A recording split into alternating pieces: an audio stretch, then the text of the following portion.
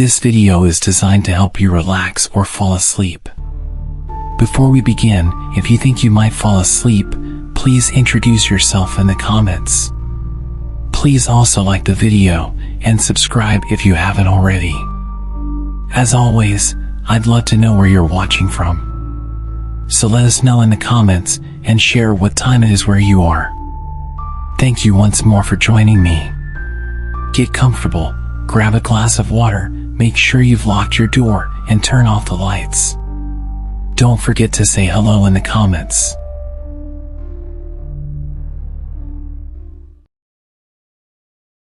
It's time to close your eyes.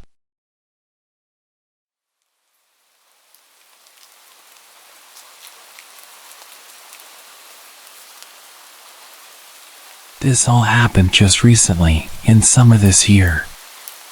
I'd been living with my parents until I had a good enough job to move out.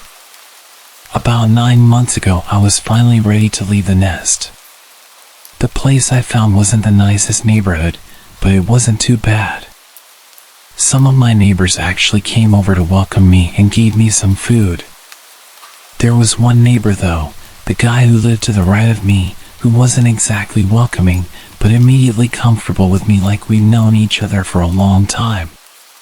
He'd see me leaving for work in the morning and run out of his house to tell me random stories, like how the last neighbor used to always turn the bathroom light on at 3 a.m. and leave it on all night. Or that they would sunbathe in the garden for 5 hours sometimes. It was all very random, boring facts, and I'd barely get a chance to react to his stories before he was asking me intrusive questions. Like, why did you leave for 83 minutes last night? It's worth noting that his voice was a bit odd. He spoke with a very particular inflection every time he'd say something. Like an enthusiastic nerd, if that makes sense. Sometimes it made his statements sound like accusations, and sometimes it made them sound like questions, but my response to his comments were never really met with conversation. I would kind of laugh it off and just give him a short answer, like, I had to grab some groceries for tomorrow. But he'd be really quick to interrupt and remind me that the last neighbor never took 83 minutes to grab groceries. And he'd say it with an almost accusatory tone. Like what I was saying was ridiculous. I assumed he was just a bit odd and didn't call him out on his intrusive questions too much. This continued for weeks. He either ran out to come and question me about my day-to-day activity, or he'd come knocking at random hours to tell me facts about my life. He would tell me that he noticed that I left at 8:33 this morning instead of the usual 8:26. I had different ways of reacting to this, sometimes thanking him for letting me know, sometimes being rather dismissive, but always friendly. He was never interested in any other kind of conversation. He'd tell me his observations and then leave. The months went by, and his behavior continued. Almost every day he'd stop me in the morning, or come knocking to tell me something about his observations. He seemed harmless, so I just let him do his thing. One evening while I was going for drinks across the road, I asked my neighbor if she ever had any issues with him. She paused almost immediately and looked at me with a serious expression. What happened? She seemed really worried when she asked me. I explained to her that he would approach me constantly to tell me that he'd seen me turning on specific lights in the house at night, or that he'd point out changes in my usual routine. Nothing terrifying, but still creepy. At this point, she turned the music off and put her glass down. You need to be careful around him. She seemed disturbed, like I triggered a repressed memory. The people who lived in that house before you were so sweet. I can't prove it, but I know that they're gone because of him. Gone? What did she mean gone? I pushed her to tell me more, but she apologized and turned the music back on and changed the subject, ending the conversation. She did stop at one point to just make sure I locked my doors and not to invite him in at any point. That night, as I made my way back home, I watched his house closely as I crossed the road. It was noticeably dark. I never really paid it much attention, but I don't think I ever saw his lights on after dark. Whereas every other house on the street had at least a few lights in different rooms. I got to my door and paused. I looked towards his house one more time. I saw exactly what I was hoping not to. A glimpse of light. He was peeking at me. How long had he been watching the neighbor's house to know that I was over there? Was this all he did? Watch me? I went inside and remembered what my neighbor said. How often did I not even think about locking the door? Honestly, I think most nights I wouldn't even check. I clicked the lock and made my way to the back door. I took the key from the side and made sure it was locked. I put the key back in its usual place and made my way upstairs. As I dressed down into my underwear and made my way under my covers, I reached over it and turned off the lamp. It had been a long night, so I started to drift off quite fast. Did I hear that? Was that knocking? I sat on the side of my bed and waited, anticipating more knocks.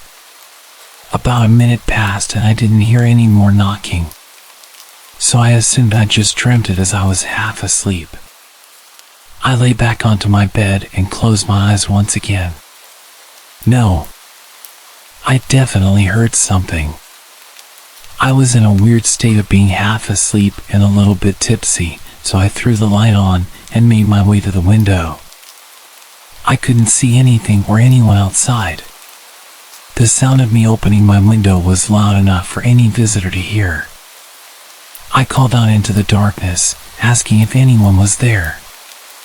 At this point, any normal person would step into view and show themselves, but nobody reacted.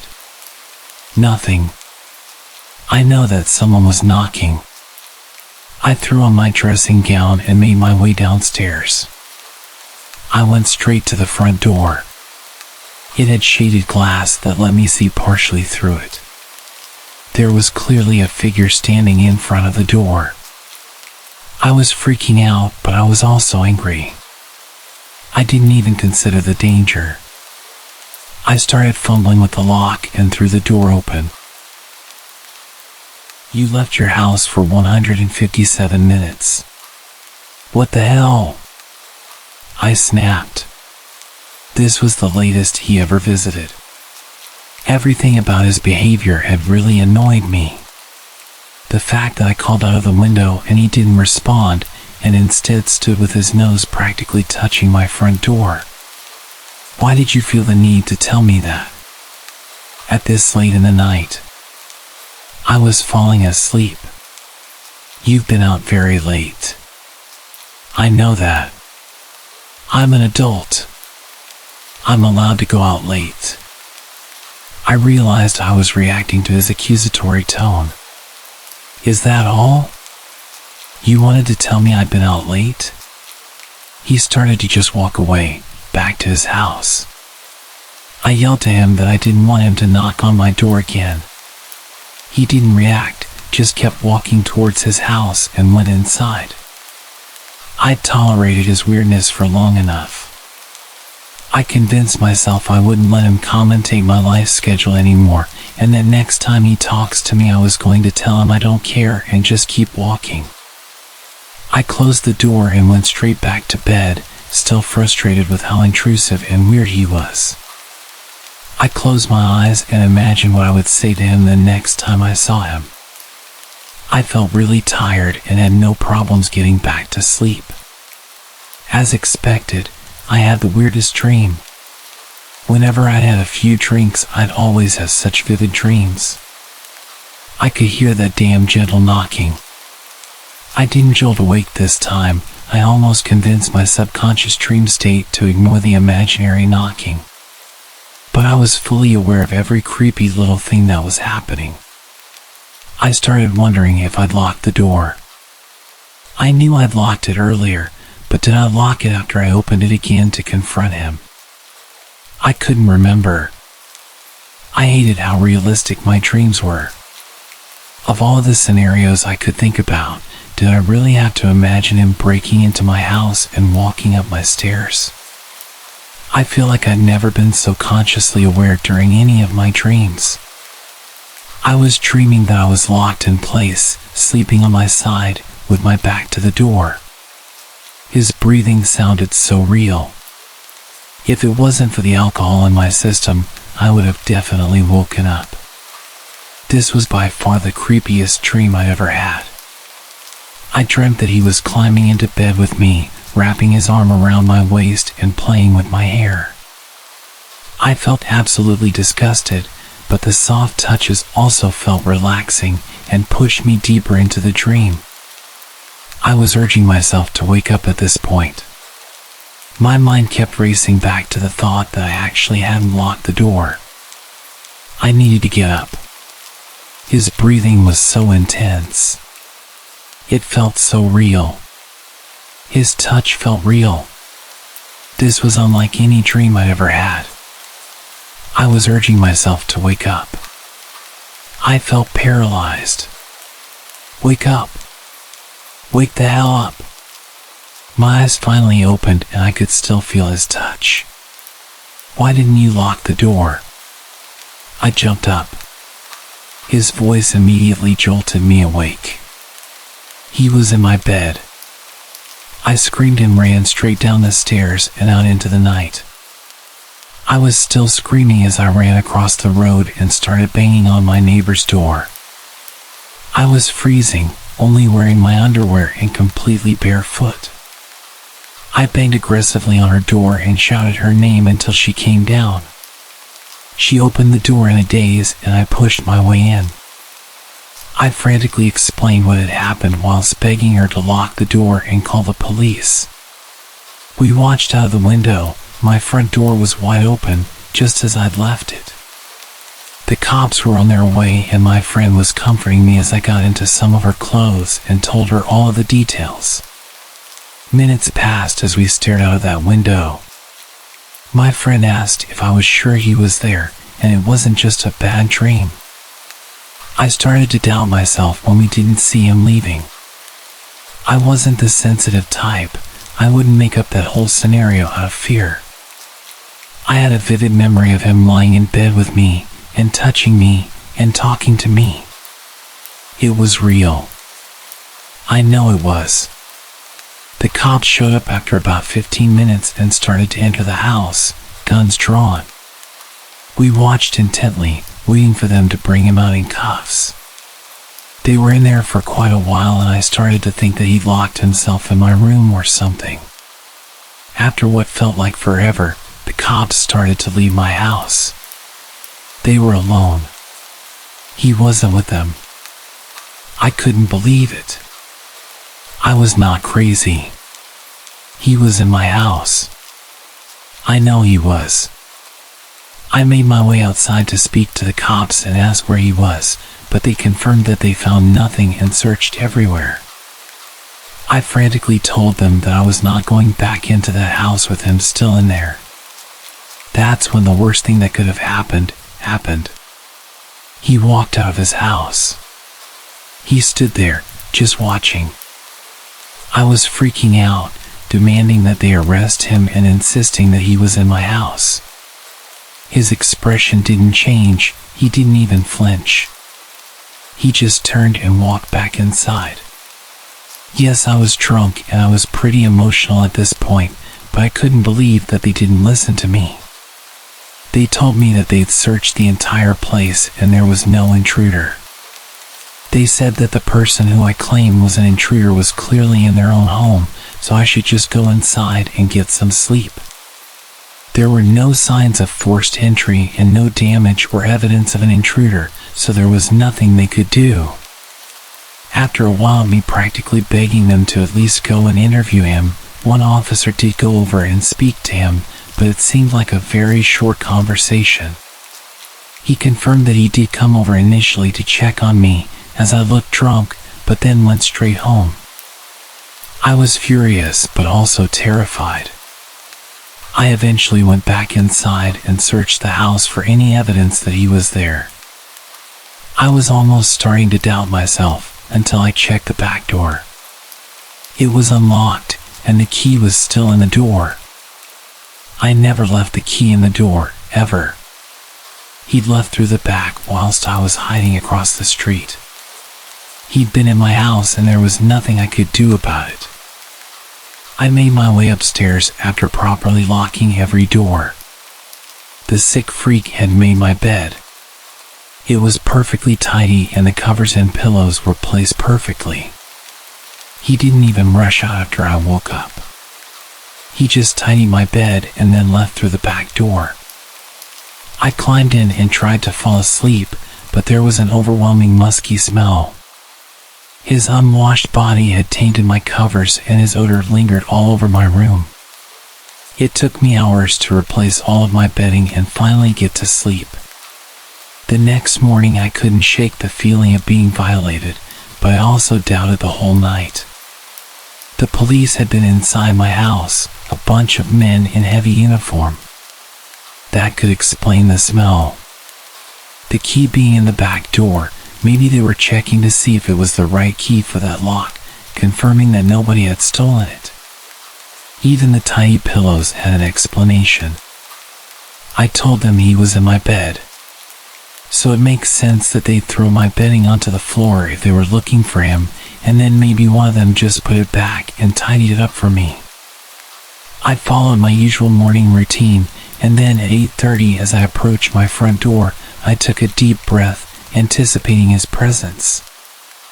I left my house and headed towards the road, looking in his direction as soon as I stepped outside. There he was, walking out of his house to greet me. Like clockwork. I froze and tensed up, ready to scream or punch him if he got too close. You're running 3 minutes later than usual. Did you remember to lock your door this time?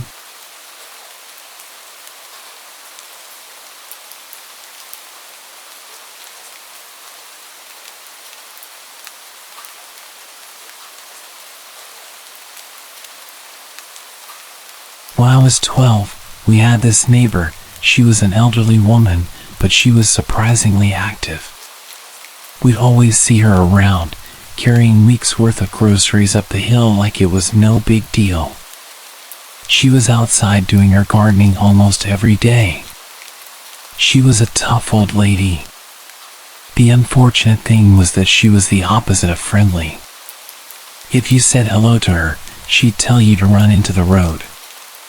She hated people and was a very bad neighbor. She would complain about every little thing and show up late at night to tell you that you're too loud and threaten to call the cops. Our family got into quite a few arguments with her. Whenever she would come over to complain, she would aggressively insult all of us. My parents got sick of this and just started insulting her back, telling her she was old and miserable and she would die alone. I didn't like it, but I figured it was just adults letting off some steam. I'm sure I even caught her smiling on her way back home after shouting with my parents. She had quite a reputation around town for being a witch. There were all sorts of rumors about her being hundreds of years old and having the stamina and strength of a 20-year-old man. They were not wrong about that. People would say that they'd seen her performing rituals through her window and that she kidnapped children and ate them. It was all silly stuff, but at the time I found it fun to believe.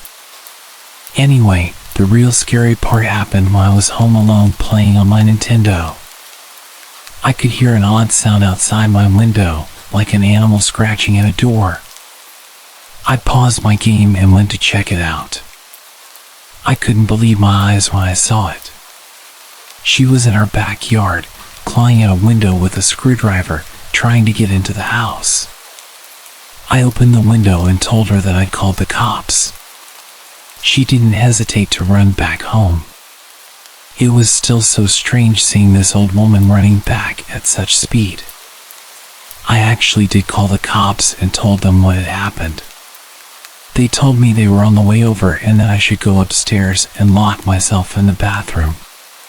Within a few minutes, I could smell something that made me panic. It was smoke. I immediately assumed she'd set the house on fire.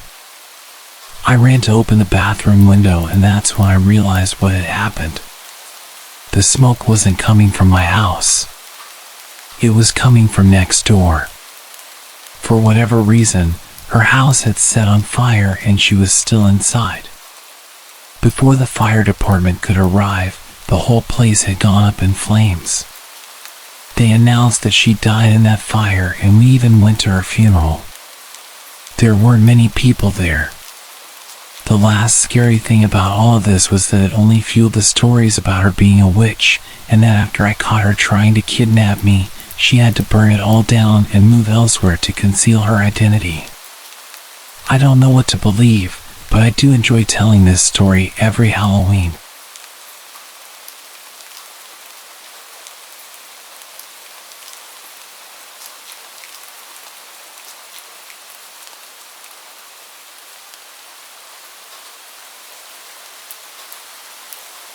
My neighbor is very weird. He never waves and has a permanent sneer on his face. When we moved in, we were told that he was on a certain bad list and that we should call the cops if we see him with kids. One day, he randomly knocked on our door. I'd never spoken to him before, and without even introducing himself properly, he proceeds to launch into his explanation of the reason that he's on the registry. Basically, he claims that he accidentally hurt some kid in a locker room while they both happened to not be wearing any clothes. He says it was plain old vanilla assault where both parties just happened to be in their birthday suits.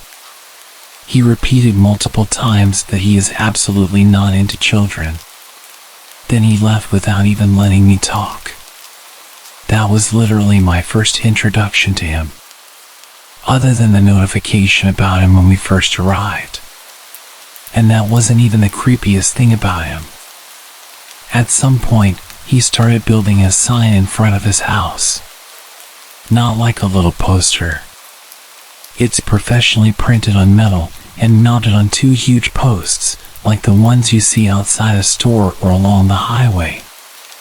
The sign is a picture of a puppy and a long rambling story about how someone ran over his dog on this road 10 years ago. But it's written in a way where he seems to accuse the neighborhood of murdering his dog. Next to this sign, covering his entire fence, is an enormous banner saying, "We miss you." I don't know why it says that, since he lives alone. And finally, an even larger picture of the puppy, which isn't necessary, because directly in front of the banner, sitting on a folding card table, is the actual puppy. He must have had the dog stuffed when it was ran over. I could see from my window that he would hide behind his fence for literally hours, peeking at the puppy on the table, as if he were waiting for someone to mess with it. He did this for days, until finally bringing the stuffed animal inside. The puppy and the banner disappeared, but the metal sign was permanent. It stayed up for years, until a storm ripped it down. I always wondered what he does with the dog. Did it stay in a closet, or does he keep it out in his house? Well, one day I got my answer. I have a friend who does construction, and funnily enough, he was hired by the creepy neighbor to build a shed. Without even asking, he tells me that the guy keeps an ugly stuffed puppy in the living room like a piece of furniture, and then he talks to it constantly. There were plenty of other creepy things, but the big puppy shrine was the most notable. I never did see him with any children, but I'm constantly on the lookout.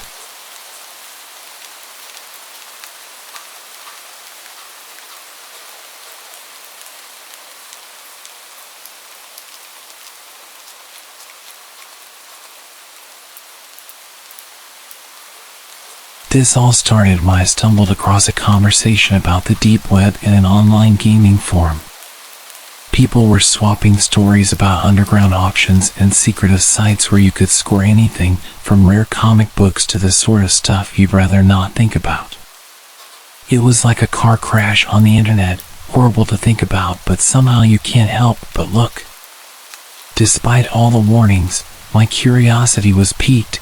I had to see if the rumors were as true as they were saying. I began by hunting down how to access this hidden part of the internet. It wasn't straightforward, and I had to use special software that masked my location. The whole process felt like I was gearing up for a spy mission, except the only thing I was risking was possibly my peace of mind.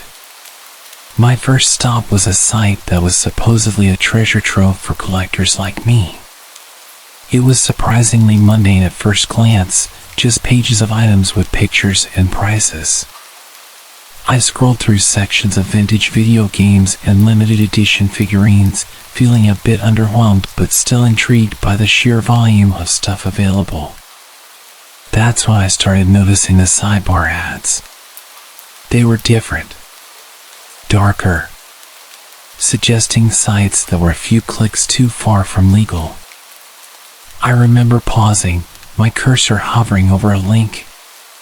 My stomach told me to stop, knowing that I was about to cross a line from which I couldn't uncross, but then that whispering voice of curiosity nudged me forward. I clicked. The transition was gradual. I went from a site selling stolen artwork to another, auctioning items that seemed to come straight out of crime scenes or horror movies. I remember one particular item, a dusty, old doll and a description that claimed it was haunted. It was creepy, sure, but then I read the comments. People weren't just buying these things, they were trading experiences and stories about them. It was a community, thriving in the shadows of the internet. The deeper I went, the heavier the air felt, like diving into deep water, pressure building against my chest. It was so exciting. One night, I found myself on a site that didn't just sell items, it offered experiences. Live feeds from cameras placed in abandoned asylums, prisons, and other places that were supposed to be haunted. The first feed I clicked on was a grainy video of an old hospital hallway. The description said to watch and listen. Sometimes, you could hear the screams of past patients. I watched, and I listened. And something in the pit of my stomach twisted when a distant wail filtered through my speakers. It was probably fake, but it sounded so real. Too real.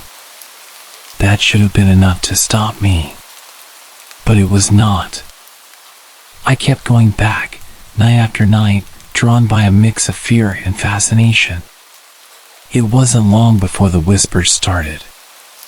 Soft, unintelligible murmurs that would creep up when the room was too quiet, making me pause my music or video to listen closely. I'd turn around fast, half expecting someone to be right there behind me. But there was never anyone there. One particularly quiet night, as I sat trying to convince myself to stay off my computer, an email notification popped up. No subject, just a link. My first instinct was to delete it, but I was used to clicking on dangerous links at this point. I clicked on it, and a tab opened on my computer that looked like code or a script. Before I could even react and try to close the window, it was gone. I immediately knew that I'd messed up. I only ever clicked on random links while I was using the software that is supposed to protect you on the deep web. This was just an email on my normal computer, no protection, and I stupidly clicked the link thinking I was protected. Whatever this was had definitely infected my computer. I didn't sleep that night. Or the next. I frantically installed the best antivirus software I could find and tried deleting anything on my computer that seemed suspicious. I spent hours on forums looking for answers. I was too scared to stay in my apartment, but too scared to leave. Feeling trapped in a nightmare of my own making. I started seeing things out of the corner of my eye. Shadows moving, lights flickering. Every noise made me jump. I was spiraling. I was a paranoid mess. As days passed, the situation only escalated. My computer became almost autonomous, sprouting new software applications that I hadn't installed. These programs would open randomly, displaying cryptic messages or just running in the background, their purposes unknown but undoubtedly sinister. I tried to remove them, but they seemed to regenerate with every reboot, each time taking a little more control away from me. The emails turned from vague threats to explicit demands. They wanted money, a substantial amount, transferred to a Bitcoin wallet within a week, or they would start leaking my personal information. With each new message, they included a snippet of data they had stolen from my computer, bank statements, private emails, photos, proof that they weren't just bluffing. I considered going to the police, but what would I say? That I'd been poking around in the digital underworld and got burned? I felt trapped, unsure of how far these people would go or what they were capable of. One morning, after a particularly sleepless night, I received a package at my doorstep. No return address, just a small, nondescript box. Inside was a cheap burner phone and a note that read, "Keep this with you. We'll call." The reality of the threat hit home. I wasn't just dealing with digital ghosts anymore, this was real and tangible.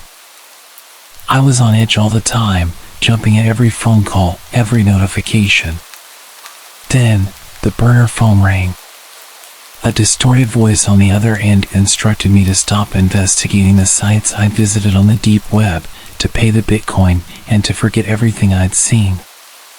The voice warned that if I didn't comply, the consequences would reach beyond just me. It was clear they knew enough about my life to make good on that threat. I had to make a choice, and I had to make it quickly. Could I really pay these people? The amount they wanted was more than the deposit I had saved for my house. They'd seen how much I had in my bank account. They expected me to take out huge loans and detailed in the emails how I could claim I was a victim of fraud so that I wouldn't have to pay the loans back. What was to stop them from coming back for more? I realized then that I couldn't keep living in fear, jumping at shadows, waiting for the next email, the next call. I decided to leave, at least for a while, to get away from the reach of my home, the hacked devices, the constant surveillance I felt. Even if it was just paranoia, it was consuming me. I packed a bag with essentials and left the house, planning to stay at a motel out of town. But as I was leaving, my phone pinged with an email notification. It was another link, this time with a simple message. "Watch before you go." Against my better judgment, I clicked. It was a video of my own house. It was a video of me walking out. Someone was watching me in real time, and they wanted me to know it. I felt anger, and I realized that running wouldn't solve anything. They could still reach me, wherever I went. I needed help. I drove straight to the police station. I told them everything, from the deep web browsing to the emails and the video. It was out of my hands now, but the response was disheartening. They took my statements and evidence, but warned me that cybercrimes, especially those routed through the dark web, were notoriously difficult to trace and prosecute. Their resources were limited, and without immediate threats to my physical safety, they could only offer surveillance tips and monitor my case from a distance. I tried explaining to them that there must be someone literally sitting outside my house all the time watching, but they really weren't interested in investigating. Fearing for my safety and mental well-being, I decided to consult a cybersecurity expert. The expert confirmed my worst fears. My system was deeply compromised and my personal data was probably being sold on the dark web. The advice was drastic but clear. I needed to wipe all my devices, change all my passwords, and essentially start my digital life over. Even with these measures, I would likely have issues for the rest of my life and would never be able to get a loan. I followed the advice, wiping every device and securing my accounts, but the damage was done. Every email notification and every phone call brought a wave of anxiety. I started receiving small packages at my home, no return address, sometimes just a small piece of tech or a cryptic note. It was a psychological game, a way to remind me that I was being watched. One night, as I tried to salvage some semblance of normalcy, an email arrived with a link. This time, I didn't click it. Instead, I forwarded it to the cybersecurity expert. They analyzed the link in a secure environment and reported back with chilling news. It was a live feed, a video of the front of my house, timestamped just minutes before. That was the final straw. Realizing that the threats had transcended the digital realm and could potentially endanger my physical safety, I decided I couldn't stay in my home any longer.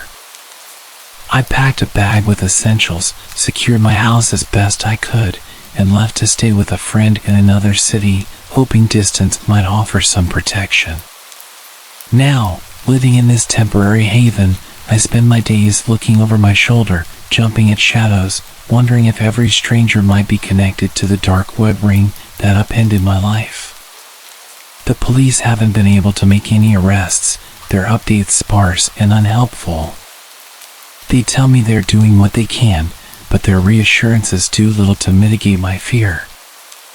Every day is a battle against the anxiety that they might find me again, that the next link sent to my email or phone won't just be a video but a real and final threat. The deep web had seemed like a distant, abstract danger, but I just had to keep digging deeper. My life is completely ruined. I don't know how I'll survive.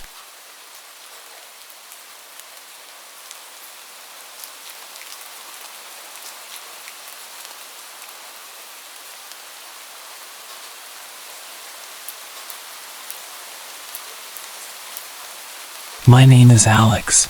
I'm a 28-year-old accountant living in Austin, Texas.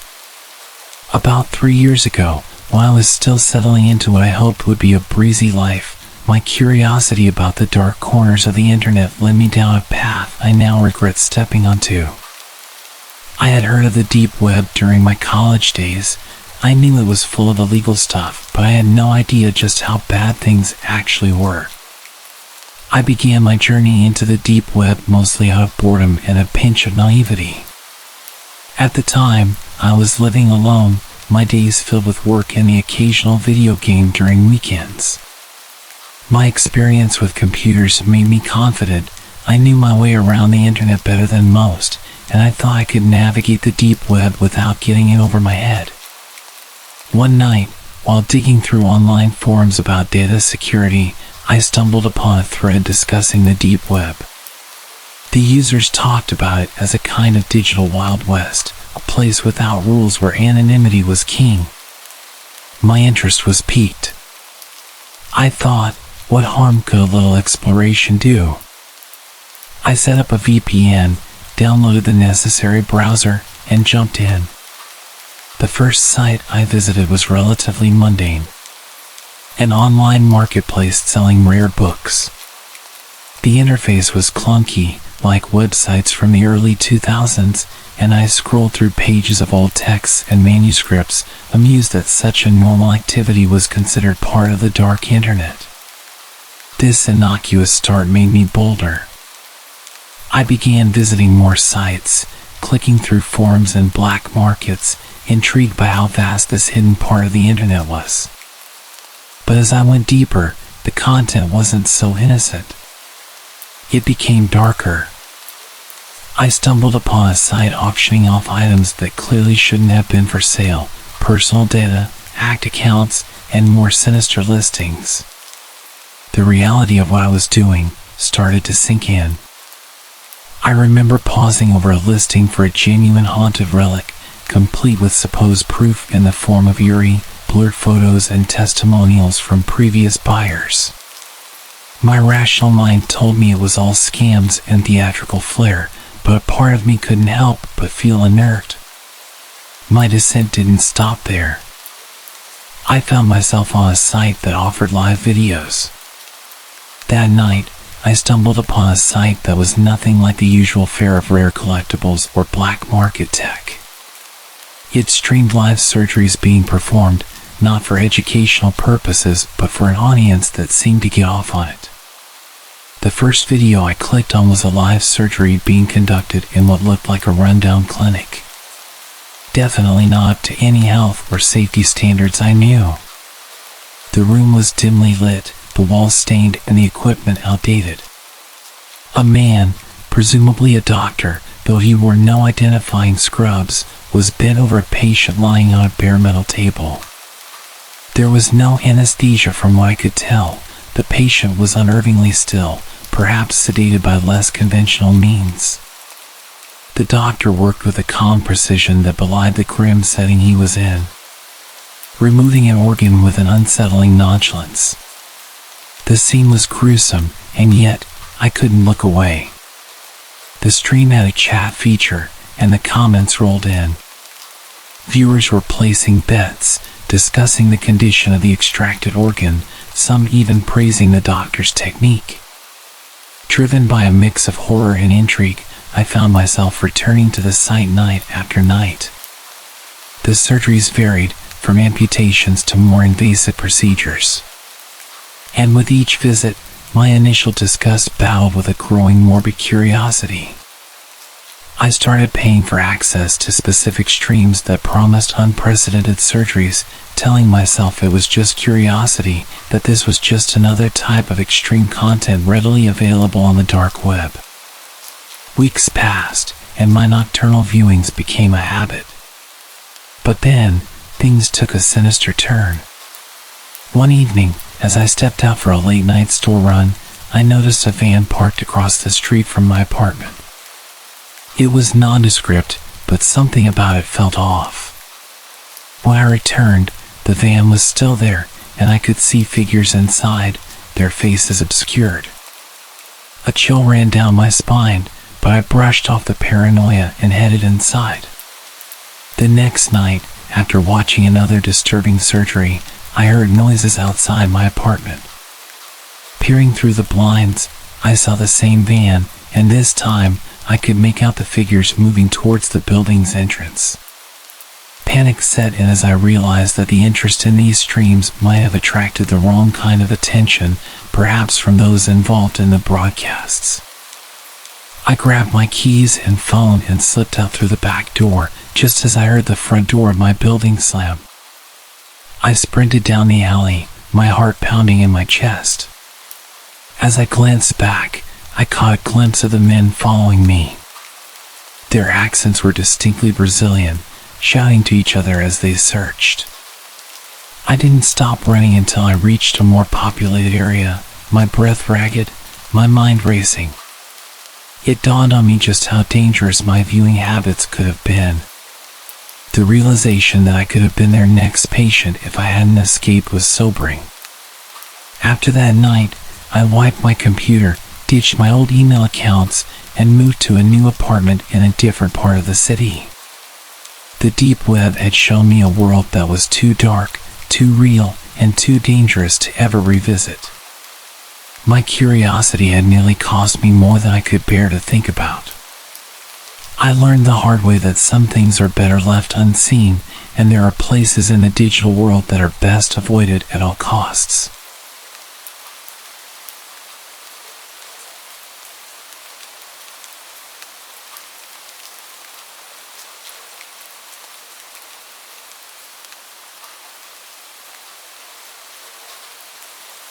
Alright, so here's the whole saga of how a seemingly innocent dive into my family history turned into an absolute disaster, thanks to a sketchy dark web service.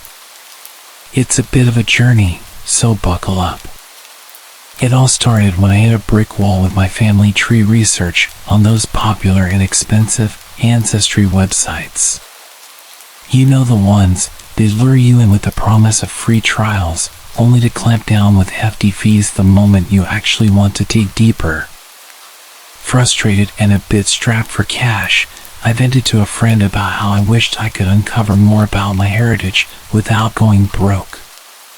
That's when he half-jokingly suggested looking into alternatives on the dark web.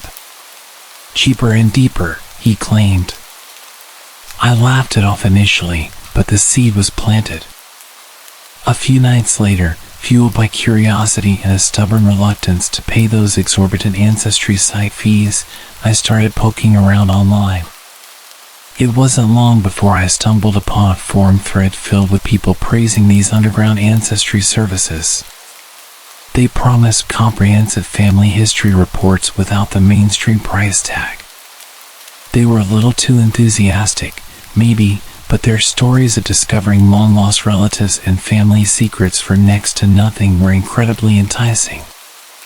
Driven by a mix of skepticism and excitement, I ventured deeper. I found a service that boasted access to exclusive databases, claiming they could trace lineage back centuries. The catch? They needed detailed personal information to ensure accuracy. Names, dates of birth, places of residence, and so on. In hindsight, the red flags were there, waving frantically. But my eagerness to learn about my family's past clouded my judgment. I filled out their form, detailing everything from my grandparents' birthdates to the small town in Ohio where my mother was born. Weeks passed without a word from the service. I had almost forgotten about it, chalking it up as a loss, when suddenly I began noticing oddities with my finances. It started small, a phone call from my credit card company about a suspicious charge that I quickly recognized as not mine. I thought it was a one-off incident, but then I received a mailer for a credit card I never applied for, followed by another, and then another. That's when the full scale of the nightmare hit me. Someone was using my personal details to open accounts left and right. The realization was like a bucket of ice water, shocking and jolting. I scrambled to check my credit reports, and the extent of the damage slowly unfolded before me. There were multiple inquiries and several new accounts, all festooned with purchases I had never made. The stress was palpable, a constant weight on my chest.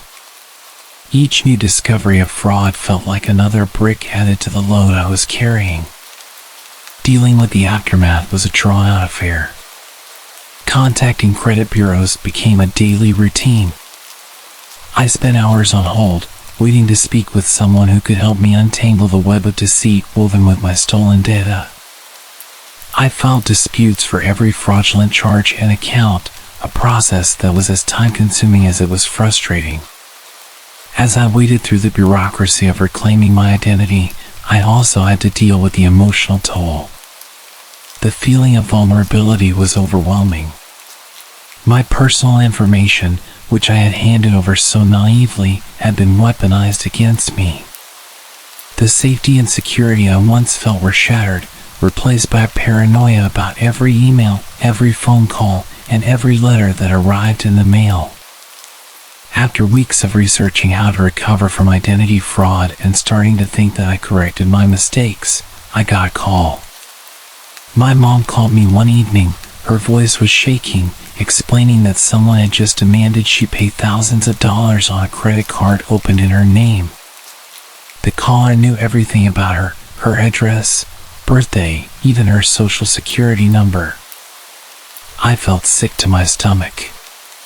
This nightmare was my fault, all because I'd been too curious and naive about a seemingly harmless deep web service.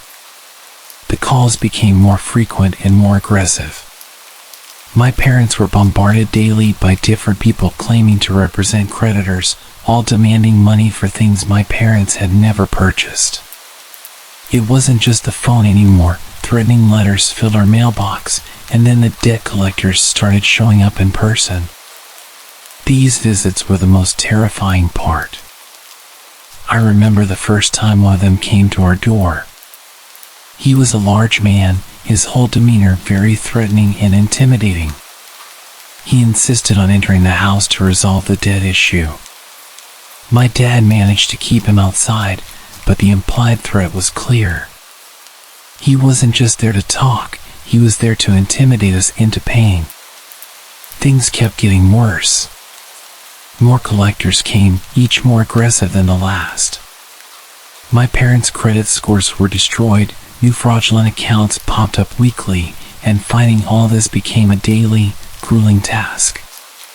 The strain it put on my family was immense. We were all stressed, always on edge, and I could see the disappointment and fear in my parents' eyes. They tried not to blame me, but I knew they were hurting because of what I had done. It all culminated one night when a particularly menacing group showed up claiming we owed money on a luxury car. Their threats were barely veiled, suggesting that accidents could happen if we didn't pay up. That night, we seriously discussed moving, changing our names, anything to escape this terror. But the damage was too deep. My life unraveled quickly after that. I lost my job because I couldn't focus. I was too wrapped up in dealing with our ongoing security issues and trying to salvage what was left of my family's finances and safety. My relationship with my parents deteriorated. They couldn't look at me without a mix of fear and disappointment. We were all trapped in a constant state of anxiety, jumping at every phone call, every knock at the door. Now, I'm nearly broke, almost homeless, and the bond with my family is strained to its breaking point. The weight of the disaster I brought on us is crushing. I spend my days trying to repair what I can, but some days it feels hopeless. I've ruined our lives with one foolish decision, and there's no clear way out of this mess. The dark web isn't just a place for anonymous browsing, it's a dangerous world that has bled into mine, tearing everything apart. If you're thinking of going there, just don't.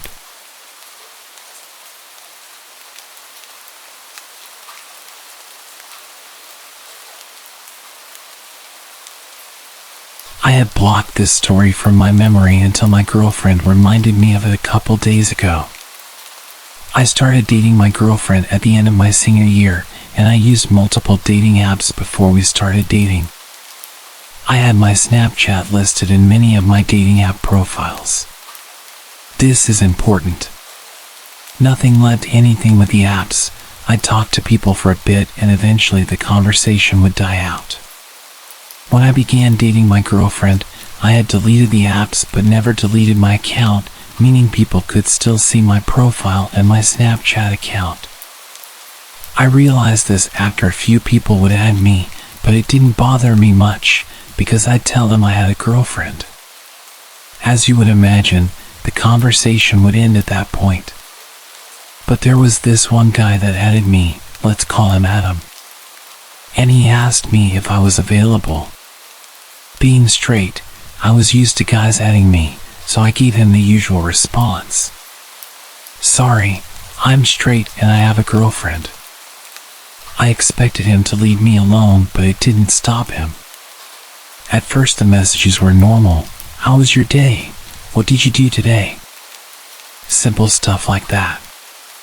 Being the nice guy I am, I responded because I thought this guy just wanted to be friends, and adding a gay friend is okay with me. Then the messages progressively got more creepy. He started asking questions about my girlfriend, and not the basic questions. As the days passed, I started to notice that Tyler's vocabulary was very similar to Adam's. I wasn't sure about it, so I didn't make any assumptions that it was him. I shared Tyler's Snapchat with my girlfriend, who added him to investigate. As soon as she added Tyler's snap, Tyler flipped out on her, confirming that it was indeed Adam. Realizing this, I blocked him again. After that, everything went quiet from Adam for about a month. I live in the suburbs of Chicago, and both my girlfriend and I live down the street from each other. We often see each other, and our families are good friends. Anyway, a month went by until I received a letter with no address or name on it, just my name on the front. I opened it, and to my shock and horror, it was basically a love letter from Adam.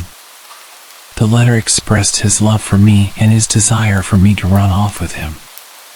The letter took a very sexual turn halfway through, with explicit descriptions of what he wanted to do to me. At that moment, I had two horrifying realizations. One was that he knew my address, and two, he had dropped off the letter himself, meaning he was in my town. I immediately called my girlfriend, who was equally shocked. After consulting with my parents, we called the cops. Unfortunately, since I had blocked and removed Adam's social media information and the letter had no return address, there was nothing we could do about it. Day after day, letters kept appearing in my mailbox until they also started showing up at my girlfriend's place. Her letters were far worse than mine. Adam wrote about how much he hated her and how he wanted to hurt her. He described in detail the ways he would inflict pain on her until she broke up with me. Like me, she reported this to the police, but they could do nothing about it. My girlfriend's family had plans to go to Hawaii for vacation, and I was house sitting for them.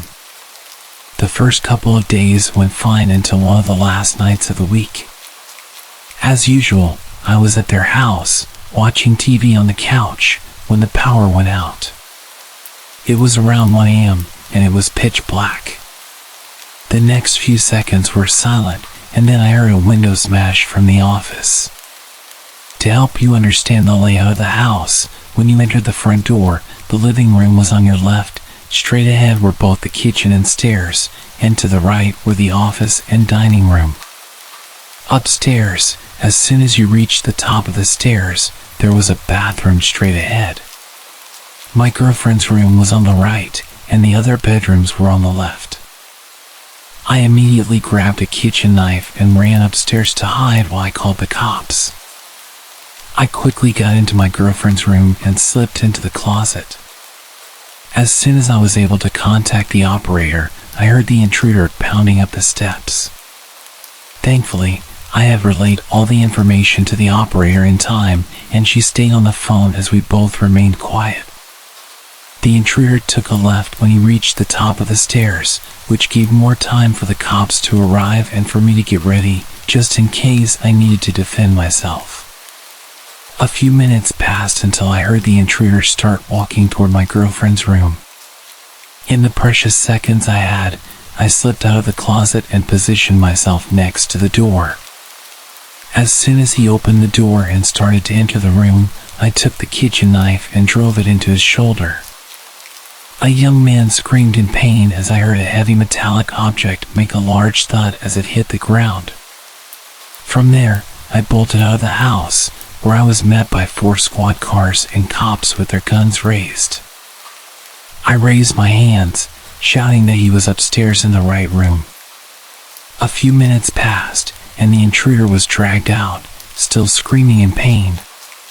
With the siren lights flooding the street, I got a glimpse of his face. It was Adam.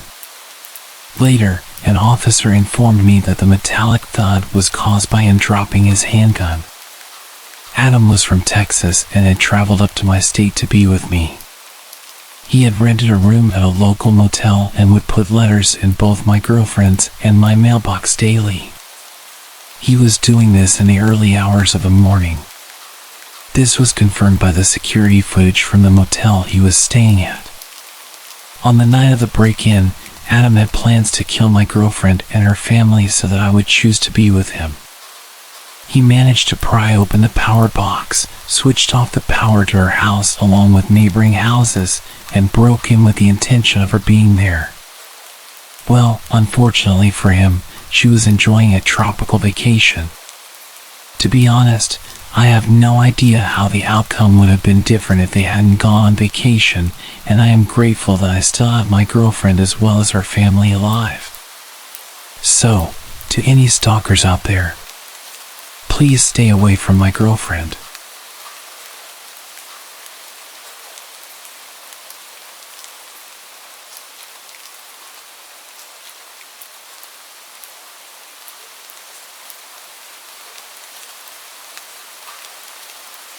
This happened to me over a decade ago, but I will never forget the feeling deep in my chest. Both that night and the next morning when the true nature of the situation became apparent. It was late December in a small Texas town. We just received 5 inches of snow earlier in the morning. I can't remember what time it was. All I remember is it was dark outside, and I was playing in my room. It's important to note that my room was made up of 2 parts, a mudroom with a door leading out front, then my actual bedroom. The door was an older style wood door with all the old hardware and had a window on the top half. It had a window shade, but that wouldn't stop anyone from looking in if they wanted. My room was the frontmost with my parents' room being in the back of the house. Suddenly, the knob was not being gently moved, someone was turning it with force. This door was one that had to be locked from the inside, so the knob could turn and open freely. Luckily, there were 2 deadbolts. Whoever was on the other side just figured out the knob was free to open. As soon as I heard it turn all the way, I sprung up to the wall about 5 feet from the door, my back to the wall. The door fell silent. I found myself glued to the wall, unable to move. Then, the knob turned slowly. I remember watching, waiting for it to turn all the way. When it did, whoever was on the other side started trying to budge the door and pry. At first, it was easy going, but then they started pounding into the door with their foot. They got only 2 kicks in when I unfroze and screamed for my life. I sprinted to the back of the house to get my parents. They asked what was wrong, and I said someone tried to break in. They ran over and checked, not bothering to look outside, which I pleaded them to. They just said my imagination was running wild and it was an animal or the old age of the house. They took one final look in my mudroom, not bothering to investigate any further. I was told to go to bed. It took me hours. I don't even remember falling asleep. All I remember is staring at the door from my bed, never taking my eyes off the doorknob. Suddenly, I was woken up by my parents, who were obviously distressed and seemed to be scared. My mom grabbed me by both shoulders and got right in front of me. She asked very sternly why I thought someone tried to break in. When I told them this time, they seemed to listen. I was worried how serious they were as they asked me about everything. When I was done, they said they had to show me something. They took me to the front door and out to the front yard, pointing to my door near the driveway. You could clearly see the boot prints in the snow, walking along the street through our yard and straight to my window, then my mudroom door, where I had been playing the night before. The police showed up and took a report, but nothing ever came of it. I was never able to sleep well in that house. I can never forget what it felt like as a child to go through this and not have my parents believe me. I'm just glad I was not home alone and very thankful for that strong door.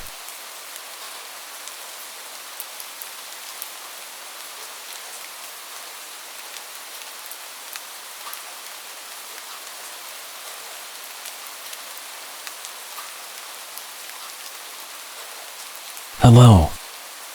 I'm a 20-year-old French girl.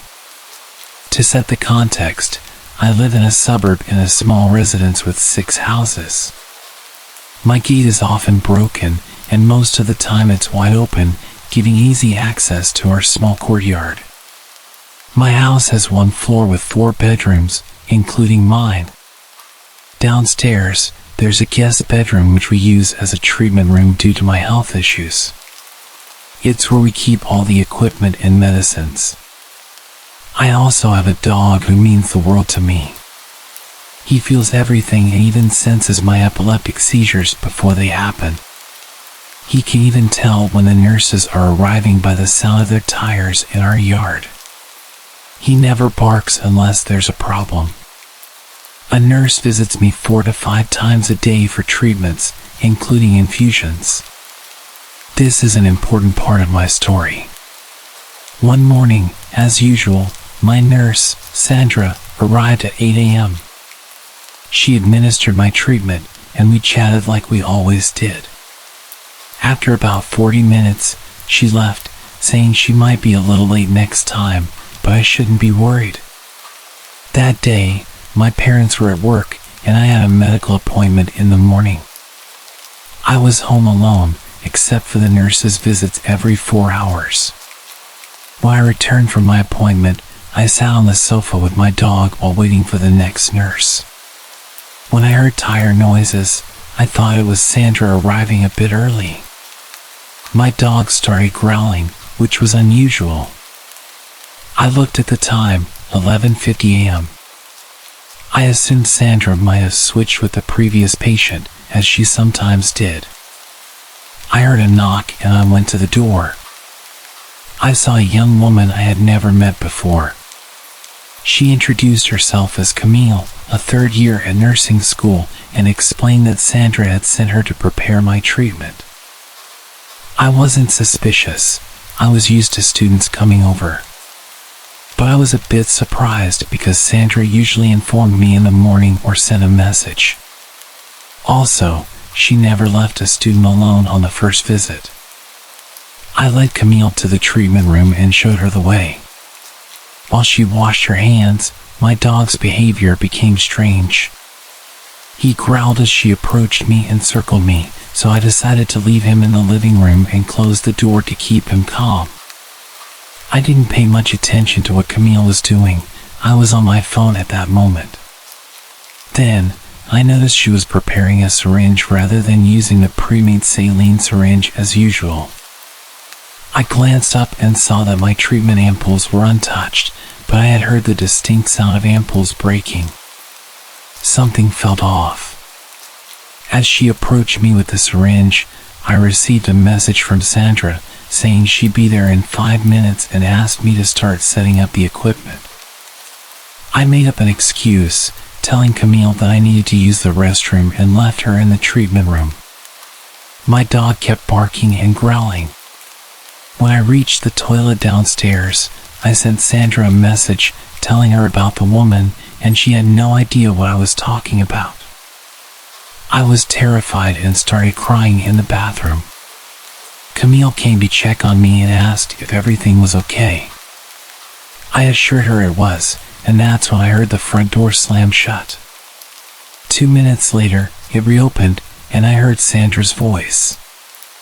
I left the bathroom, still crying, and Sandra asked me what had happened. I explained the situation and showed her the treatment room.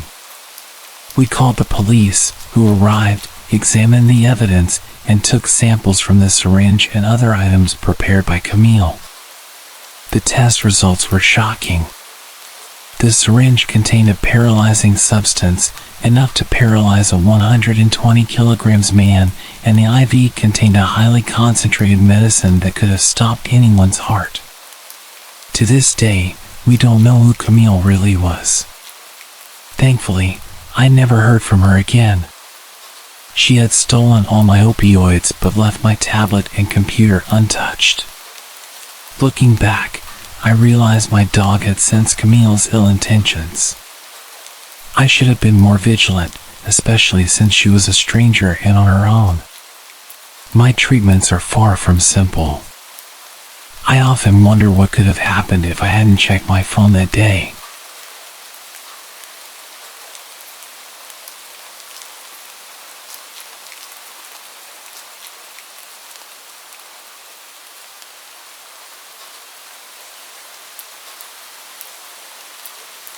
Okay, before I get into the story, there's a few things I need to explain about my country, South Africa, for you to fully understand the story. In South Africa, it's normal to have high brick walls with electric gates, electric fences, and alarms. The crime here is hectic. It's also pretty normal to have big gardens. My family and I are big animal lovers, so at the time we had 6 dogs. 2 Shar-Peis, 2 German short-haired pointers, and 2 dachshunds. With that being said, our dogs roam freely around the garden as it's obviously enclosed. We usually leave the veranda door open during the day for them to do their thing. Another thing about South Africa, it's normal to have a live-in maid and a gardener. Like, the average family usually employs them. It's not only for wealthy people, which seems to be a thing in other countries. For the story, our maid is Ellie and our gardener is Vince. So this happened in 2007 when I was 9 years old. My older brother was 10 and we had just gotten our first cell phones that day. My dad surprised us after work. You may think we were quite young to have phones, but it was used for emergencies or to communicate with our parents. Anyways, it's an important piece of info for the story.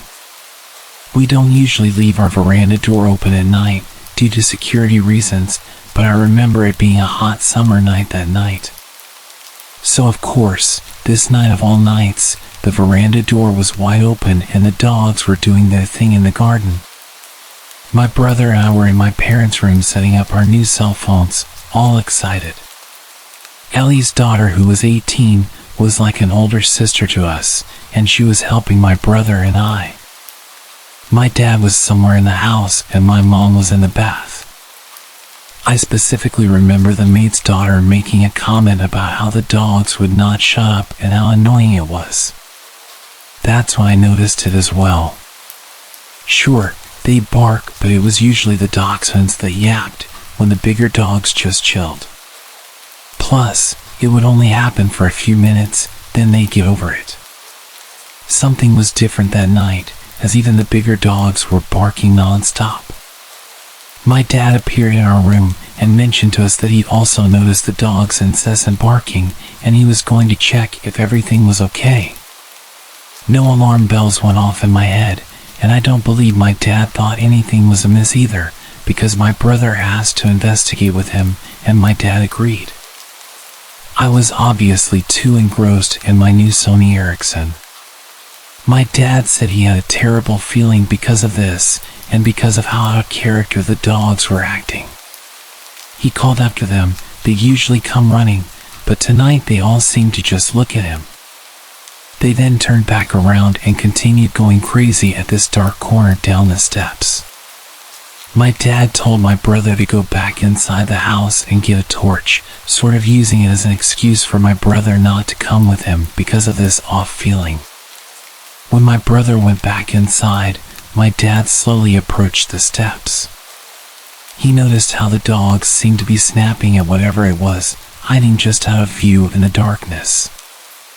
As he got to the steps, he noticed the lamp was smashed. Confused, he inched to the steps, and just as he realized what was happening, it was too late. My dad, being an ex-vet and avid hunter, felt something cold against his temple and immediately knew it was a gun. 4 men in balaclavas stepped out of the darkness, all armed. Shocked, he stood frozen on the steps. The man holding the gun to his head was instantly aggressive and asked him where my brother was.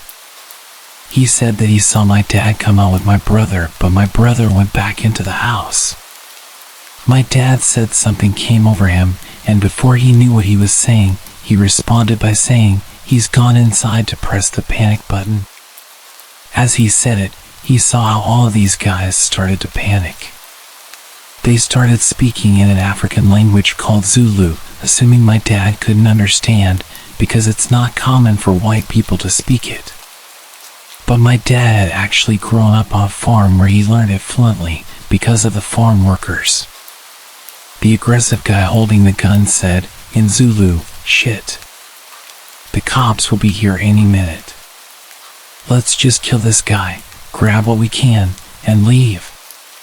The others seemed apprehensive, and a smaller guy seemed really on edge and continued to say how he can't go back to jail again.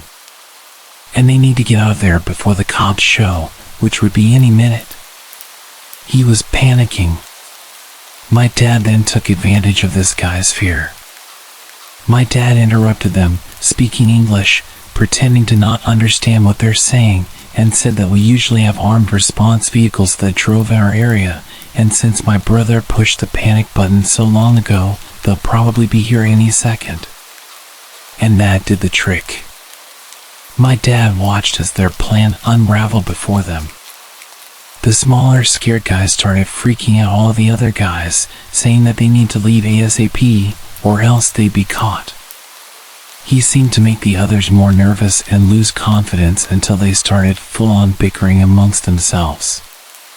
Their plan was slowly turning to shit, as a third guy had put it.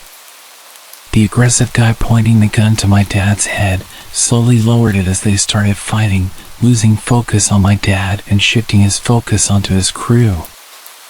My dad then used this as an opportunity to slowly back up the steps and turn to dart towards the house.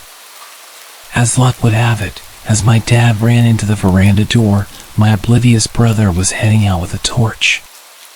My dad scooped him up under his arm and sprinted into the house, not even closing the door behind him. Silly, but I think he just wanted to get my brother inside as quick as possible without even thinking. The maid's daughter and I were obviously also oblivious to everything when my dad rushed through the bedroom door, slammed it shut, and told us to go upstairs into the attic. There's 5 guys outside with guns. They're here to hurt us. Get upstairs now. My heart sank. I remember my body automatically responding and me sprinting to the stairs. My mom ran out of the bathroom in a towel, not too far behind. We sat there in the darkness and silence. I swear you could hear a pin drop. I think we were all just waiting to hear something below us in the rooms. My mom cursed, saying she didn't have a phone, and neither did my dad. But as luck would have it, in my hand was my brand new Sony Ericsson. No better emergency to use it than now, right? My mom dials the police, and I kid you not, when they asked where we lived, they told us it wasn't in their jurisdiction. Sorry. Click. The line goes dead. We're now not only shitting ourselves, but we're flabbergasted. My mom starts cursing like a sailor again, and that's when my dad realizes, damn. He didn't close the veranda door, and what about Ellie and Vince, who are in their rooms, blissfully unaware of the danger they're in? He gets his firearm in the safe in the attic and tells us that whatever we hear, to not come downstairs. To stay hidden no matter what. Now I'm sobbing, begging my dad not to leave us, but he tells us he has to go get the others before something bad happens to them. Now there's even more tears, as reality hits that there's 2 other people still in danger. The maid's daughter is understandably in hysterics, because she's also fearing for her mom downstairs. My dad disappears and the air is thick with tension. We can still hear the dogs going crazy, indicating that those men were still on our property. My mom then calls another number, the armed security that drives around the area, and they say they'll be over in about 10 to 15 minutes. They say to wait and stay hidden until they ring our bell at the gate. We all wait in silence, fearing that we'll hear a gunshot or anything indicating these men are in our house. But there was just silence. The only sound was the dog's barks outside. After what seemed like hours, most likely a couple minutes, we heard stomping coming up the stairs and my heart rate quickened. I remember shutting my eyes and praying that it was my dad, with Ellie and Vince. Luckily, it was. We all hid for a while, no one dared to speak. The dogs seemed to have calmed down considerably, but were still barking every now and then. The gate intercom rang and my dad told us to wait while he checked if it was the security company, and sure enough, it was. He opened up and the nightmare was over. I remember standing up and my knees buckling from the adrenaline my body endured. The armed security somehow notified the right police for our jurisdiction, and everyone investigated the garden. They found that there were actually 7 pairs of footprints and that these guys had bent the spikes on our wall and just climbed over. We got an electric fence shortly after. So there must have been 2 other guys hiding in the shadows that my dad hadn't seen. which is actually creepy in its own right. South Africa's violent crime is quite bad, and it's sickeningly common for torture and other terrible things to happen during home invasions.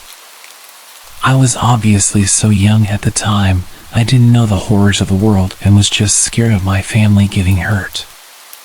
Now that I'm older, just the thought of 4 women being in the house and my mom being in nothing but a bath towel gives me the chills to this day.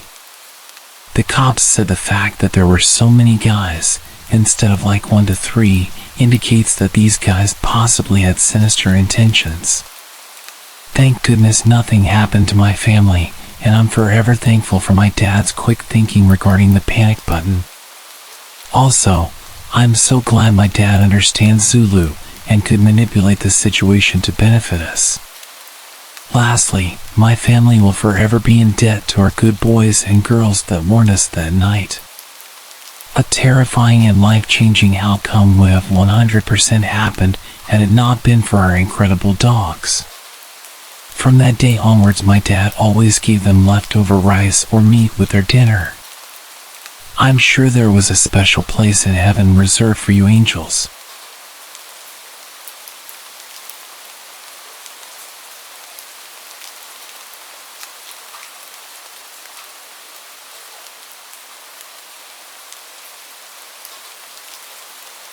To understand my story, you need to know a bit about trespassing laws in our country.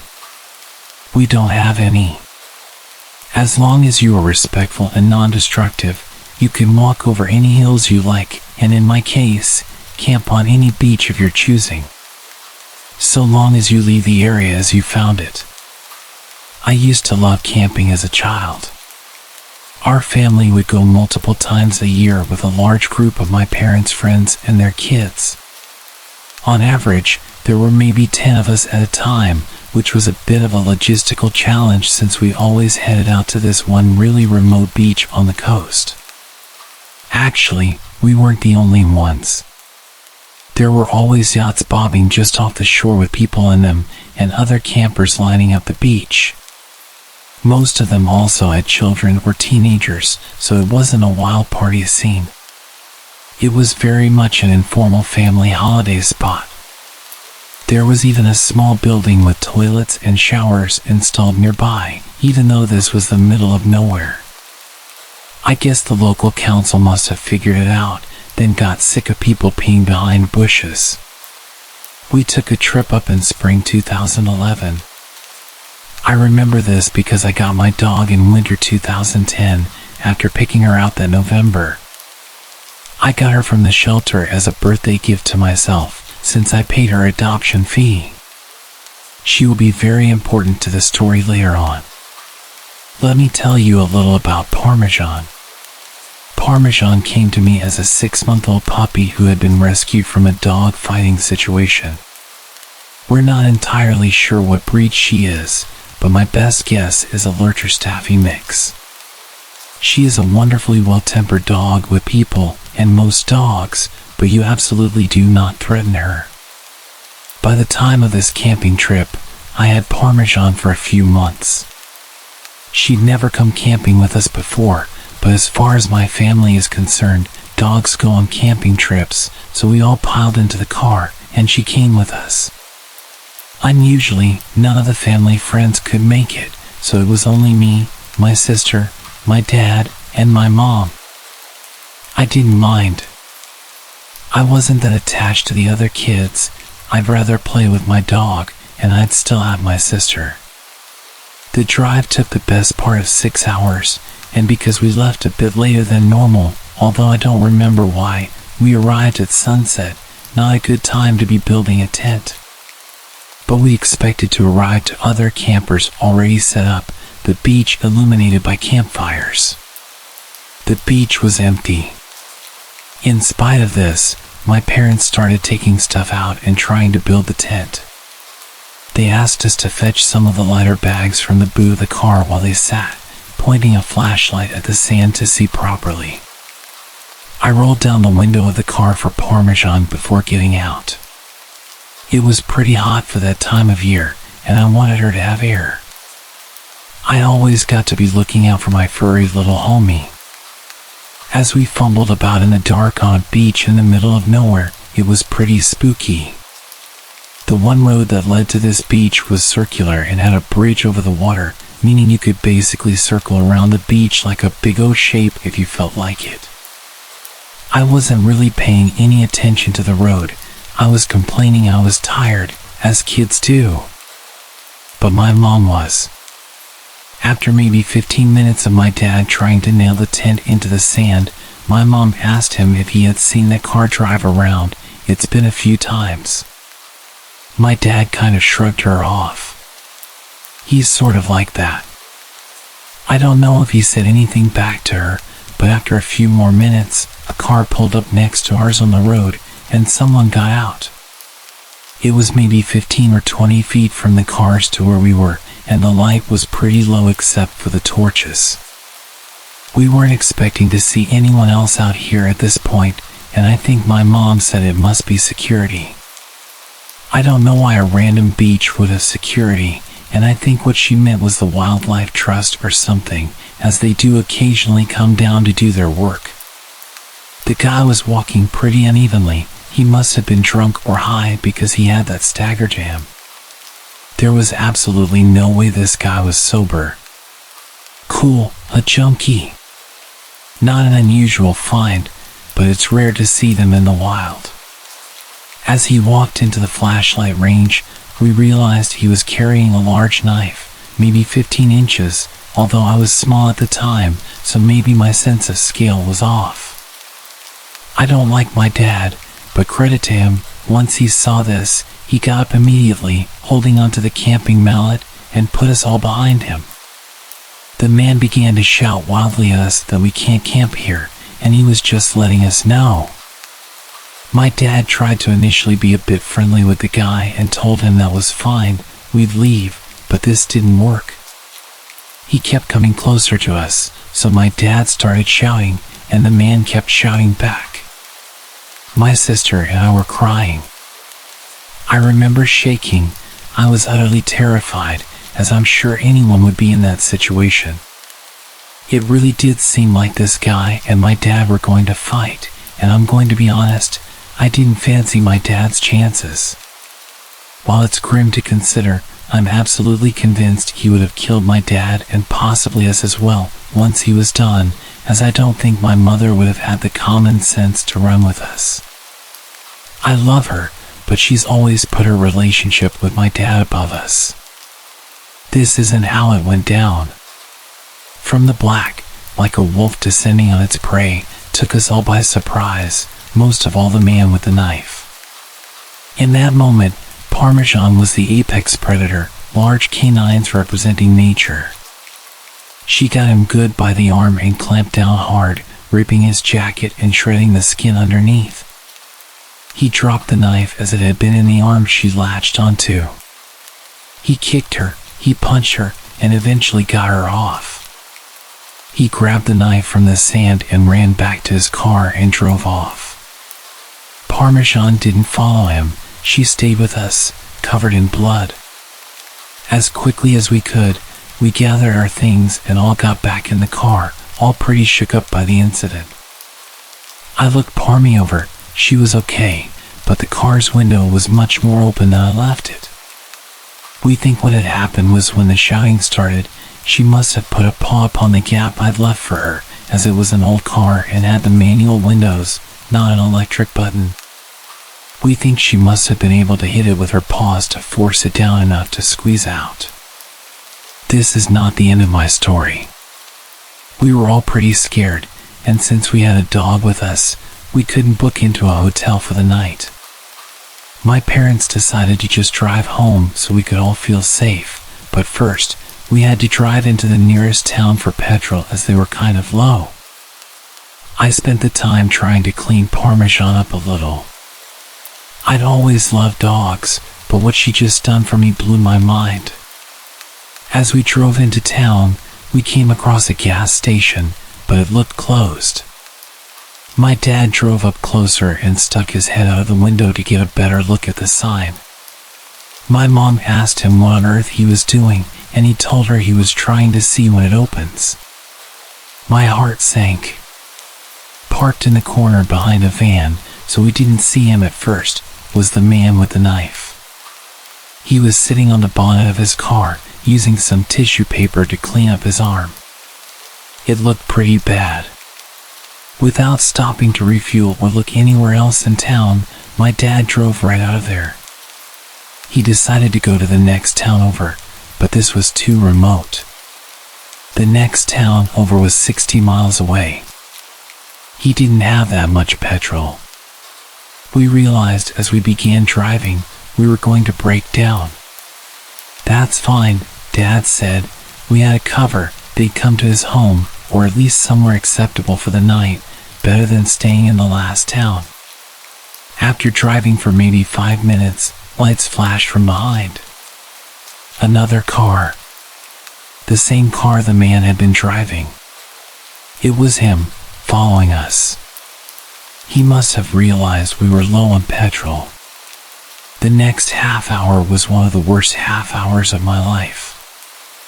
I had a complete and utter breakdown, as did everyone really. I could tell my parents were trying to keep it under wraps so it wouldn't upset us, but we were really little kids. We were both double digits. We knew how dangerous this situation was. Dad turned off the radio to conserve petrol, and the man followed us for 55 miles before he peeled away onto another road. Our fuel meter was on the big red E for empty for the last 10 miles. We were driving on fumes. I don't really believe in God, but if he does exist, that was definitely one of his miracles. Once we got there, we refilled to a full tank before driving the rest of the way home. My sister and I slept in the car after that. I only woke up once we made it all the way home, just grateful nothing worse had happened than that. After getting some sleep, my mom phoned the non-emergency line for the police and reported what had happened, and they never got back to her after that. But apparently, the woman she spoke to said they may wish to in the future, as he matched the description of a suspect wanted in relation to a murder charge. No idea if he actually was that guy or just a random psycho. As I said, they never got back to her. So what's the takeaway then, other than avoiding the crazy man on the beach? Well, for me, it's that I love Parmesan. She's still with us now, old as the hills and twice as grizzled as one of my mom's friends likes to joke. I don't know why she did what she did that day, but I couldn't tell you what her thought process was. What I do know is that this poor puppy was born into an environment where they abused and neglected her, only to be rescued and taken shelter to where her mother and siblings all found homes before her. Despite how badly people had treated her, when I took her home, she forgave but never forgot. I think the saying is, I never trust a person who doesn't like a dog, but I always trust a dog when they don't like a person. They have a very good understanding of human body language, and I think she must have understood how much danger we were in. I paid £78 for Parmesan's adoption fee, which is a lot when you're a kid, but it chills me to my bones knowing if I hadn't been so insistent on a dog, I might have been killed.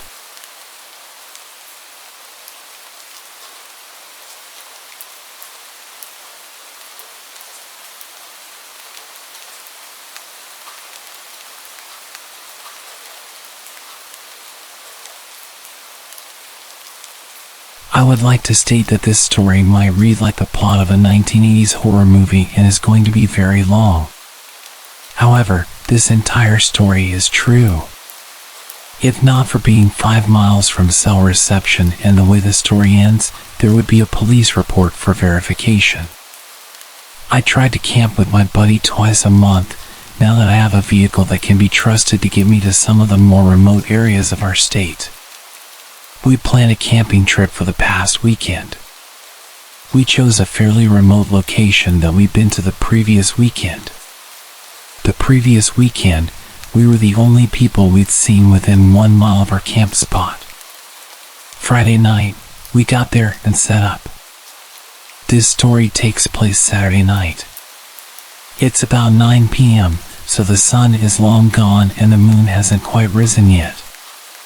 It's pitch black out, other than what our fire lights up. Suddenly, we hear a man screaming. We listen intently, silently sharing an anxious look. At first, we were hoping it was someone drunk and having a little too much fun, but it quickly becomes obvious this isn't fun party screaming. It isn't even like he's hurt, it sounds full of despair, anger, and anguish. I'm going to take a moment to remind you that this is 9 p.m., pitch black night in the middle of nowhere, 5 miles from the nearest cell phone signal.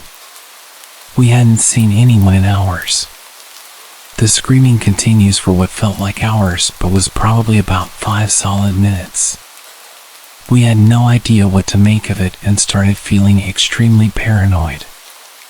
We gathered up anything remotely close to a weapon and tried to come up with explanations for the screaming while keeping our eyes on the forest around us. After about 10 to 15 minutes of fear-induced paranoia, I nearly fell out of my seat as I watched a flashlight and lantern slowly enter our camp. I greeted the stranger with a basic "how's it going?" before he was even lit up by the fire. He responded quickly but flatly by asking if we could do him a favor. "That depends on the favor," my buddy and I said in unison, obviously tense, holding our weapons close to us. The stranger proceeded to ask if he could hang out for a second by the fire. Given that there were 2 of us and only one of him, plus our myriad of weapons gathered from around the camp to within our arm's reach, we decided to agree and let him hang out. After a short second of awkward silence, I asked him what the hell was going on. He proceeds to tell us that he was camping down the trail with his buddy and that his buddy had snapped and tried to kill him. "Wait, what?" I said before the thought even finished processing in my head. "Is that the screaming we heard earlier?" The man slowly nods, staring blankly into the fire, and begins his story. "We were just hanging out. We came up earlier today and my buddy just freaked out. He started screaming and just wouldn't stop. Then he attacked me. He lunged at me, and I told him to just back off and chill. Well, he kept coming after me and it started getting pretty violent, and I'm pretty sure he was going to kill me.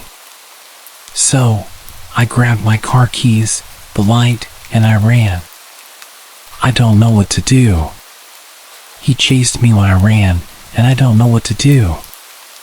We don't have firearms or anything, we only have a hatchet." My buddy and I looked at each other for a second, completely astonished, then something horrible dawned on me. "Wait, he chased you? Like, he's on his way here?" The man just slowly nods in reply, and right on cue, like some terrible horror movie come to life, we hear screaming from maybe 30 to 40 feet from our camp down on the main trail. "I just want to talk," is what we heard him screaming. I'd never in my life heard a man scream like this. I'd never heard anything like it.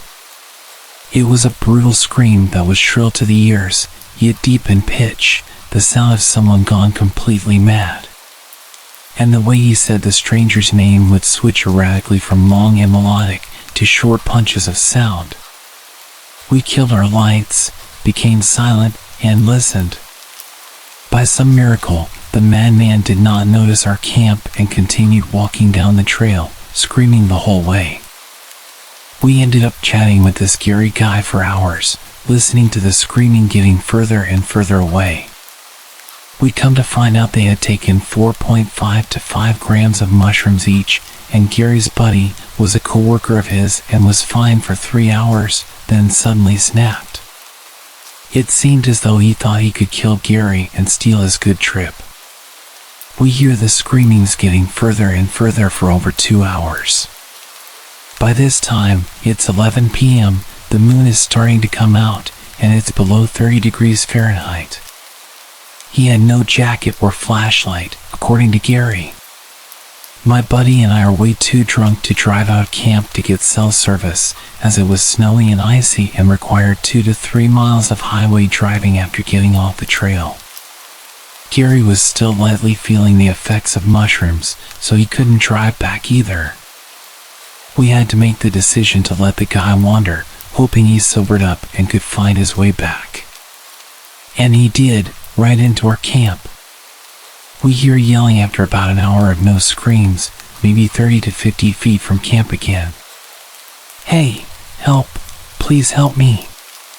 We tell Gary to hide, just in case, and we greet the man, with me carrying my 12-gauge shotgun, holstered, my buddy carrying his rifle, and also with our flashlights on their brightest settings in his face. He was about 6 feet 2 inches and approximately 300 pounds. We talked to him, decided he was calm enough to talk with, and walked him back to his camp.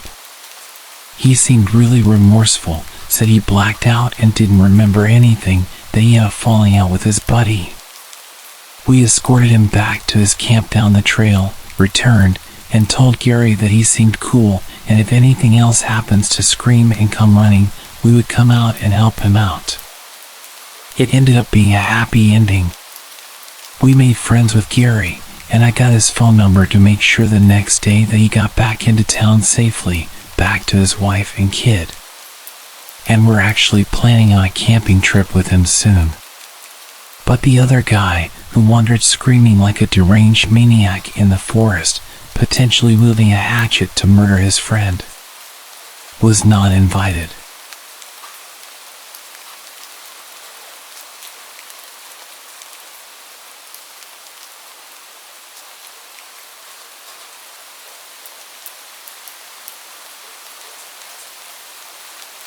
This all went down during the spring break of my junior year of high school.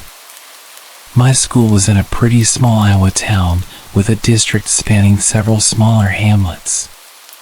During the summer of 2014, a few friends of mine put together a film club that would make short films and compete in national film festivals against other schools. We were a pretty small group, and I found it kind of difficult to get together for any actual filming until spring break of 2015, when we made plans for a little excursion. 4 of us ended up going on the trip, myself and 3 members of the club, let's call them Jake, Bill, and Kyle. We ended up choosing to go camping at Mossy Glen Hollow, a supposedly haunted state park in northeastern Iowa. Since the 1850s, there have been several murders and suicides at Mossy Glen, including a few decapitations and a hired hitman in the 1930s. Being the edgy teens that we were, we jumped at the chance to go hiking and camping somewhere like that. It was within 15 minutes of a small town as well, so stocking up on food wouldn't be that big of an issue either. So, all lights green, we loaded up 2 of our sedans, programmed the GPS, and off we went for a spring break camping in some haunted woods. After the first hour and a half on the road, a few red flags began to fly. After the last large town before getting away into the boondocks, my phone's data signal cut out, and the GPS randomly changed directions on us. Since none of us had any idea where the hell we were at, or where Mossy Glen was supposed to be, we didn't have much choice but to blindly follow the new route. Once we were firmly in the middle of nowhere, our GPS took us off the paved highways and onto gravel roads. At this point, you typically would see the usual brown Iowa DNR signs designating that you were near a state park, but there were none. There weren't even any tree clumps to indicate that you were near some sort of forest. Another 10 minutes or so into the drive, and the gravel road soon turns into a dirt road, then a low-maintenance road, then a Class B minimum maintenance road. With Iowa's dedication to road preservation, this basically means that somebody probably came by and took a peek in the 90s and then promptly forgot about its existence. As we came around the last hilly bend that the GPS shows on our route, we see a farmhouse with a large machine shed, with no lights or activity around either, and no cars in the driveway. A bit weirded out that a house would be right next to a state park, we slow down and keep rolling. To our dismay, however, the road dissolves into a mess of washed tractor tire gouges from last fall's harvest. We stop the cars as far down as we can pass without getting hung up on a frozen rut and unpack some of our equipment. The road gradually narrows, snakes down the middle of a field, and turns down into a small but very thick clump of woods at the bottom of a wide ravine. We get out and hike down the gradually steepening slope and take in the scenery. At first, everything looks like a pretty damn cool set to a film. There are several limestone outcrops hanging off the hillside, a footpath with some picturesque tree overhang, and even a few birds out that made an unseasonal return from wintering down south. We can all hear some water running but can't identify a source from the trail. Looking off in any direction, all we could see was a seemingly endless sea of trees. At the bottom of the hill was a small pond in the middle of a grassy clearing with a fence. As we approached the fence, we noticed a sign, "Private Property. Keep out." Bill checks his watch and realizes that it's almost time for dinner, so we trek back to our vehicles and hook up the GPS. The nearest town over was a little place called Edgewood that had several diners and a gas station to load up on supplies for the week. We brought some canned food, but not much beyond that. As we got to town, we realized that Edgewood was a lot smaller than we'd expected, less than 900 people, it would turn out. Everyone knows everyone in these small towns, so we got several weird looks when 4 strangers rolled up with plates from the other side of the state.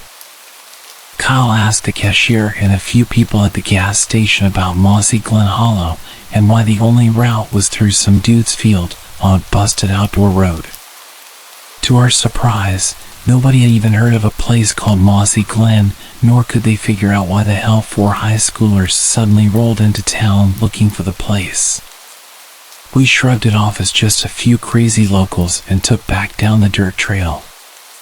As we rounded the corner back near the farmhouse, we noticed that all the lights were still off and nobody seemed to be home.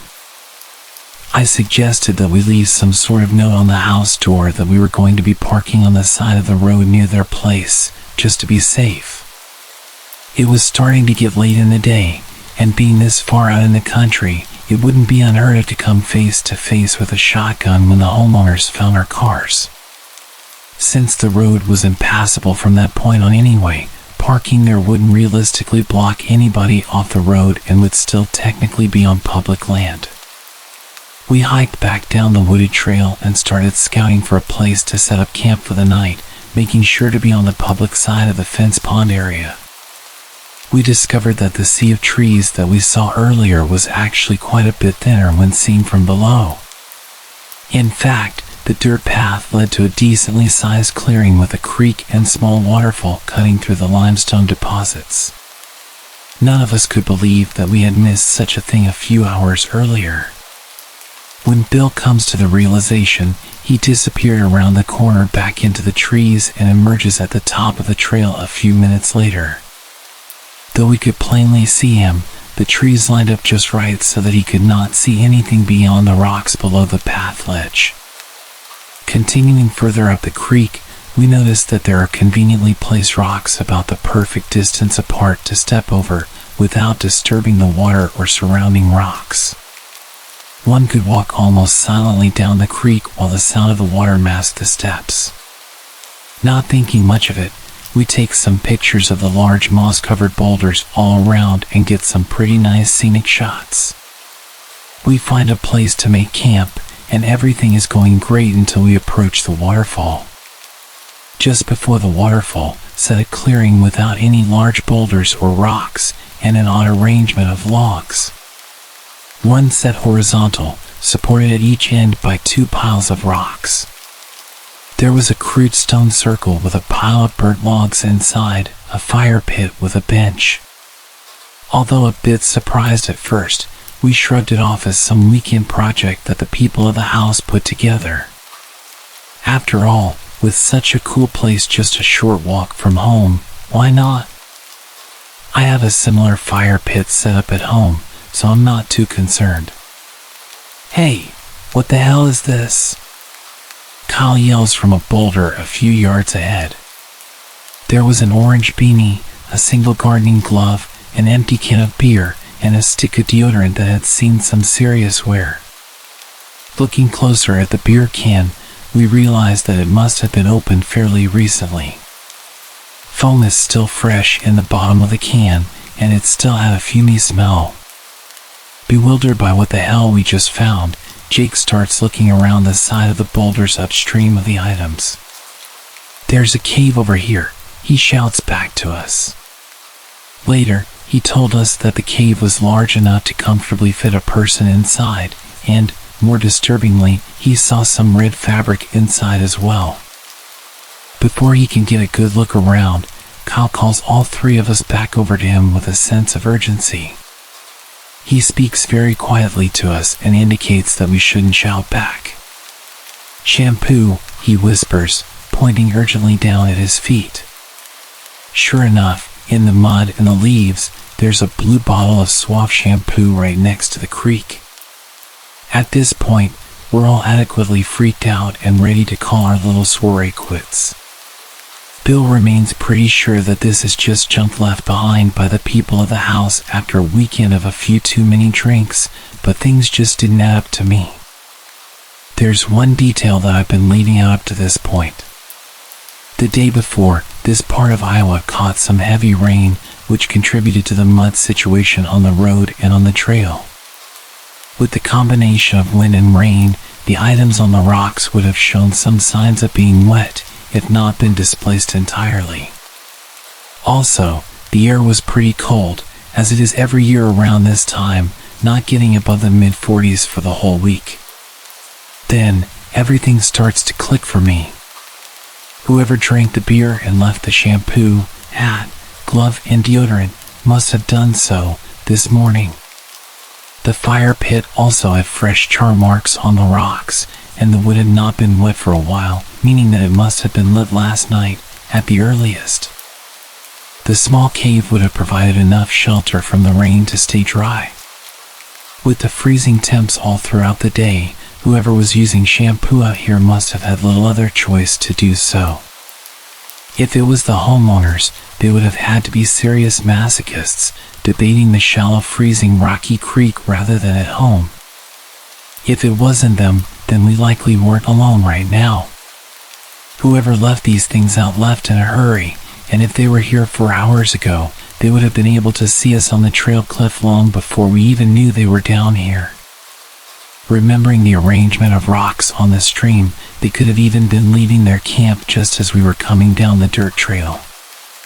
As I processed this, I started to look around at my surroundings and realized that the small area was bordered by the thick trees on the trail side, several sets of huge boulders on the pond side, and limestone cliffs everywhere else. Due to the tree, rock, and hill cover, you could light a fire in the pit at night, and nobody around would ever know. If you were wearing brown or green, you could easily see down from the rocks on top to the camp below while blending in with the trees above. Coming to these realizations, I noticed something else, something more sinister. The birds and small animals that we previously heard were now quiet. Aside from the soft babble of the creek, the entire place was completely silent. As I started to explain this to the rest of the group, I saw the wheels turning in their heads as well. Jake starts to head back to the small cave when something rustling up on the limestone ridgeline catches our attention. Something large was shifting around up there, something that apparently didn't want Jake to see what was in the cave. We all look up, and whatever made the noise starts shuffling down the ridge toward the makeshift camp.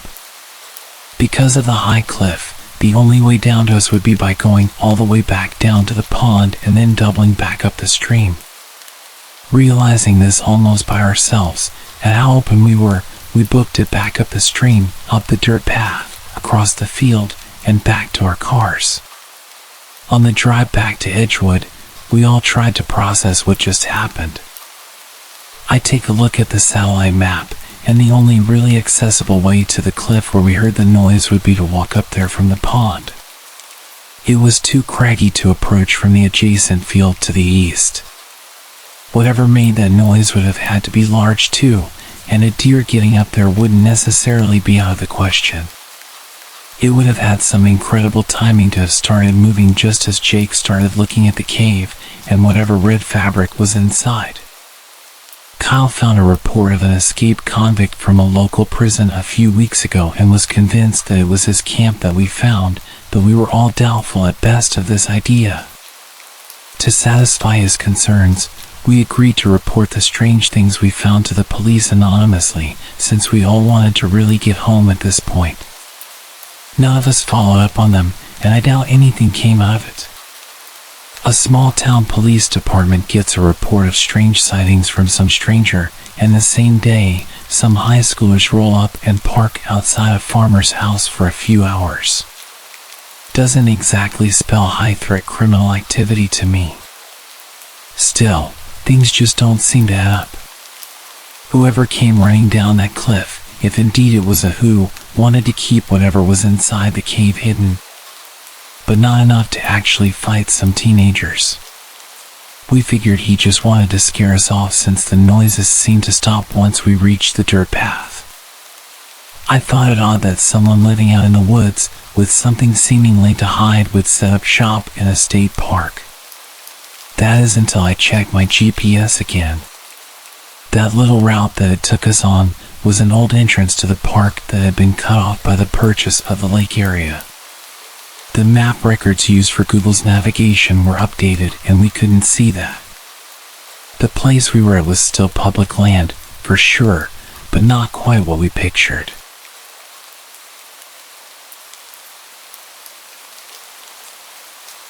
I was 13 when this happened to me. I stayed at my friend's house almost every weekend. She had a huge bedroom and I just lived with my mom in a small apartment, so whenever I stayed there it felt like I had a taste of what a real family home felt like. That would be true if it wasn't for the constant arguing that I'd hear from her parents. Her dad was always really nice to me, pretty much treating me like his own daughter. He'd buy us food and DVDs and make sure that we had the best sleepovers every week. Her mom, on the other hand, was always quite cold with me. She wouldn't really even speak to me. Most of the arguments that I could hear were her shouting at him. Looking back, I realized that she was emotionally manipulating him, claiming he didn't love her and accusing him of being sleazy. But at the time, I just thought this was what parents would do every night. Anyway, we would mostly just turn up the TV and distract ourselves from the shouting, and usually we'd have a really good night. This night was different. Her dad basically rushed us up to her room and we could tell he was stressed. I tried asking my friend about her parents, but she just deflected and said she didn't want to talk about it.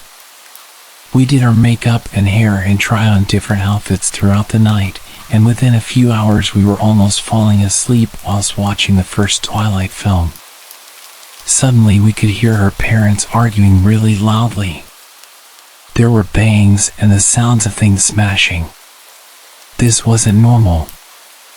I could hear her mom practically screaming at her dad, throwing the usual accusations and seemingly hitting him. I know this because he was shouting stop. At some point he started to make his way upstairs and I hear him slam the door to their bedroom just next to the room we were staying in. It wasn't long until her mom made her way upstairs and burst into their room. I heard him shouting, "What the hell?" and then lots of screaming and shouting. The whole house was practically shaking as they were throwing each other around their room and knocking into the wall. I felt really uncomfortable at this point and asked if we could lock the door. My friend agreed and reminded me to be quiet. Just as I clicked the lock, the screams and shouting went silent. My friend and I stared at each other, waiting until we heard one of them go downstairs or to make any kind of noise. Nothing. We waited for minutes, listening at the door and speculating what was happening. Had they just gone to sleep after all that shouting? Unlikely. Suddenly, I hear footsteps and rush back to bed. There's a gentle knock on the door.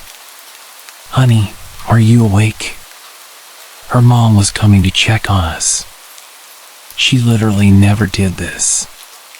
Before my friend could respond, her mom tried to open the door. She realized it was locked and then immediately started shouting loudly, "Open the door! Now!" I looked at my friend with begging eyes and told her not to open it. Her mom started pleading with us through the door, kicking it loudly, sending massive shocks throughout the room. Her mom turned her attention at me and started ordering me to open the door, gradually getting more nasty, telling me I was a leech and that I would end up like my mother, alone and miserable. I started crying and so did my friend. At this point, I called my mom and told her what was happening. She could hear the door being kicked and the nasty comments, and she told us to put something in front of the door. She told me she had to hang up for a moment whilst she called the police, and we were both left there waiting for this terrifying moment to be over. The banging stopped and I could hear her mom's footsteps going down the hallway. The footsteps came back towards us, and then things got seriously disturbing. The end of a knife burst through the door.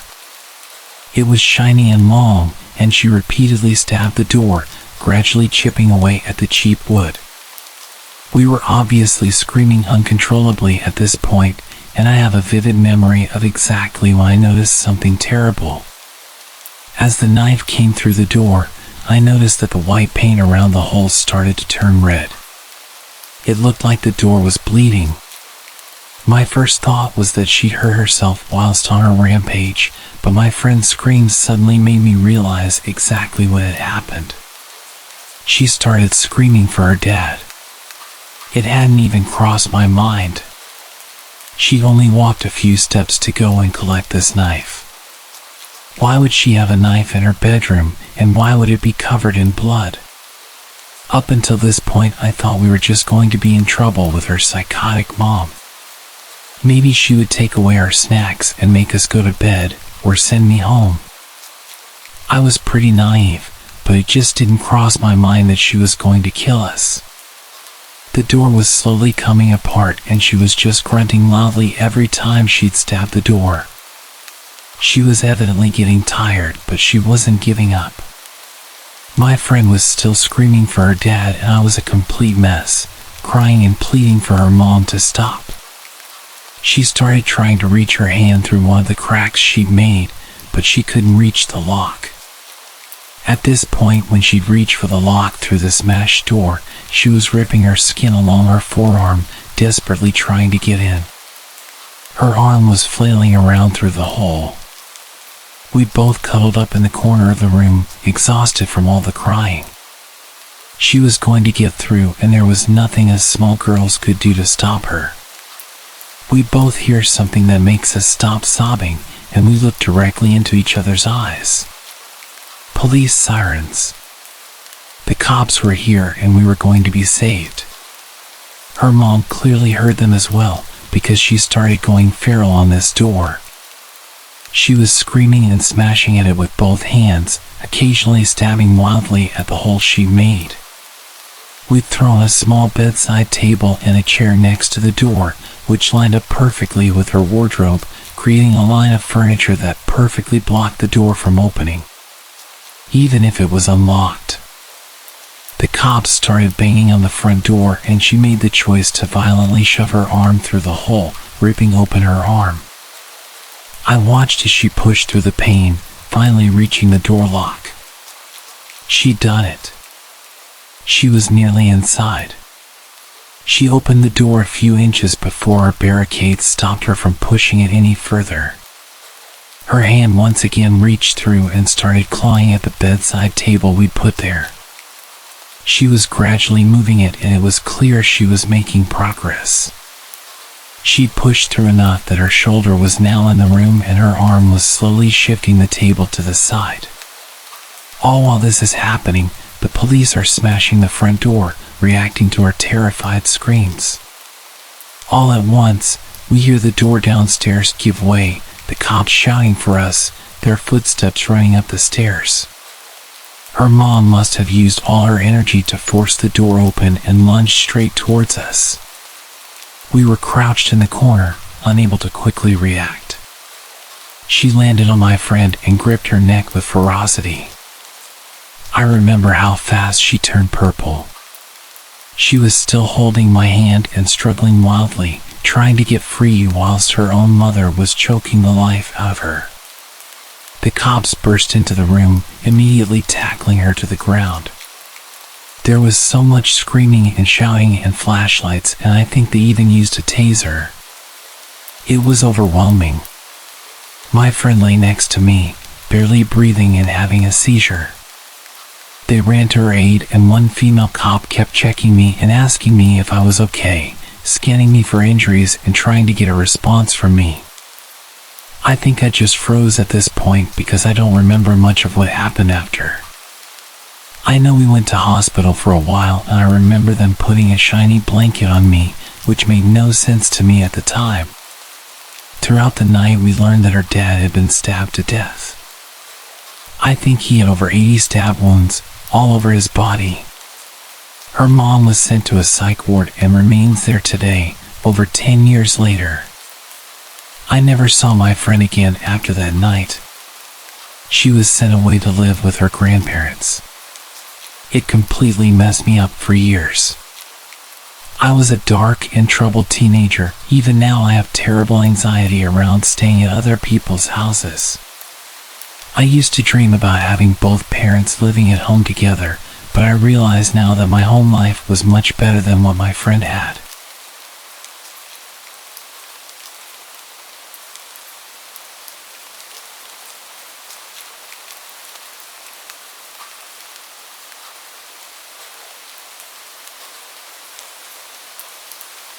Even though this happened 12 years ago, I still remember it very vividly. When I was 14, I was visiting a friend I hadn't seen in a few years, and we were pretty excited to hang out again. His parents always treated me like I was their own son, so I was pretty stoked. He lived on a 20-acre ranch with 2 dogs and a cat. We were watching horror movies with all the lights off in his family's camper out in their driveway, while the family was inside. We went inside to get pizza, popcorn, and other junk food at around 12. My friend fell asleep pretty early, going to bed at 2 a.m. I was playing GTA when I heard the dogs barking very loudly. I brushed it off, thinking one of the ducks or chickens was messing with the dogs, or maybe even a deer or a coyote. Fast forward about 20 to 30 minutes, I needed to take a piss, so I went out, and I will never forget the face that looked back at me.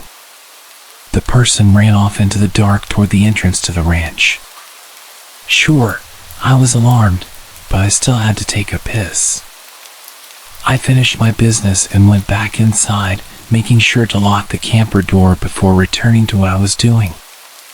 About another 20 to 30 minutes later, I heard the dogs barking again. This time, I woke up my friend and told him everything. He was skeptical at first, but then he looked out the blinds of the camper, and I will never forget the look on his face when he looked back at me. We called his parents, and his dad answered. He told him everything, but he thought we were trying to pull a prank. He laughed, saying, "Y'all boys aren't gonna get me." Nice try though. I started to confirm that we were being honest, and when he heard the panic in my voice, he realized we were being serious. He quickly rushed out with his gun and threatened to shoot whoever was on their property. We heard all this from inside the camper, and we were terrified. We heard a blood-curdling scream, and then 3 gunshots went off. We went outside, and we saw a guy on the ground. My friend's mom called the cops while all this unfolded. They lived out in the country, so it took about 25 to 30 minutes for the cops to show up. Now the entire family was outside, terrified. The youngest of them all, whom we'll call Jacqueline, was crying. Not just because of the dead man about 20 feet ahead of her, but because the man had killed one of the dogs, maybe because it was very loud. Then the cops showed up, and it turns out the man was a prison escapee from just 15 miles away from my friend's house. We don't know why exactly the guy was there, but he was put behind bars for killing 2 people.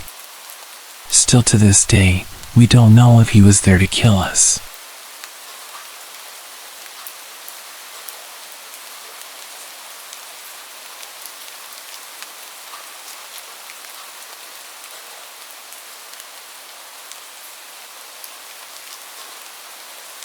My best friend was sleeping over when we were about 11 or 12 and we were hanging out in my room. I was on my bed and she was on a mattress between my bed and the window. Out of absolutely nowhere, we hear a bang and my wall-length window totally shatters. Glass flies all around the place and we both got cut pretty bad. We both start losing our damn minds and run out of the room. Both of us were covered in blood and we cut our feet as we ran over the glass. My dad flies into action mode and locks us in the pantry, grabs a kitchen knife and runs into the backyard to look for anyone who may have been behind the window smashing. There was no one, so he calls the police and tends to our injuries. When the police arrive, they search my room for a cause and discover a huge solid ball bearing, presumably from a truck. It had landed less than 20 centimeters from where my friend's foot had been. If it had hit one of us, it could have killed us. There's no roads or anything near us and my room faced into the back fence, so to this day we still have no clue where it came from or how it was traveling at such a speed. It cleared multiple fences and smashed a window, easily traveling at least half a mile to the nearest road, if that's where it came from. My mom had been out getting us McDonald's while this whole ordeal went on, so she was more than a little shocked when she arrived home. It still makes no sense to me how something like that could have been launched so far, at such an angle to hit my window. My dad thinks it fell off a plane, but what are the odds of it landing on us?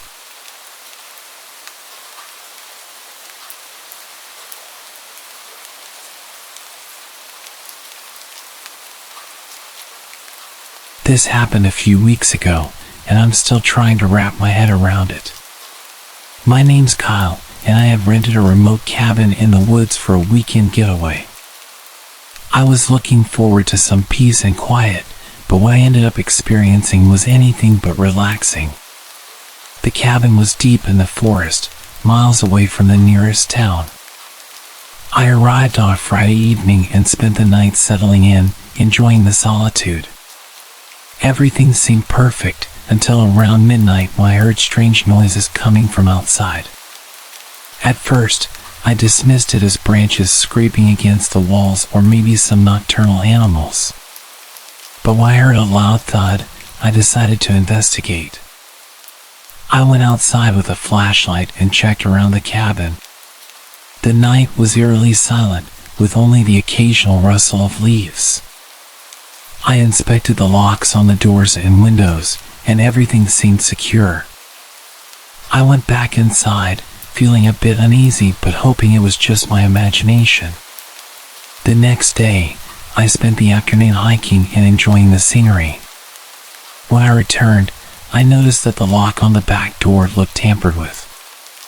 My heart sank.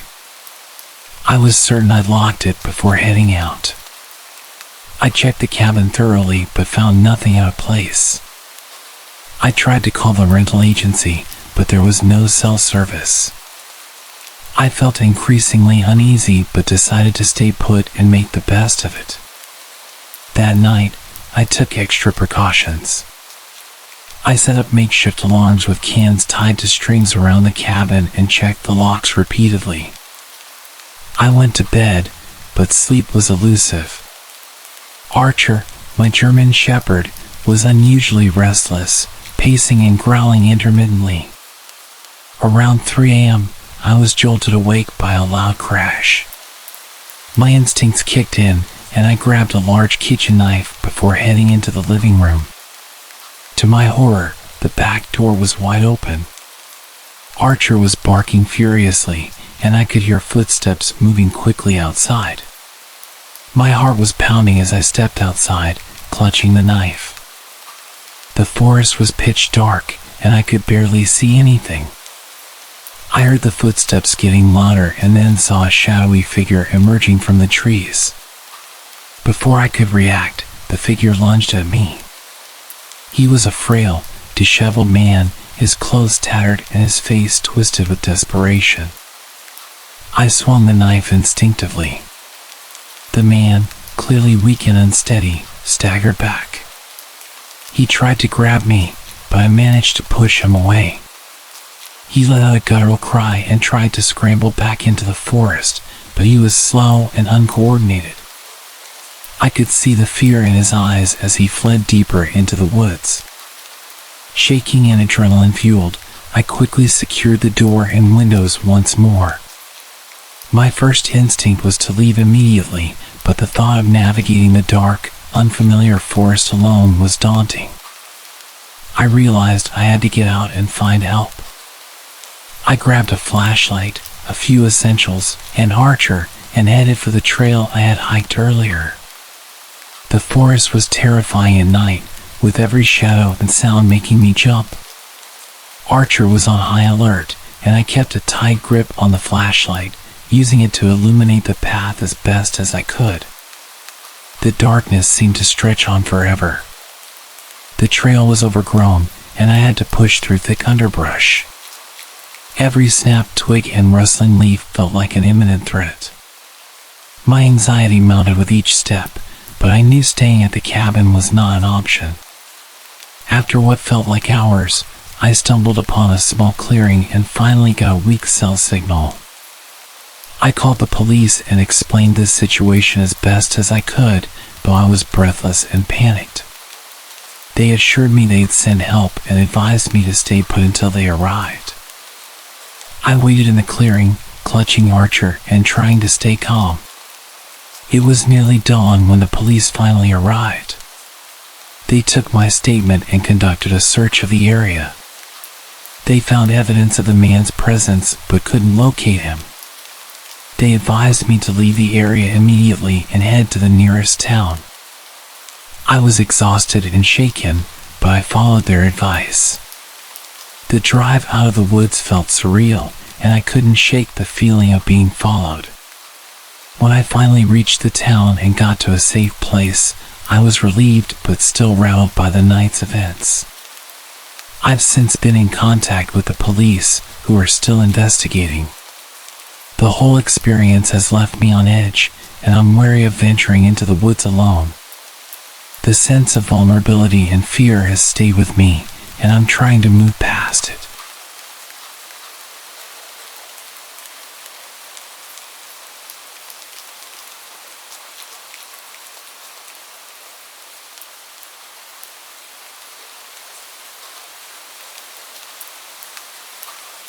This happened just a few weeks ago, and it's left me feeling very paranoid. I live alone in a small apartment in New York City. My name's Lucas, and I'm used to the hustle and bustle of city life. I've always felt safe in my apartment, but that changed dramatically a few nights ago. I was alone at home for the weekend. My friends had all gone out of town, and my girlfriend was staying with her family for a few days. I spent Friday evening just relaxing, catching up on some TV shows, and ordering takeout. Everything seemed normal. By 11 p.m., I was ready for bed, so I locked the front door and double-checked the windows. I live on the 10th floor of a high-rise, and my apartment has a decent view of the city. The streets below are usually bustling, but at night, it's quieter. I turned off the lights and was in bed by midnight. I had just started drifting off when I heard a faint scratching noise. It was coming from the living room. At first, I thought it might be the sound of something from the building settling or maybe a stray cat on the windowsill. I decided to ignore it and tried to go back to sleep. But the scratching sound continued, and then I heard what sounded like a muffled thud. Now fully awake, I got up and grabbed a flashlight from the kitchen drawer. I tiptoed out of the bedroom and into the living room, scanning the room with the flashlight. The apartment was empty, and nothing seemed out of place. I checked the front door, which was still locked, and the windows, which were securely shut. I tried to convince myself that it was probably just the building's old pipes or some other city noise. Just as I was about to head back to bed, I heard the scratching noise again, this time coming from the kitchen. My heart started racing as I slowly approached the kitchen door. I took a deep breath, turned the handle, and flicked on the light. Nothing seemed out of place in the kitchen either. I decided to check the small utility closet, where I kept some cleaning supplies. As I opened the door, the scratching sound grew louder. The closet was empty except for a few mops and cleaning products. I turned around, feeling increasingly anxious, and noticed the back window was slightly ajar. I was certain I had closed it before bed. I immediately closed and locked the window, but my sense of unease only grew. I called the building's security to see if they could do a quick check of the hallways and exterior. They assured me they'd send someone up right away. While waiting for security, I decided to take a quick look around the apartment once more. That's when I noticed something chilling. The window to the fire escape was open. I was sure it had been closed earlier, but now it was wide open. My stomach dropped as I realized that someone could have easily climbed up from the fire escape and entered my apartment. Just then, the security guard from the building arrived. He did a thorough check of the apartment and the fire escape, but he didn't find anything unusual. He assured me that the fire escape was secure now and suggested I stay alert, as there had been a few reports of petty thefts in the building recently. After the security guard left, I struggled to get back to sleep. I kept the lights on and stayed in the living room, listening for any unusual noises. I didn't hear anything else that night, but the sense of vulnerability lingered. The next day, I went to check the locks and security measures on all the windows and doors. I had a locksmith come over to install more secure locks on the windows and the escape door. I also signed up for a new security system with cameras, just to be safe. I'm still shaken by what happened. It's disconcerting to think that someone could have been trying to get into my apartment or that the building might have security issues I wasn't aware of. I've become much more cautious and check the locks on my doors and windows more frequently. One final thing I thought I should add. I've not been able to find 2 of my knives for the past month. I had a set of 5 large knives that were always either in the sink or on the stand, and I can't find them anywhere. They weren't exactly expensive, so I don't see why anyone would take them, but there's no way I've just misplaced them.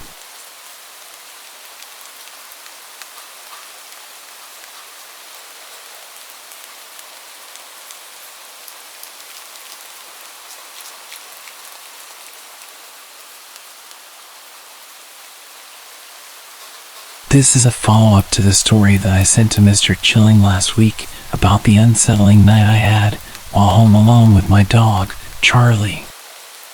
I wish I could say it was just a figment of my imagination, but it turns out there was something far more sinister going on. I'm sharing this because I need to make sense of it all and warn others. After that night, I was still on edge, and I'd been extra vigilant about locking doors and windows. I decided to have a security system installed just to be safe. The following Monday, a technician came over to set it up. While he was installing the cameras and sensors, I mentioned the strange noises and Charlie's odd behavior. He listened carefully and assured me that having a security system was a good move. A few days later, I received a notification on my phone from the security system app. It was a motion alert from a camera in the hallway. I was at work, so I opened the app to see the live feed. I nearly dropped my phone when I saw what was on the screen. A person, dressed in dark clothing, moving around my living room. They were clearly trying to be stealthy, but the camera captured their every move. I immediately called the police and told them what was going on. I was frantic, trying to get them to understand the urgency of the situation. They told me they'd send someone over right away and instructed me to stay put and not return home until they gave the all clear. It felt like hours before the police arrived at my house, though it was only about 20 minutes. They checked the footage and then went inside to investigate. I was waiting outside, pacing nervously and trying to keep my mind occupied. When the officers came back out, they had some troubling news. The intruder had indeed been inside. They had accessed several rooms, including the kitchen and the living room, where they had moved a few things around. They didn't seem to have taken anything significant, which was puzzling. The police found no signs of forced entry, and it appeared that the intruder had either entered through a window that wasn't properly locked or had found another way inside. The police collected fingerprints and took a detailed statement from me. They also checked the entire house for any potential security breaches or overlooked evidence. They advised me to review the security footage carefully to see if I could identify anything that might help them catch the person responsible. The footage showed the intruder moving through the house, but their face was obscured by a hood and mask. They seemed to be methodical, checking various rooms as if looking for something specific. The most chilling part was seeing them approach the door to my bedroom while Charlie was asleep on the other side. Fortunately, they didn't enter the bedroom, but the fact that they were so close to where I was sleeping made my skin crawl. In the days that followed, the police didn't have any new leads. They continued to investigate, but there were no further updates. I installed additional security measures, including better locks and motion sensor lights around the property. I've also made sure to keep in touch with the police regularly to check if there are any new developments. Charlie and I are still adjusting to the new normal. The sense of safety I once had in my home is gone, replaced by a constant awareness of our surroundings. I try to stay as vigilant as possible, and Charlie seems to be more on edge than before, likely sensing the residual tension. If there's any lesson I've learned, it's not to underestimate the importance of security and awareness. I'm grateful for the security system and the police response, but I can't help but feel unsettled, knowing that someone was in my home without my knowledge. If anyone has experienced something similar or has advice on staying safe after an intruder has been in your home, I'd appreciate hearing from you.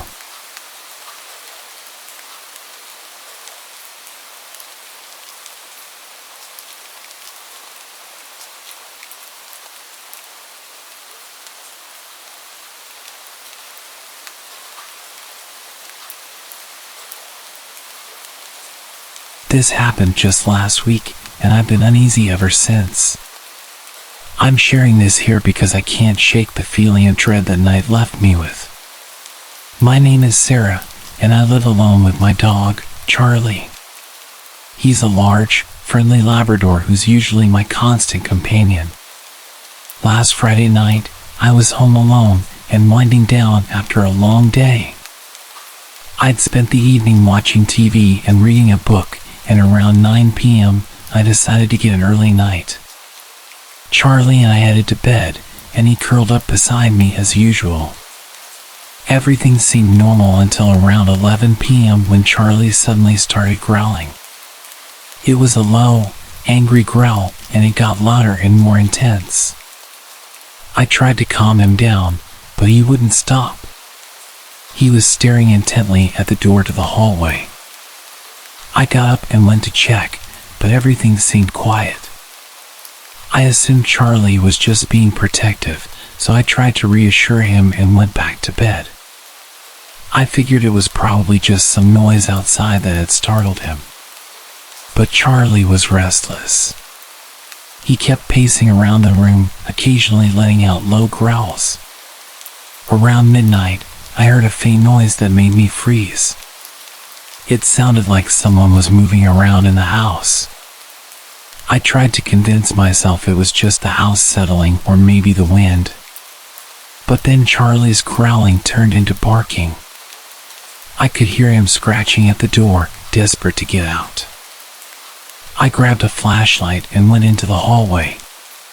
The house was silent again, but the feeling of unease was growing stronger. I checked the front and back doors to make sure they were locked. Everything seemed secure.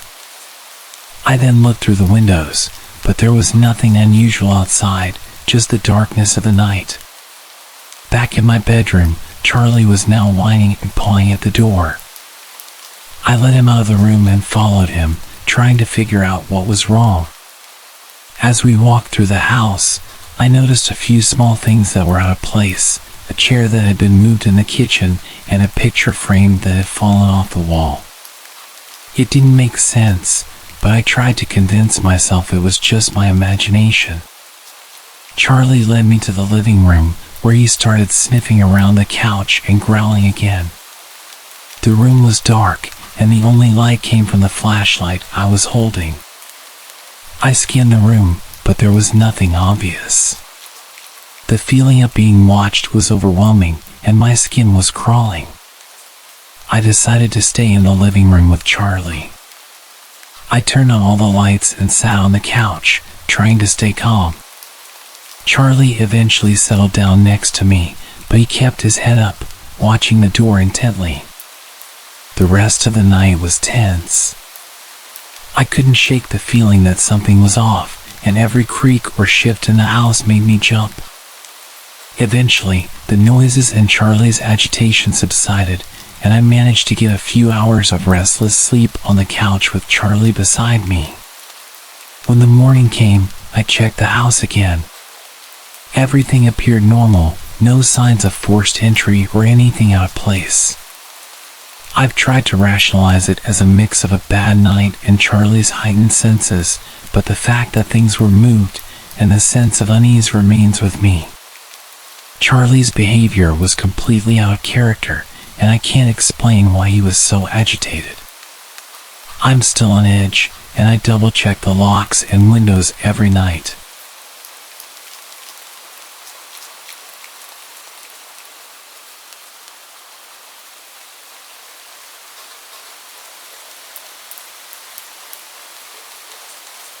This happened just a few days ago, and I can't stop thinking about it.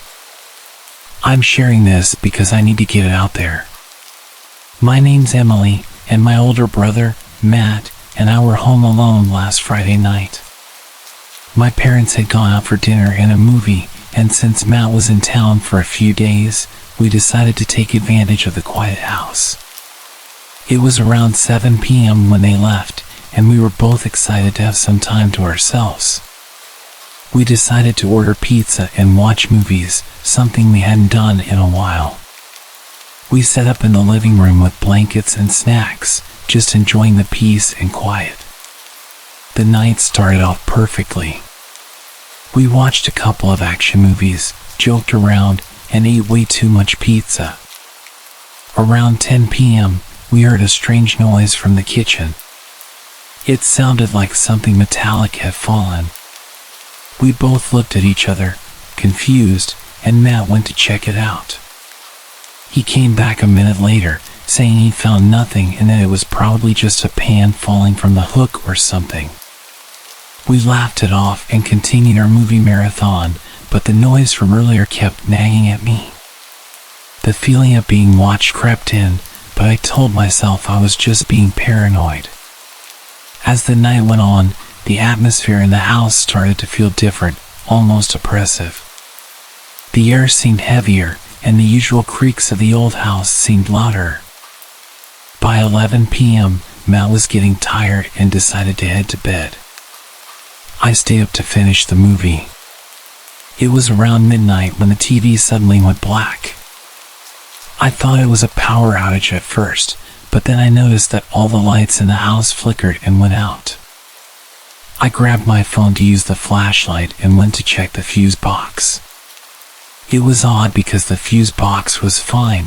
There was no sign of any problem. As I walked back to the living room, I heard the front door creak open. I froze. Our front door is always locked, and my parents had told me repeatedly to make sure it stayed locked when they weren't home. I felt my heart pound in my chest as I crept toward the door. When I reached it, I saw it was slightly ajar, but no one was outside. I pulled the door shut, locked it, and checked the back door just to be sure. Everything seemed okay. I went back to the living room and tried to call Matt to see if he was awake, but he didn't answer. I figured he was asleep and just ignored my calls. I decided to call my parents, but my phone suddenly died. It was odd because it had been fully charged earlier.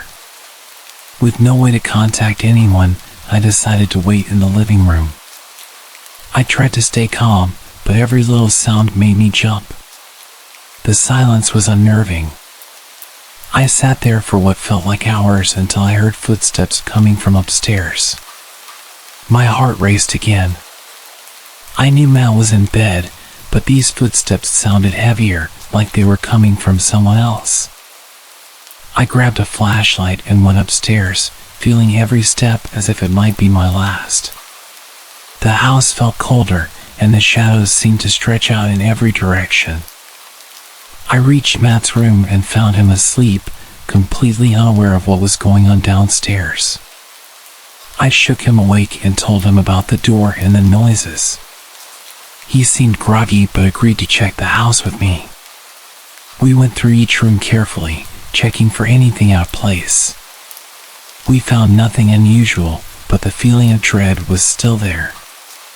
We locked all the doors and decided to stay in Matt's room until our parents came home. We set up a makeshift bed on the floor and tried to sleep, but neither of us got much rest. When my parents finally got home at 1 a.m., they were confused about why the house was so dark. We told them everything that happened, and they checked the house thoroughly. They couldn't find anything amiss and reassured us that it was probably just a series of coincidences. They suggested it might have been a faulty fuse. Since then, I've been feeling uneasy every time I'm home alone. The whole experience left me on edge, and I can't shake the feeling that something was off that night. I'm hoping it was just our minds playing tricks on us, but I can't deny how strange and unsettling it all was. If anyone has any ideas about what might have happened, I'd appreciate hearing them.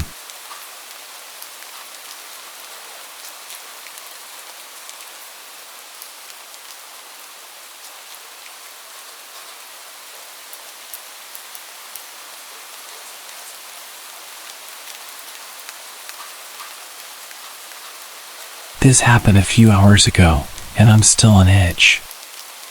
I want to share what happened because I need to get it off my chest. I was home alone with my best friend Jake. It's a common thing when he visits. We end up spending time together while my parents are out.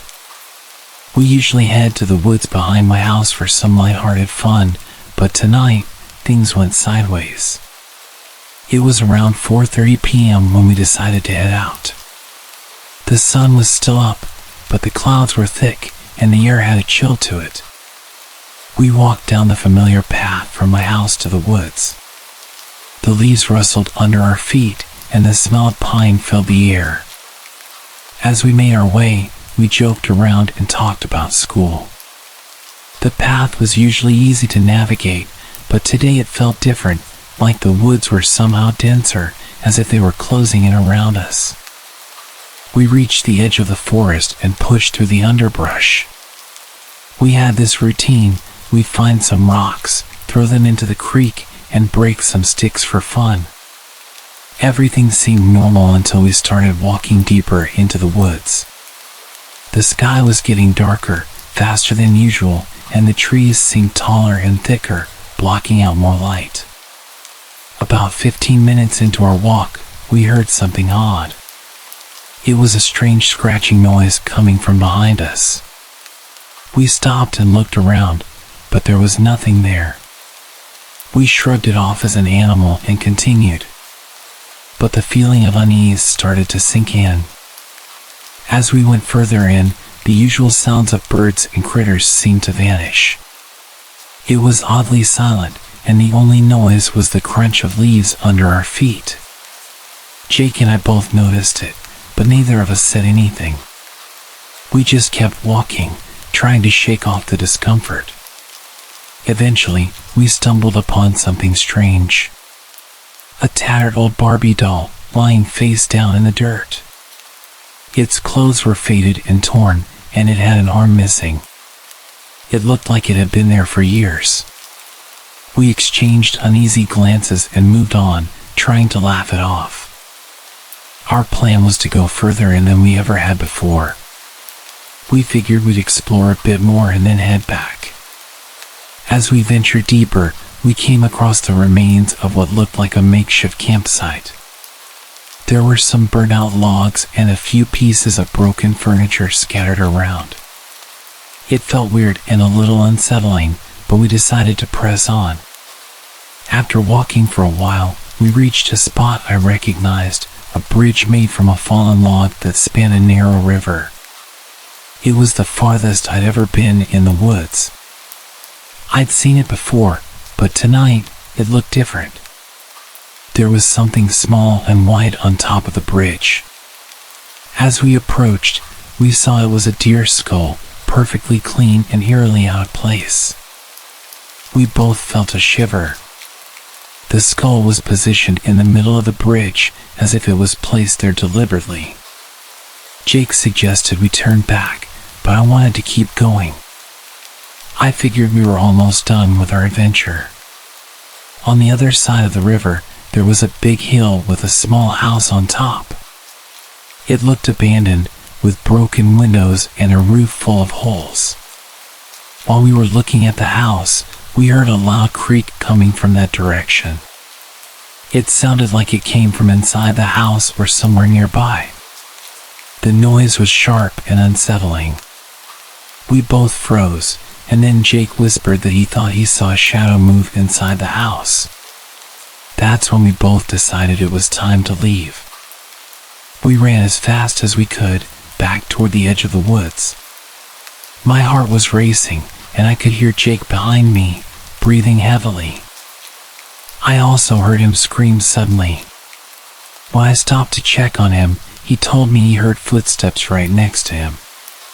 It was like someone was walking beside him, but when he looked, no one was there. We finally reached the road and sprinted back to my house. As we approached, we noticed the garage door was open. We had no idea if we'd left it like that or if something else was going on. We hurried inside, locked the door, and checked the whole house. I turned on the alarm and made sure all the windows and doors were secure. It's been almost 2 hours since we got home, and we're still feeling on edge. I keep thinking about the deer skull and the noises from the house on the hill. I'm hoping this is just a weird memory, but the fear from tonight is hard to shake. If anyone has any idea what could have caused that strange feeling or those noises, please let me know. I just hope we never have to go back there again.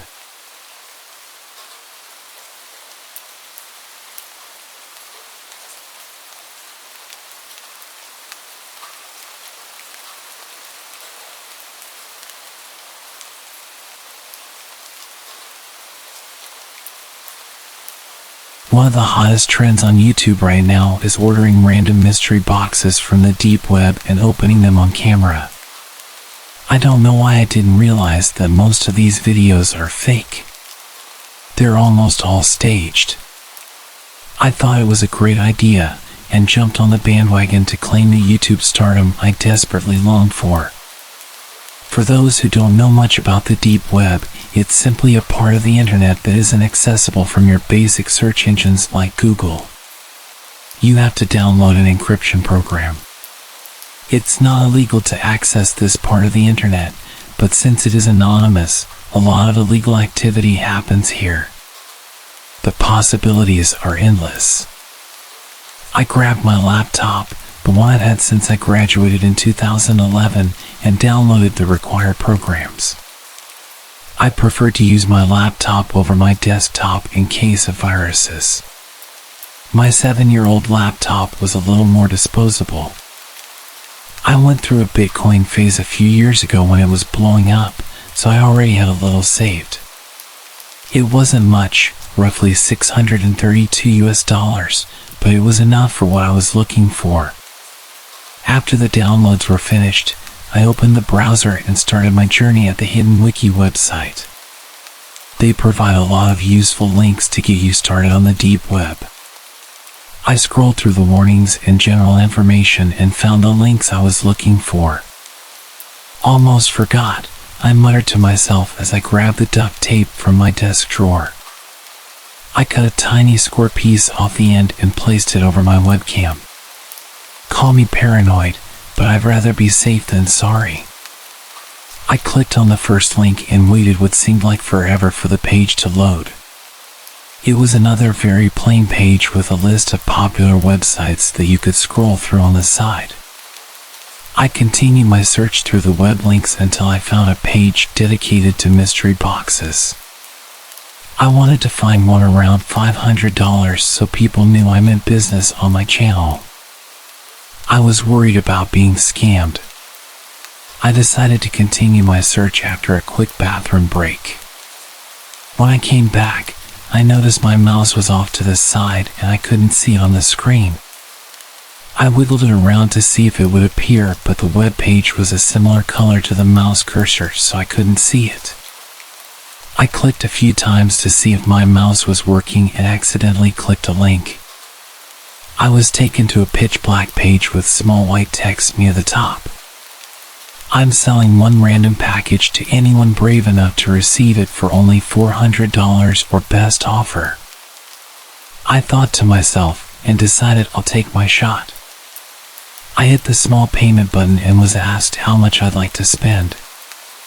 I entered $300 with my fingers crossed. The payment went through without any hesitation, and I was instantly met with a chat box asking where I'd like my package sent.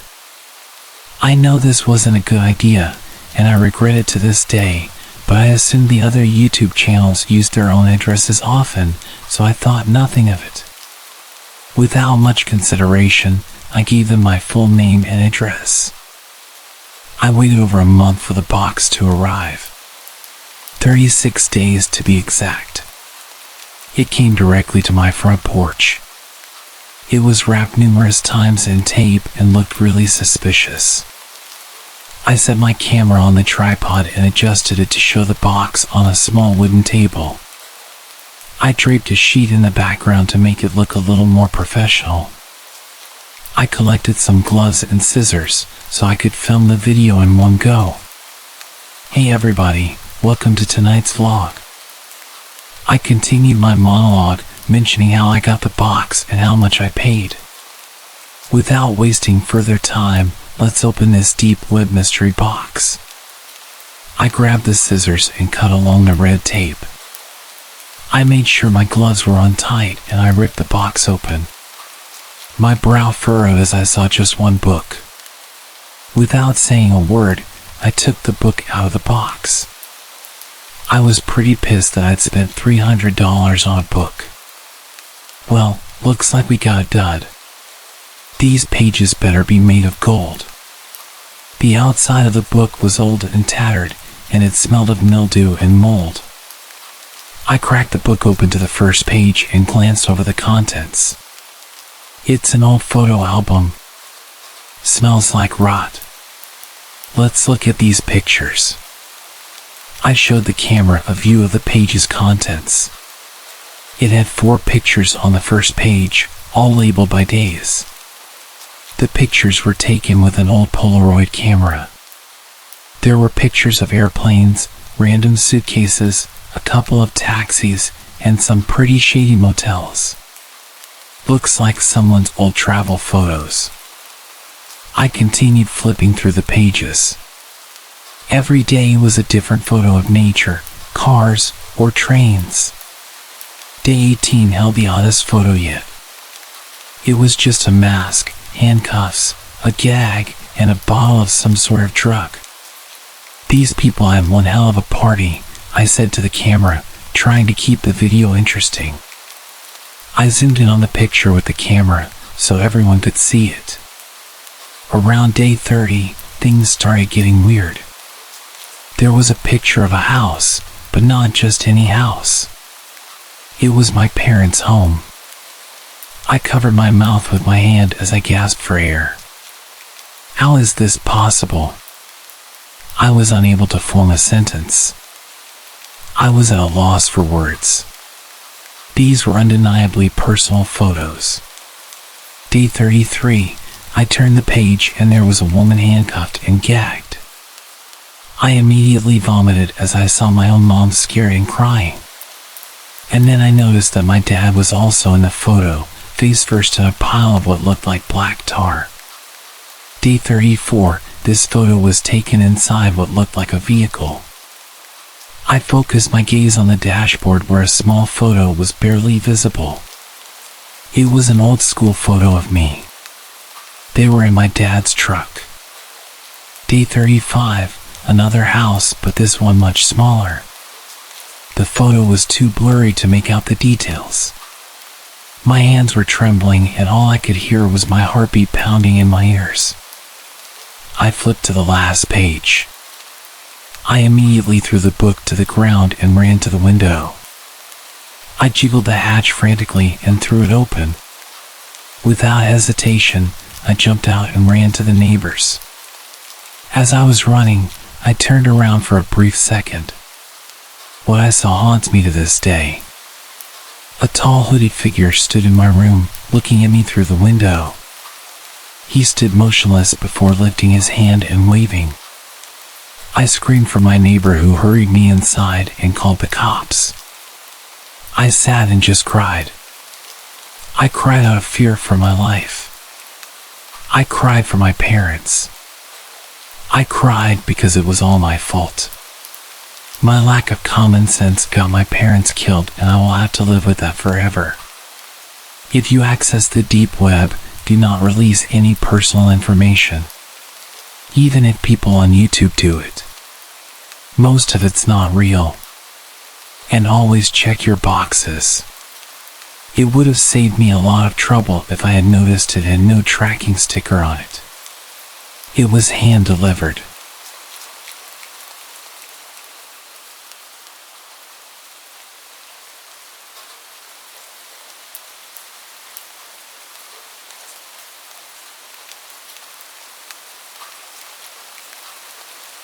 I had always been aware of the deep web. You hear the craziest, most disturbing stories from people who dare to explore it. Websites that involve human experimentation, hiring hitmen, and even watching people through their own security cameras. It's messed up. But honestly, I'd be lying if I said I wasn't a bit interested. There was no malicious intent behind my exploration of the deep web. I was just curious to see if it really was as bad as people said it was. The first thing I stumbled upon was a website centered around death, which gave me a really uneasy feeling, so I didn't stay there long. It takes quite a bit to freak me out, so I was surprised that I couldn't even stomach the first website I clicked on. But it's not supposed to be all unicorns and rainbows, right? Next, I clicked on a website dedicated to watching people through security cameras. Most of the screens showed empty living rooms and patios. Some of them showed oddly decorated rooms, like one packed with stuffed animals and another eerily decorated with Christmas lights and fake Santa Claus statues. Another screen showed a young woman doing yoga, which had a lot of views. I didn't watch that one for long. Something inside me felt off. Like what I was doing was sickening. I shook my head, blinking away any more curiosity before I hovered my mouse over the tiny X to close the window. Right before I clicked, I saw a blue link under a black screen that said, "Proceed with caution." I bit down on my back teeth, internally yelling at myself to leave the page. It could be something horrible, which would make me an accomplice. What if it was someone skinning an animal or something like that? But then again, what if it wasn't? I don't know what drove me to move my mouse away from the window, hovering it over the link instead, but that's where I ended up. My curiosity always got the best of me, and no matter how twisted my stomach felt, or how strong the feeling that lingered over my head was, I had to click that link. I really just had to know what the link led to, or I would go crazy until I finally figured it out. So, I pressed my mouse down and watched the link turn purple, feeling my mouth go dry as the screen slowly loaded. The page consisted of a large screen, like the security camera page. The room was concrete and dark.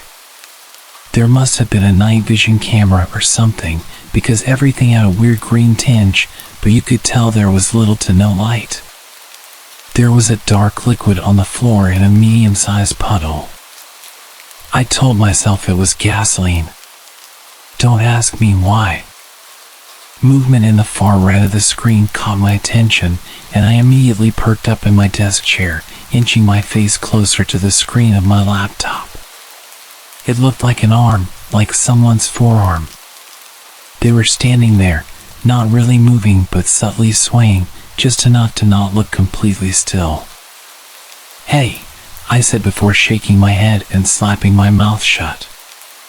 "Stupid." Then, the person walked over towards the left of the screen. I felt my stomach knot, felt my throat tingle and tighten, and felt bile rising in the back of my throat. I knew my mouth was open, gaping, and my eyes were wide, my face twisted in an expression of pure disgust. It was a young woman. She couldn't be older than 25 or so. Long, dark, and dirty hair was in tangles, like she'd been pulling at it. Her leg was dragging, her other skinny leg doing most of the work as she limped around. Suddenly, the woman raised her head, and it looked like it weighed a ton on her tiny body. I hadn't noticed it before, only able to barely make out her side profile, but now it was clear as day. She looked around, eyes watering with tears and black makeup streaming down her face. Small strands of bloody thread were intertwined in her lips, messily tied, locking them together. Dark blood stained her chin, probably from where she tried desperately to open her mouth, to scream. Her dainty fingers were stained as well, the same color as the puddle on the concrete. My whole body felt weak. My stomach was sick. I tried to tell myself it was fake, that it was all a big hoax. My eyes scanned to the bottom left of the screen. 5,623 people were watching. Unable to fight it any longer, I ran straight into the bathroom, puking my insides into the toilet bowl. Everything in me felt disgusting. Twisted. Once I was finally done, I laid on the floor of the bathroom, letting the cold towels try to soothe my burning body. My head was spinning. I kept repeating to myself that I shouldn't have clicked the link, I should have left, I should have closed the window and told my inner curiosity to go away. Instead, I was lying on the floor, with the bathroom reeking of vomit, and my mind a complete mess over what the hell I just watched. Should I get the link and send it to the police? My first instinct was to copy the link, just in case, then call the police and inform them of what was happening. Maybe they could trace the IP address or something. Maybe they would recognize the girl and know where to start looking. Maybe I could save her life. I'd feel really dumb if this was all fake just to get viewers, but I wasn't about to gamble. Not with what was at stake. I tried to ignore the dizzy feeling that was flooding my head as I started to pace around my room. My phone suddenly buzzed in my pocket, scaring the living daylights out of me. I stopped mid-panic and picked it up with shaky hands. I saw my girlfriend's name and immediately answered. My voice was a complete wreck, my eyes finding the screen where the girl shrunk down to the ground, the sound of her cries bouncing around the room, making my body feel rigid. I had nothing left to throw up, but I still felt so sick. Madeline, you're not going to believe what I just saw. What? Are you okay? Have you been crying? I'm not okay, I answered, averting my eyes from the screen. I know you said to stay away from the deep web, but... Are you kidding me? Her voice went from caring to mad in a split second. I told you to stay away from that place. You never listened to me. There's a girl, I said. She's trapped in some basement or something. Her mouth is sewn shut. There's blood all over her face and hands. I don't know what to do, Madeline. The woman's cries got louder and more desperate, but muffled. I'm so sorry. Close it out, clear your history, and never go back there again. I'm not kidding. But, should I call? No. Her voice was stern. You don't know if it's real. It's probably staged to get attention. Apparently idiots click on things like that. People do it all the time. That's why I said it'd be best if you just stayed away from there. You could get yourself into a lot of trouble. I didn't say anything, wordlessly walking over to the desk. My hands shook as I moved the mouse to the small X once more. My eyes watched the number of viewers slowly tick higher before I closed the window. I felt even worse than before. We can file a report tomorrow, but go to sleep and stay away from the deep web. I can't believe you even went there in the first place. I didn't have the energy to argue with her. Guilt plagued my whole body. It was all I could feel. I told her good night, that I was sorry and that I loved her before I made my way to the couch to sleep.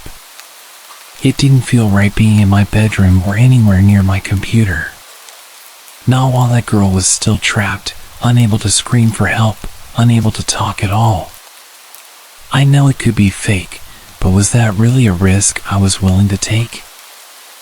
I looked up some Google searches about what was fake on those kind of websites and read multiple stories about staged webcam videos, which made me feel a little bit better. But it didn't make the guilty feeling go away. It's safe to say that I didn't get much sleep. Every time I closed my eyes or even began to drift off, I would see the woman's face, the thread laced into her lips, the blood staining her mouth, her fingers, the floor. I continued to grow more and more anxious and uneasy, deciding that maybe getting out of the house, heading over to the local CVS and picking up some melatonin might help. I threw my blanket off, slid on my shoes, and grabbed my keys and wallet from the nightstand. I ended up buying melatonin and a stronger sleeping pill just in case it didn't work. I also got a pack of bottled water to rehydrate after vomiting earlier. By the time I got home, I felt much better, which lasted about 3 seconds before I noticed that my front door was wide open. I may have been in a state of shock and panic, but I never ever leave my front door open or even unlocked. The cold air felt amazing and did wonders to calm the whirlwind of thoughts in my head. I went to check the time, realizing I'd left my phone at home. Not a huge deal, the store was only a few minutes away from my house. My heart immediately began to thud against my chest. I got out of my car, closing the door quietly and unlocking my trunk, grabbing the crowbar that I kept in there. I yelled into the house, waiting for any noise. Who is there? My own voice was shaking and weak. I was met with complete silence. Keeping the crowbar up and ready to strike, I walked to the couch and felt for my phone. As soon as I found it, I hit the emergency button and waited until I got a hold of a 911 operator, letting her know that I thought my house had just been broken into. She told me police would be on their way. After checking around the house for anything out of place, I decided to give my girlfriend a call, letting her know what had happened. The phone rang and just kept ringing. After getting her voicemail, I hung up, knowing she'd probably be asleep this late at night. I waited about 20 or so minutes for the police to show up and walked around with them like a scared puppy as they checked every room. They ended up just having me fill out a report, telling me they'd keep patrol cars in the area just in case anyone else got hit. As they were leaving, I checked to see if Madeline had called back yet, but there weren't any missed calls. However, I did notice several outgoing calls to her cell phone. Outgoing call to Madeline, 3:12 a.m. There were multiple outgoing calls to her, almost every 2 minutes. They stopped at 3:56 a.m., which was around the time I'd gotten home. My mind went into automatic panic, knowing for a fact that I did not make those calls. I quickly checked my texts, reading what I'd apparently sent out at 3:23 a.m. Hey, can't sleep. Gonna come over. Mind leaving the back door unlocked so I can get in? I did not send that message. My stomach dropped, my heart thudded loudly in my chest as I noticed her reply directly underneath. Sorry, I was sleeping. Thanks for waking me up, by the way. Lose your key again? It's unlocked, don't be too late. Without a second thought, I jumped up, running to lock all the doors and windows in my house, keeping the crowbar tight in my hand as I ran to my car. I drove as fast as my little Civic would allow, all the way to her house, ignoring any stoplights.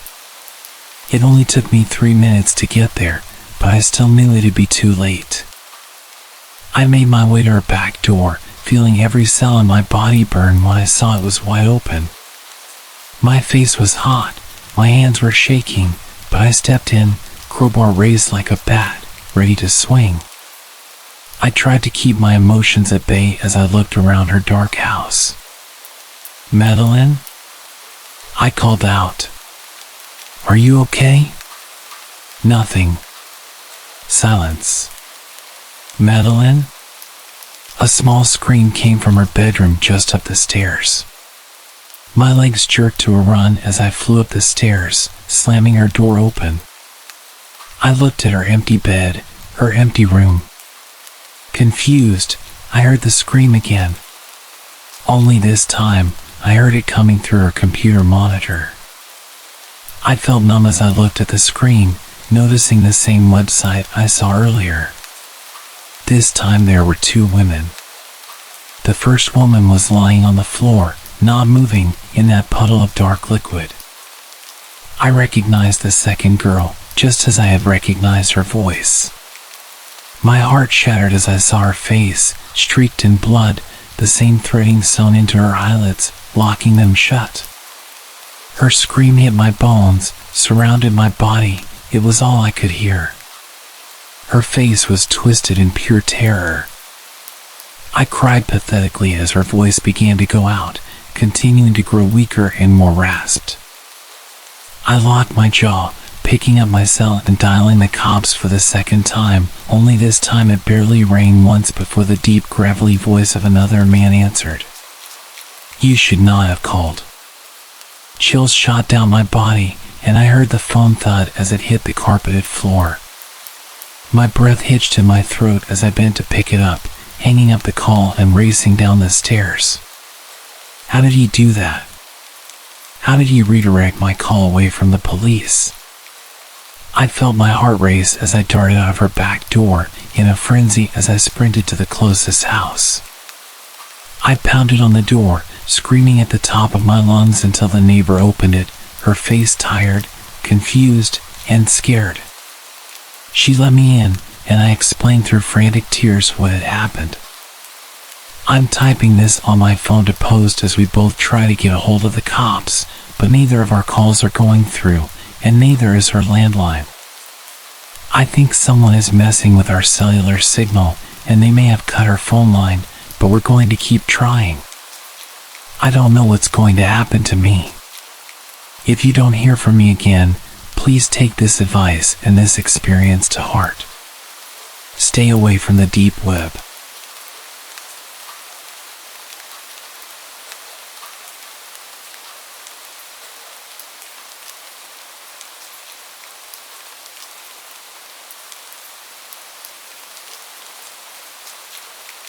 I've always had a morbid sense of curiosity.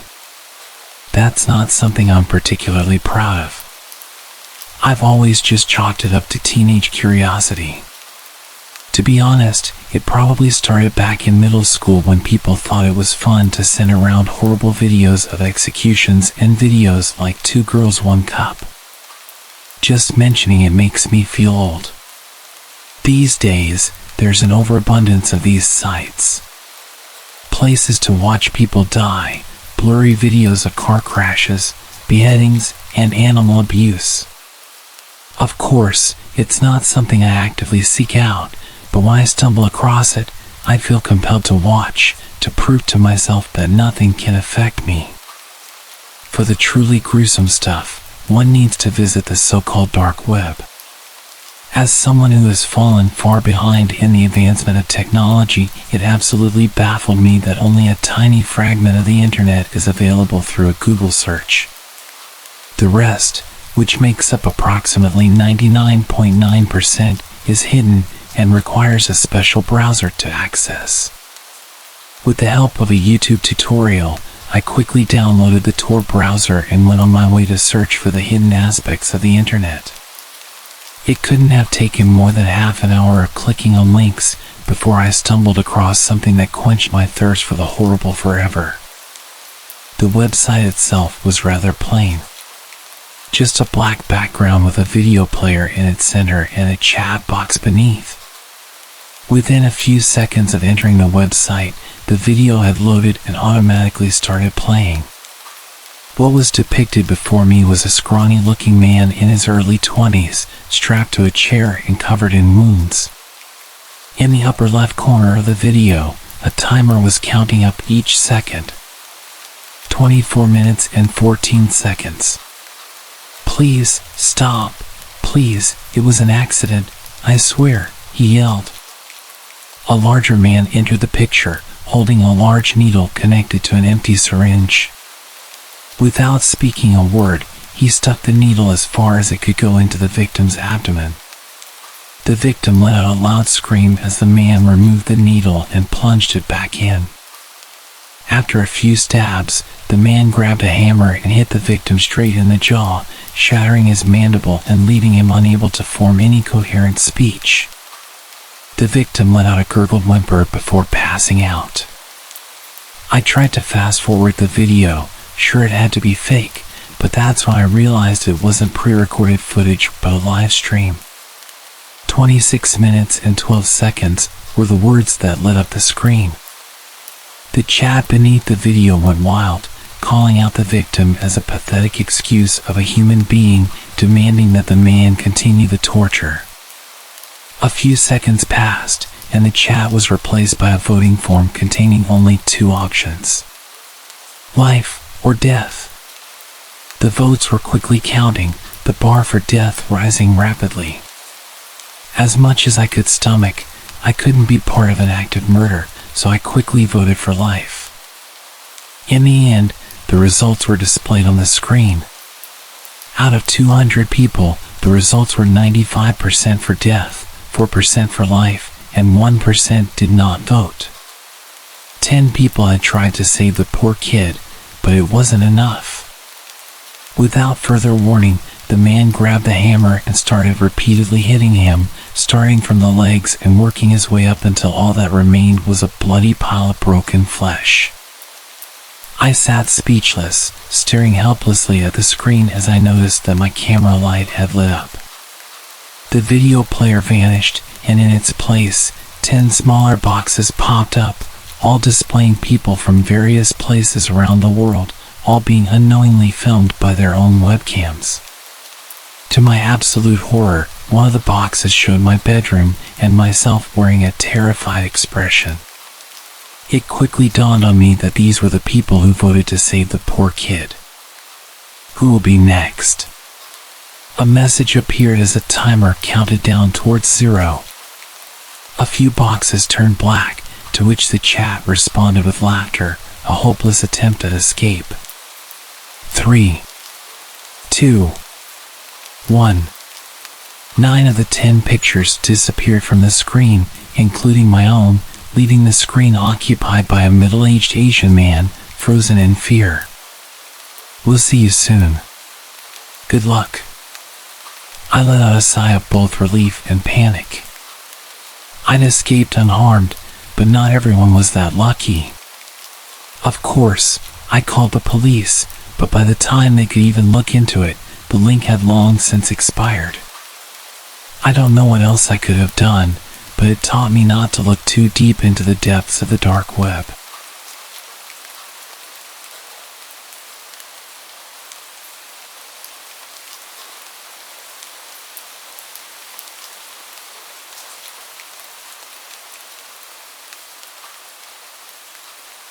This is my last resort.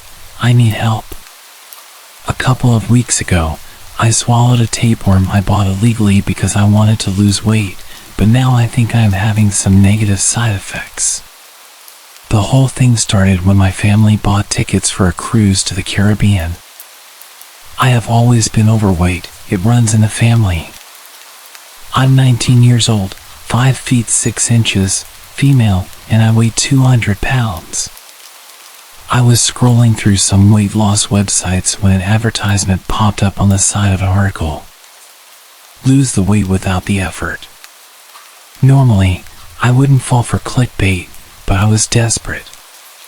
The cruise was in a month and a half, and I had 90 pounds to lose.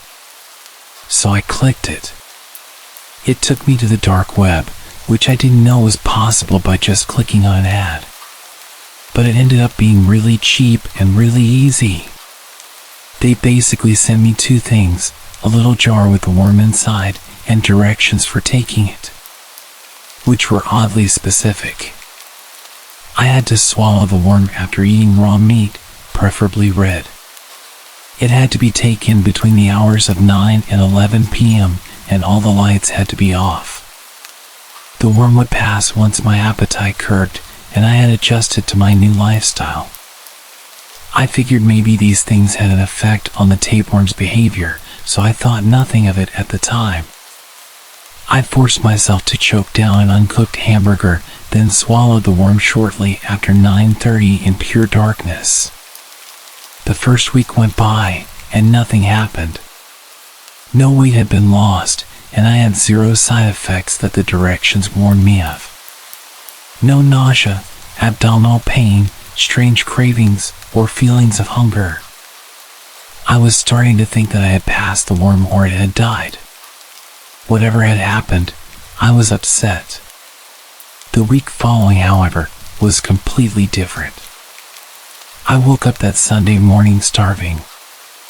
I ate all of the bacon my mom had made, including 3 eggs, and the 2 she made for my 5-year-old sister, Maria, after she complained of not being hungry.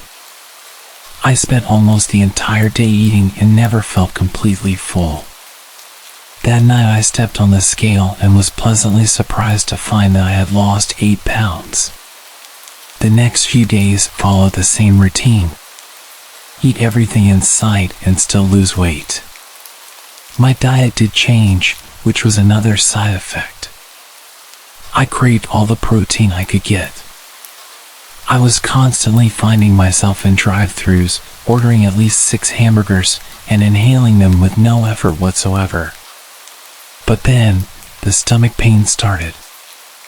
I couldn't hold down anything but meat. But I had gotten down to 120 pounds. Who was I to start questioning the process now? My breakfast, lunch, and dinner consisted of nothing but ham and plain cooked hamburger. A few days later, even those meats would not satisfy the worm in my stomach. Raw meat became its meal of choice. It's disgusting. That's what I thought at first. But I've come around to it since. My mom has wondered why I no longer eat the food she makes. I keep telling her that all the weight I've lost means I don't have the same appetite. Which is true, to a point. None of this is the reason I am telling this story. The reason I am writing this is because of a conversation I had after my mom left the room. Maria was sitting at the table eating chicken nuggets with ketchup, happily humming to herself while Mom and I talked. But once it was just me and her, she stopped eating and looked at me.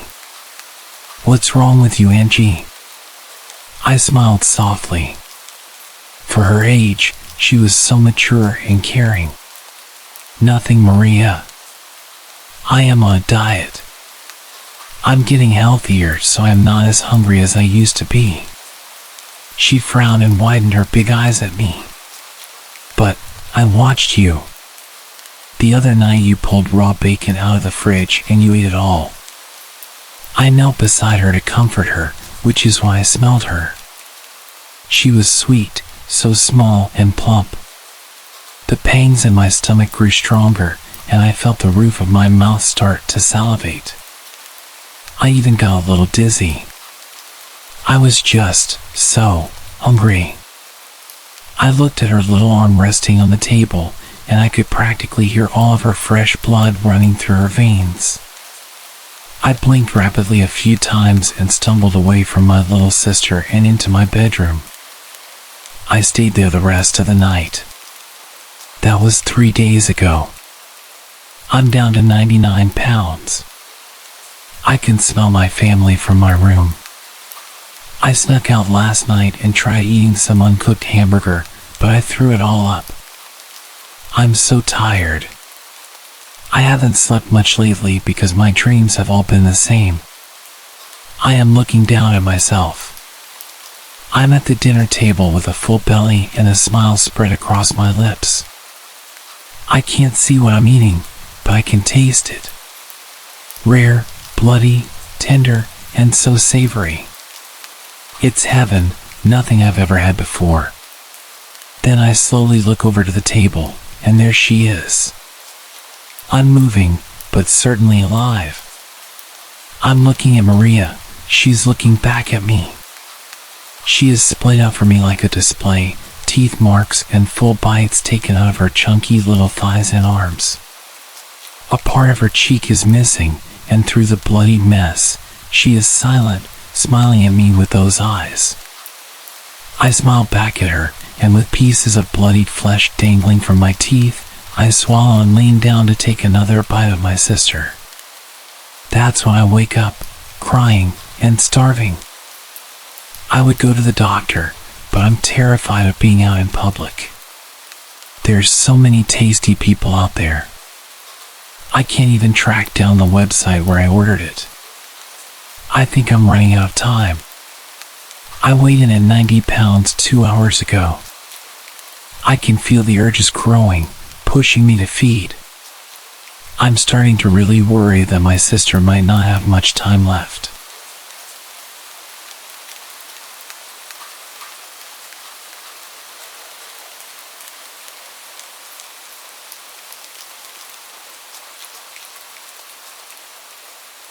When I was 19, I was a Marine and had stupidly used my military perks to get a home loan and bought my first house. I moved a barracks room worth of stuff into this place that seemed to me like a palace. Of course, I went out and bought some bar stools, a futon to sleep on until I got a bed, and some used coffee tables for my TV. I also had my dog with me. As I unpacked my meager belongings in the living room, I noticed a car had pulled into my drive and blocked me in. I walked out, and there stood a man offering to sell me a home security system. The man was dressed in khakis and a polo with a name tag that I can't recall, and the car didn't have a logo on it. It should have been a red flag for me, but I figured that some people on the job didn't drive company vehicles. He gave me his card, but I don't even remember the name of the company he told me he was representing. Cue the friendly salesman, giving me his pitch about needing a system and all the perks that would come with being able to watch the exterior of my house at any time. As a low-ranking military member, I knew I couldn't afford yet another thing, so my mind was working to try to get this man to go away. I even considered ninja chopping him or whatever it is that we Marines do in hand-to-hand just to get him to leave. But I'm a sort of passive person. I'm too nice. Nah, let's call it polite. I won't be rude to someone doing their job. I've been in customer service. I can relate. I tried politely declining his offer after he had tried to show me some stuff on his iPad, but you know how persistent these types are. I'll admit to my own stupidity when answering his questions, like giving out too much information. Do you live alone? No, I live here with my wife and our 3 large dogs. At least I had it in the large part. Her and her dogs hadn't actually moved in yet, and hers were just fat, though they were more vicious than my own good boy. But 2 women living together probably seemed like easier targets. I also mentioned being a Marine when he asked. He seemed a bit shocked, but wouldn't be deterred. What kind of security system do you have? My dogs and me. Not the best answer I could have given. I wasn't exactly intimidating. I mean, I would be terrifying if I had a gun or something. I've been using them all my life, and I've never missed a target, alive or inanimate. If you would invite me in, I can show you the best places to set up cameras, he mentioned more than a few times. Each time made me more and more creeped out, thinking that he was wanting to potentially rob me, not that there was much to take. Despite being a victim of assault in the past, all I could consider was a possible burglary and made sure we stayed away from my house while we talked. We were outside for about 15 minutes total, me spending most of that time trying to politely get away from him and retreat inside. I was losing my mind with the social niceties and just walked away, leaving him standing alone in my front yard. I walked into my house and locked the door. He got into his car and left. I thought nothing more of it. After some unpacking, I couldn't do much. I had nowhere to put most of it. I ate some junk food and put together the futon. I got it all decked out with my fluffiest blankets, made sure the doors and windows were locked, and went to lay down in the living room. Looking back, I'm not sure why I didn't put it in a bedroom. They all have blinds, and the rooms take a bit of getting to. Perhaps I wanted to be near an exit. For some context, my back door is a double glass pane door. At the time, I didn't have curtains on it, but I did have blinds on the kitchen window. My kitchen, living room, and dining room were all connected, but there's a wall in the living room that I strategically situated my futon against so it couldn't be seen by the back doors or the front door window. Call me paranoid. I had been laying down for a few hours, and at about 11, my dog got off the futon and went to the back doors. My dog is large and looks like a Rottweiler, but he's never hurt anything in his life. He'll greet strangers at the door with a tail wag and hardly barks. He stood back there for a bit and whined a few times. I ignored him. It was probably a squirrel. But then he started growling, a sound that I'll never forget. It sent terror straight through me as I sat alone in the dark. I had only ever felt that fear once, when a mountain lion screamed, and I realized I was powerless against nature. The point is, these sounds are designed to scare you. And it petrified me. I was frozen and wanted to wimp out, to hide, to call the cops, but I realized if someone was out there, they'd for sure see my phone light and know where I was. So while my dog stayed stationed at the back door, I talked myself up just enough to move off the couch and investigate, still scared out of my mind. I slunk to the kitchen and grabbed a kitchen knife, one of the only utensils I had, and crept to the kitchen window. I was squatting amongst the cabinets so that I couldn't be seen from any windows, trying to gear up to peel back the blinds. My brain was telling me irrational things, horror stories that I had read come to life. To be real, I was ready to punk out. I'm not a brave person. I was in communications for God's sake. Pretty far from any life-threatening situation, while not one that involves people at my house.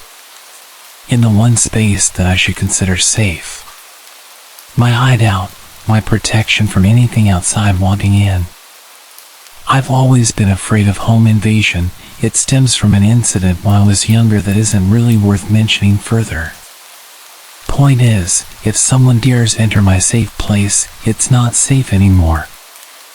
I thought I couldn't get more scared in that moment, but then I saw a male figure in my backyard, and my heart jumped out of my chest. He wasn't very far from the window I was looking out of. He was bold enough to not wear anything over his head, and I saw the blonde hair in the moonlight. It only took me a few seconds to recognize the security salesman in the dark. He was on the edge of my porch, watching my back door. Watching my dog. I jumped up quickly, climbed over the bar counter, and turned on the lights as I went towards the back door to let my still growling dog out in hopes that he'd at least get rid of the man, if not injure him. No dice. As soon as the lights came on, he had just enough time to go jump the low part of the fence to safety before my dog even got off the porch. I didn't sleep that night. My dog sat on the futon with me, calm as could be, having done his job. The next morning, I filed a police report, but I couldn't tell them his name or what company he was with, having lost the card he gave me. They sent some patrols through the area, and I found out that all legit salesmen should have an ID upon request. That night, I had 2 friends stay with me, ready for him to come back. We thought he might have set the whole thing up to scare me into buying home security. He didn't come back, and I haven't seen him since.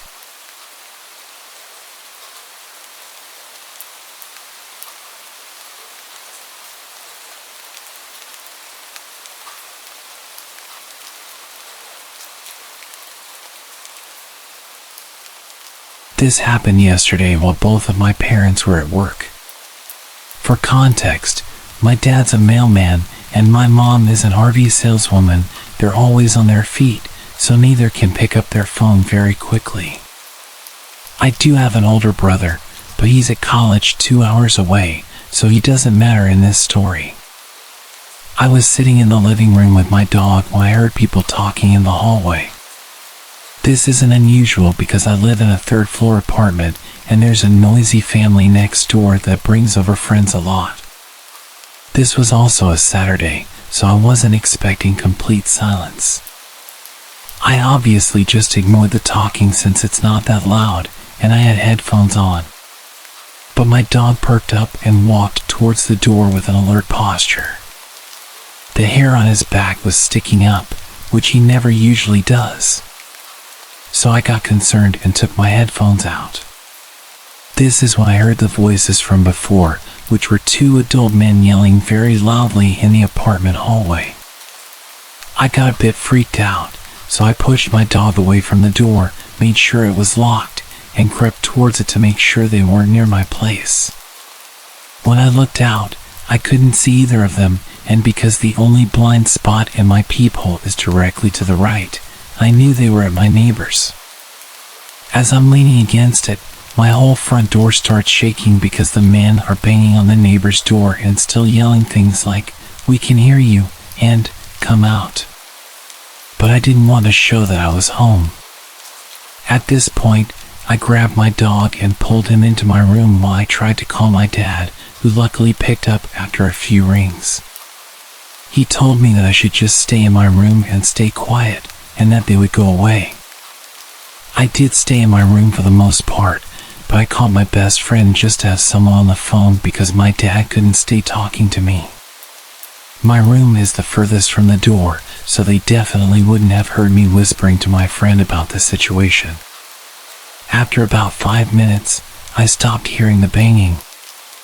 I told my friend I was gonna check if I could hear anything.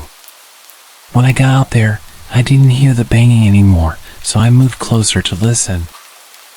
I looked out of the peephole and I could see one of them pacing. I freaked out again and started creeping back to my room. That's when I heard one of them say, "Maybe we got the wrong house." This threw me into a full-blown panic attack. Since my identical apartment door is 5 feet away from my neighbors and all the others are down a hallway, if they didn't even know the exact number and they obviously weren't scared to bang on an apartment door so aggressively, they would probably come to my door. So, again, I pulled my dog into my brother's room since it had a lock, and I camped in there. I waited for about 10 minutes before I heard the banging calm down again. I couldn't hear any talking from my position. I was texting my friend, who also lived in the complex, about what was happening. That's when the banging started again, but this time they moved to my door. They went through the same routine, but they were much more aggressive. I could hear them slamming, kicking, and hitting my door, all while yelling for some guy to come out. I called my brother later, and he told me there's no way he could have been involved in this, especially because he's 19, and those men had to have been at least 25. I called my dad again, and in his panic, he told me to go out of the room and tell them there's no guys in the apartment, that I'm just a girl. But I just told him I'm gonna call the cops. I know they weren't just looking to break down a door, and that they were targeting this guy who did them dirty. But I still didn't want to go out there because one, even if they're looking for someone else, I don't know if they have weapons, and in their enraged state, they might just cause harm. But they still have the info on me, which leads me to number 2. I'm a high school freshman girl, 5'4", and less than 100 pounds.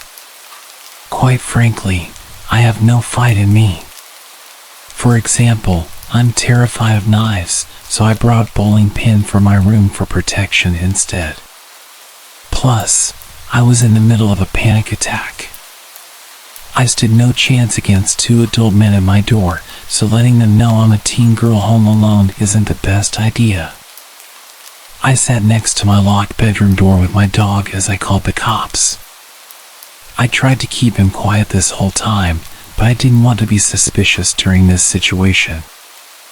I made sure not to talk to my friend while I was out of the room to keep quiet and tiptoe everywhere so they didn't know anyone was home besides the dog. I'm pretty sure they didn't know anyone was home, even though they said, "We know you're in there," during their yells. Because earlier, they were unsure if they even had the right place. I was on the phone with the cops for a few minutes before I heard light knocking at my door, making me realize I wasn't so much in shock that I didn't even know the banging had stopped. The operator said it was the cops, so I ended the call and answered the door. The officers told me the guys took off just before they got there, and they asked me a few questions about male family members and if they could have any correlation with this.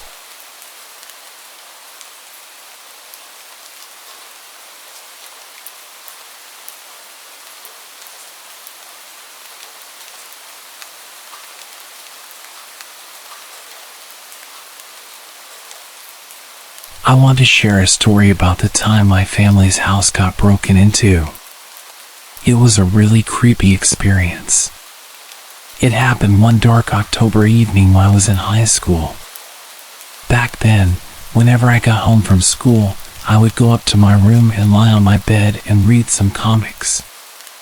On the day of the break-in, it was just me in the house. My family had gone shopping, so I shut myself in my room and lost myself in my books. It was great. I needed the toilet though, so I left my room, and that's when I noticed something strange. The smell of tobacco smoke. This was really weird since I don't smoke, and no one in my family does either.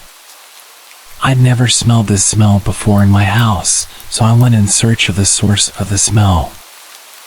I began my search in my little sister's room as I noticed the door was slightly ajar. I pushed the door open and switched on the light, and in my little sister's room was a full-grown man. There was a stranger in our house. He was holding his shoes in one hand, and he was rummaging through my sister's drawers with his other hand. I guessed that he had taken off his shoes so that he could move around more quietly. My heart stopped, and my skin went as cold as ice. Somehow I managed to ask, "What are you doing in here?" Despite my fear, he started babbling, creating random excuses, none of which were plausible. It was really crazy. My heart was racing now, and I didn't know what to do, so I just grabbed him by the arm. I didn't want him to escape, and he didn't resist or complain. He kept silent. Luckily, my grandfather lived close by, so I led the intruder with me to his house. When we got there, my grandfather called the police. After some time, the police arrived, and they filled us in on the details. After they interviewed him, it turns out that the man lived in one of the apartments across the street that looked directly into our house. Things got really creepy when he told the police that he'd been in our home several times. He said he liked to break in even when there were people in the house. Despite the police interview, the man broke down and confessed. He said the main purpose of his repeated trespassing was the fact that he was drawn to my sister. He had some sort of obsession with her. He told the police that the day I apprehended him, he was looking for some of her underwear to take back to his apartment. He said that the only reason he'd pick my sister was due to the simple fact that she was his type. He confessed to entering other people's homes too, anyone who was his type. He said that the only reason he went unnoticed by the occupants was that he was very careful not to disturb anything or steal a thing. No one knew he was coming or going. It seemed that this guy had an understanding of our family's movements, our schedules, that kind of thing. It was clear that he'd been watching our house and our family for a long time. He knew how to get in easily, must have searched for a weak point of entry. He had done this many times without being caught, and my guess was that he began to get careless, which was how I was able to catch him. I only caught him due to the cigarette smell. I can't tell you how horrifying it is to find someone standing in a dark room in your house when you're at that age. I literally have no words for how frightened I was. Of course, we threw away all of my sister's underwear. We decided to get her new clothes. I mean, how could she feel comfortable wearing anything that man had touched? I think my sister has suffered mentally with this, and it's a thing I don't speak to her about. I'm just glad I caught him. Who knows what else he might have tried doing. Maybe stealing the clothes was just the beginning. I don't want to think about it.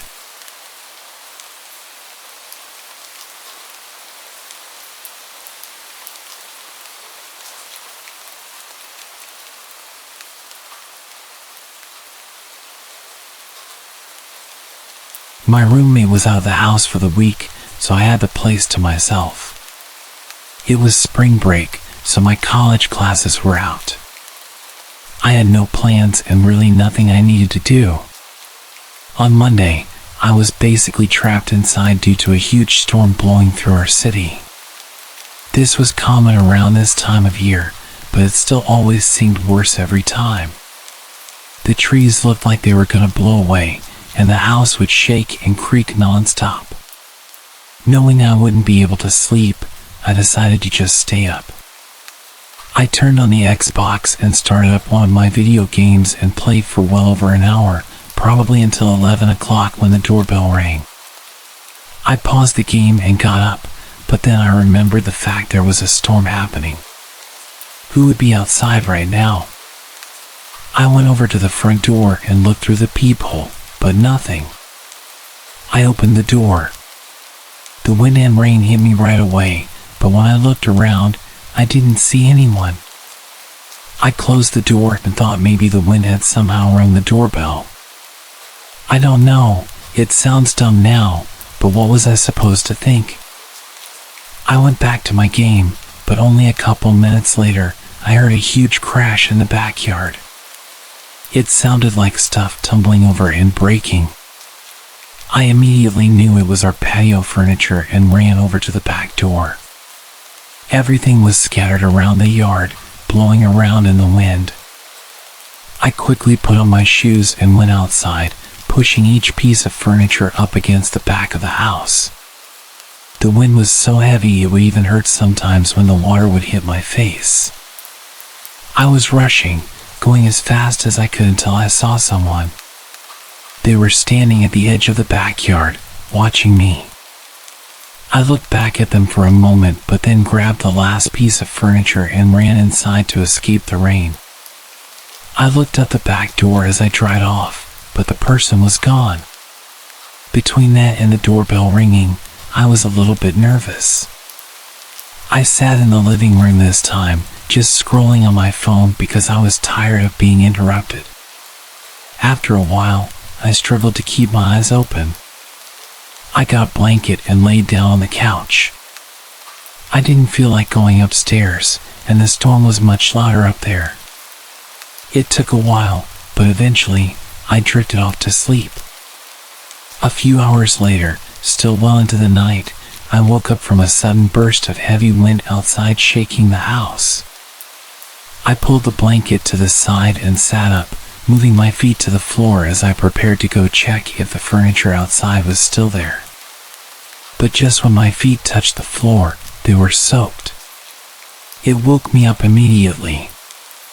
I looked down and saw a puddle on the ground right next to the couch. Then I saw another and another, leading in a line across the floor. Inside the puddles were faint muddy shoe prints. I stood up and ran to the corner of the room, heart beating rapidly in my chest. After a minute of hearing nothing but the wind outside, I slowly followed the shoe prints. They led all throughout the house, upstairs and downstairs, but I could clearly tell that they entered through the back door, which I had stupidly forgotten to lock in the rush of getting out of the rain. I locked it and pulled my phone out to call 911, but then the thought crept into my mind, what if they're still inside? I stayed quiet and moved into the corner of the house where I felt the most hidden and called. I waited in silence for them to arrive.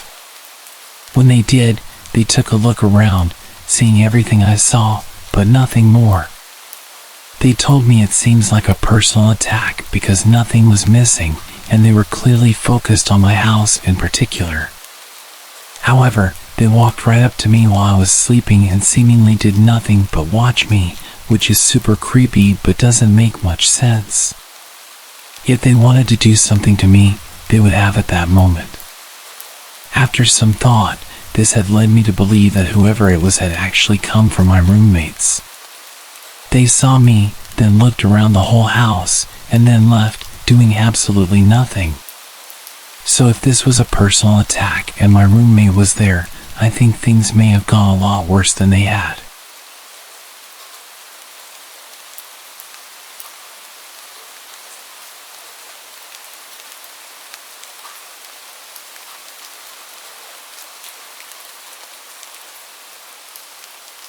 This happened last year when I was 17, and it's something I will never forget.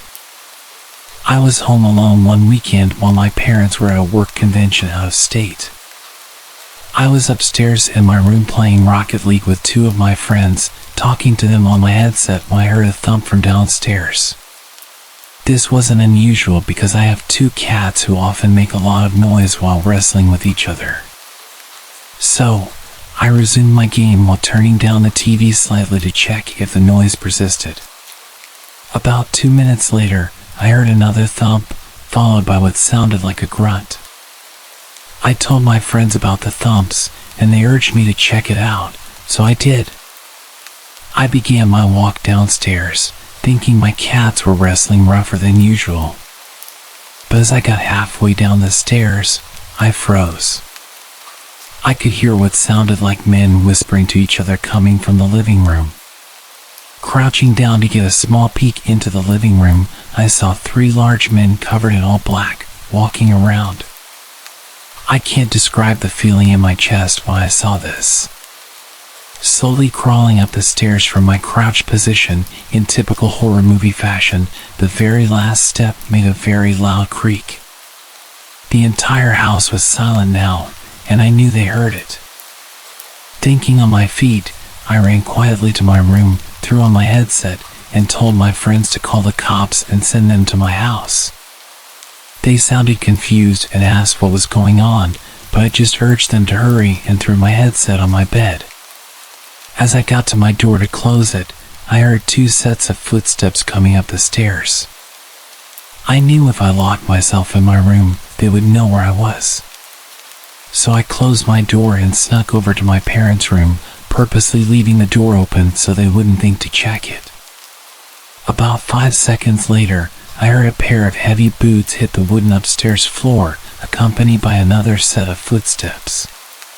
They got louder as they came down the hall and stopped by my door. I heard pounding on my bedroom door, followed by a deep voice saying, "Open up," before I rammed this door down. I got chills hearing this.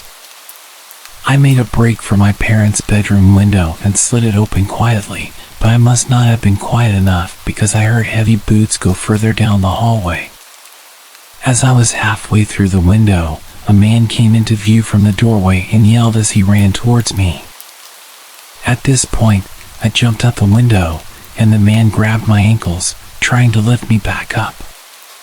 Luckily, I wiggled my feet enough to slip out of my shoes and onto the small roof above my back door. The man followed me out the window as the other man came to the window.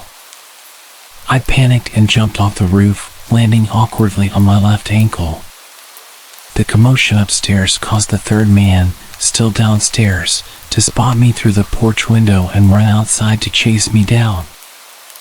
I made it to the backyard gate, limping on one foot, before the man grabbed me and pulled me back into the yard. I tried to yell, but the man covered my mouth as the other 2 men climbed down from the window. All 3 of the men grabbed me and tried pulling me back into the house. As they got me in the house, I heard the relieving sound of police sirens pulling up. The men looked at each other and said, "Shit," before pushing me to the ground and fleeing out the back door. Limping on my one leg to the front door, I yanked it open and yelled that the men were in the backyard. 3 officers ran into the backyard while 1 officer helped me over to one of the police cars. They only caught 1 of the men, while the other 2 escaped over the fence. They threw the man into the other car as the officers came to question me. Shortly after, my 2 friends, whom I was playing with, pulled into the driveway on their bikes and rushed over to me to see if I was all right. I told them I was okay and thanked them for calling the police, potentially saving my life. The man that was caught was charged with burglary and attempted kidnapping. It turns out the men broke in through the basement window. I was thankful to escape with my life and only a sprained ankle that night. My lesson to all is to always follow your gut and never ignore any sound you hear while home alone.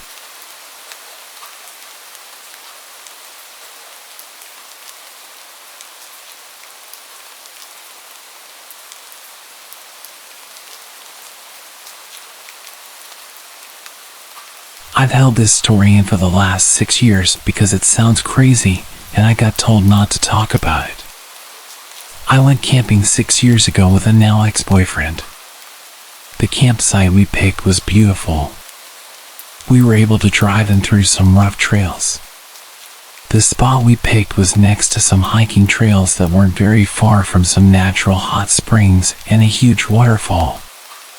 We were in the middle of nowhere. Absolutely no one was around. We set up camp next to the car, went hiking, soaked in the hot springs, came back, and had dinner. It was all very normal. Until we woke up the next day. I need to give some context as to how we slept that night so you can understand my confusion.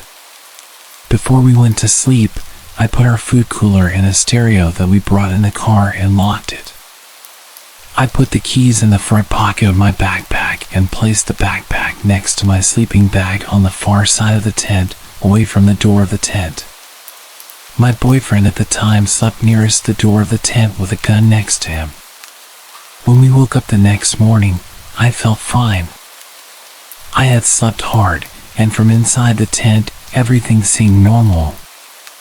When we got out, our campsite was absolute chaos. The fire pit we had made was ruined. The cooler had been thrown, and food was scattered all over the place. The stereo was smashed to pieces, lying next to a tree. All of the car doors were open, including the trunk.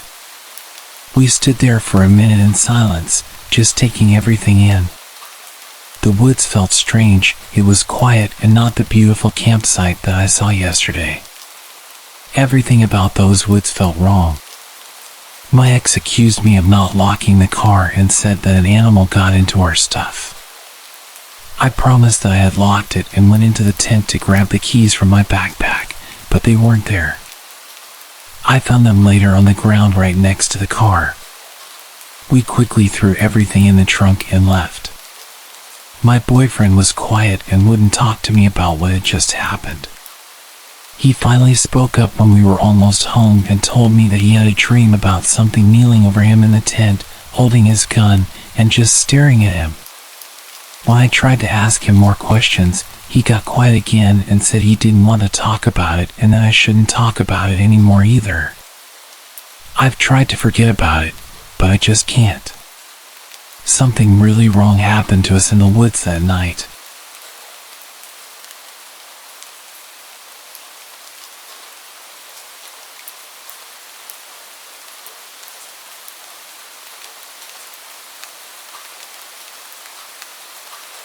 I grew up in these woods and usually feel comfortable there. However, I stumbled into a few unsettling situations that would stick in my mind forever. This was one such occasion. I was 18 at the time. One evening, my two friends, Mike and Paul, and I decided to go camping. Well, camping might not be the right word since we didn't plan to spend the night, just chill and have some fun around the campfire for a while. The plan was simple: head out, build a campfire, drink a few bottles of wine, eat something, and head back home for a good night's sleep. We met at my house while it was still sunny outside, got ready, and headed out. Our destination was an old abandoned quarry in the middle of the woods, about 40 minutes from my house. Even though the quarry had a tragic and frankly creepy history, it was a popular place for such occasions. When we got there, the sky was already reddish as the sun slowly sank behind the hills. We quickly gathered all the firewood we could find so we wouldn't have to look for it later. As darkness fell and everything around us turned into impenetrable blackness, we managed to get the fire going. We were in a great mood and were getting ready for our first toast. That's when we realized we made a horrible mistake. We forgot the corkscrew. We attempted to open the wine without it, but quickly gave up. The bottles were quite expensive, and we didn't want to damage them. At this point, it was clear that one of us would have to jog back to retrieve the corkscrew. After some discussion, I volunteered with two conditions. Firstly, they would give me a hatchet in case something went wrong along the way. Secondly, no pranks when I got back. Mike and Paul agreed without hesitation. They handed me a hatchet and a flashlight and sent me on my way. As I jogged through the forest, I heard a noise resembling a boar. Suddenly, I remembered a warning I received from an older hunter a few days ago. He said that at this time of year, boars were getting dangerous, especially at night. I was a bit nervous, but luckily managed to survive unharmed. I arrived safely back home, much to the surprise of my mom, who didn't expect me so early. I explained the situation. She just laughed. I grabbed the corkscrew and headed back. Not wanting to encounter a boar, I chose another slightly longer path, this time through an open field. After a while, I reached our spot. It was a small clearing surrounded on one side by massive rocks, maybe 70 meters tall, and on the other side by a thick forest. Our campfire was in the middle of the clearing. When I approached it, I realized that there wasn't anybody around, although our backpacks were still on the ground and the fire was burning brightly. Great. We specifically agreed that there would be no pranks when I got back. Those guys think they're funny, I thought to myself. I resignedly sat down near the fire facing the woods. That's the only place where they could have hidden, I thought. I was really tired, and all I could think about was the taste of that exquisite Pinot that we brought with us. I wasn't in the mood for their games, and I was getting quite mad. That's when I heard the snapping of twigs and rustling of leaves from the edge of the forest, maybe 30 meters from where I was sitting. The sound was rhythmic and undoubtedly the sound of somebody walking. I aimed my flashlight in that direction and spotted a tall person wearing a dark hoodie. As I shined my flashlight on him, he stopped walking, turned towards me, and just kept staring motionlessly. Even though he was facing me directly, I couldn't see his face. I shouted, "Paul, you fat jerk. I know you're trying to scare me. We agreed on something, so stop messing around and come out." As I finished, the hooded figure turned and walked deeper into the woods. At that moment, my phone started ringing. I hurriedly took it out of my pocket. It was Mike. I took the call and started barking at him, "Really funny, you guys. I thought we agreed on something. What are you talking about?" "I'm talking about you trying to mess with me. I clearly saw you, so you can come out." Mike seemed frozen for a minute. For what felt like an eternity, all I could hear was his heavy breathing and Paul mumbling something in the background. When he finally snapped back to reality, he said, "Dude, we're at your house." We heard some footsteps. At first, we thought it was you messing with us. But then we got scared and decided to look for you. I forgot my phone at your house, so we couldn't even call you. Just get out of there, and we'll come back for our stuff together. Nonsense. That's just another of your stupid pranks, and I'm not buying it. Hold on a second. There was some incoherent mumbling for a while. "Hey, what's going on?" My mom's voice suddenly came from the phone. My head spun, and my heart skipped a beat as I realized they weren't kidding. Suddenly, a wave of fear ran through my body. However, I managed to convince my mom that everything was fine and that she shouldn't worry. She gave the phone back to Mike. "Just leave everything and come back. We're heading over right now. We'll meet you halfway there. I'm not going anywhere alone again. You better get here quick. I'm waiting for you." I hung up. I didn't want to make any more noise than I already did. I quickly turned off my flashlight and backed off from the light of the fire.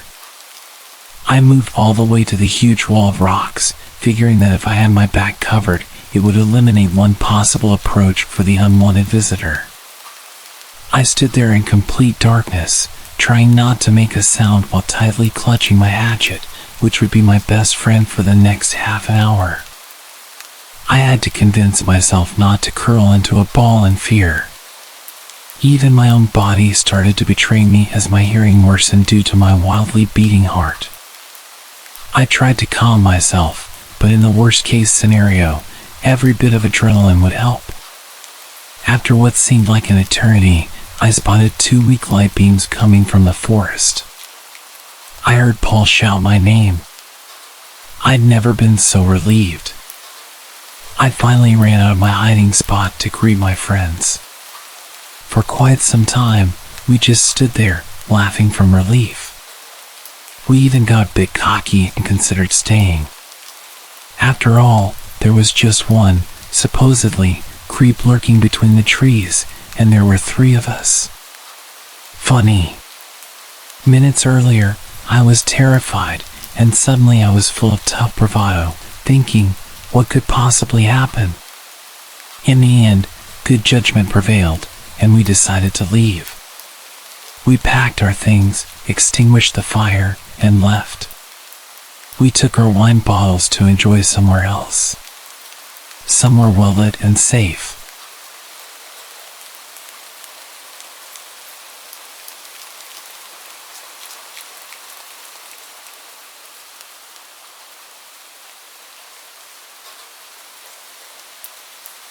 This happened about 10 years ago, in August 2013. I was camping in far north Queensland, Australia, in a place called Barren Falls. I'm a 21-year-old girl, and I was camping with my two male friends who were backpacking from Estonia, Theo and Charlie. Where we set up camp was not an official campsite. Instead, we walked along the tourist path, climbed over a railing, followed a train track for a few kilometers, and eventually veered off into the dense forest, downhill to the river. It certainly wasn't easy to get to this area, and there wasn't any mobile phone service, but Theo knew about it from friends who had shown it to him previously. The sight was beautiful. We were surrounded by a tropical forest and were only a short walk upstream from the waterfall. After setting up camp, we walked to the waterfall where both Theo and Charlie plunged from the cliff into the water below. I decided not to follow. I was, and still am, scared of heights and the possibility of hurting myself. I sat and watched them for a while before eventually deciding to return to camp and read my book. I was totally relaxed, enjoying the serenity, taking in the beauty around me. What had been an exciting, adventurous day was then interrupted by a deep, sinister laughter coming from the forest surrounding our campsite. Instantly alerted, I felt chills run through my body as I scanned the forest trying to detect where the laughter had come from. There was nothing. I tried to forget about it, convincing myself that my mind was playing tricks on me. Theo and Charlie returned and told me that they had forgotten fire lighters for the campfire. They said that they need to travel to the nearest store to buy some and that I should wait at camp. I told them that I didn't feel comfortable staying at camp, but didn't mention the laughter I'd heard before. I didn't want them to think I was stupid, and for context, at the time I had quite a large crush on Charlie. Stupidly, I wanted him to think I was cool. They told me it would be fine, that they would be back before dark. Reluctantly, I agreed and they made their way to the store. It was about 4 p.m., and I continued reading my book. I began to think about it, and I realized that the walk back to the car was about 20 to 30 minutes, so they would be gone for well over an hour. At this time of year, dusk would be at 5:30 p.m. or so, and I would therefore likely be alone in this remote area in the dark. I distracted myself with my book, but as dusk began to settle, I struggled to read the pages, and fear began to set in. After about an hour, I started to hear footsteps in the forest. My first thought was that Theo and Charlie had returned, and I was instantly relieved that I was no longer alone. I listened for their voices, but heard nothing. My heart dropped. It dawned on me that it may be someone else, and I started panicking. Then came the laughter. The same deep, sinister laughter I'd heard before, only this time, it seemed much closer. I sprung to my feet and surveyed the forest. That's when I saw him. He was standing on the other side of a stream, which was connected to the river. Standing on a log, what I saw was absolutely bizarre. He was wearing an immaculate tuxedo, with a top hat and all. I remember being puzzled as to how he was able to get to this area in such clean, formal clothes, and I at first thought he may be an apparition or that I was hallucinating. I did a double take, and I was not. I then studied the man's face. It is hard to describe, but it looked like his face was burnt, like Dwight from The Walking Dead, and he had deep scarring covering his face. His hair was shoulder length, very wiry, and unkempt. He laughed, that same laugh I'd heard from the forest. Miraculously, I heard my friend's voices approaching. The man seemed alarmed and said that he saw somebody else camping upstream and that he is going to check on them. He left, and minutes later, Theo and Charlie returned.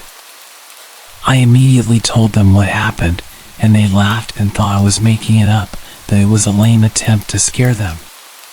Tears began to gather in my eyes, and Charlie realized that I was serious. Theo didn't seem fazed. He was a very stereotypical backpacker and had the carefree nature travelers tend to have. Charlie, however, assured me that I would be okay and had me sleep between him and Theo for the next 2 nights. I barely slept at all for those nights. I kept listening for the laughter, but fortunately never heard it again. For years after, I searched online for any reports of similar encounters. I never found anything, but I have always contemplated what would have happened if Theo and Charlie hadn't returned at that moment. I shudder at the thought.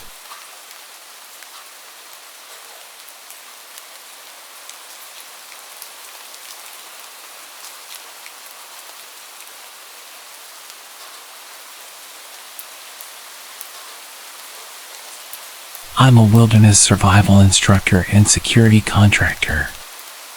A couple of days ago, a good friend of mine, who is also one of my students, informed me that his dad just acquired 150 acres of land in a secluded and mountainous part of my state. This is someone with whom I've explored the woods before. He's more than competent when it comes to wilderness survival. The property, largely unexplored except for 100 yards that his dad had used for his horses, who are currently roaming freely, seemed intriguing.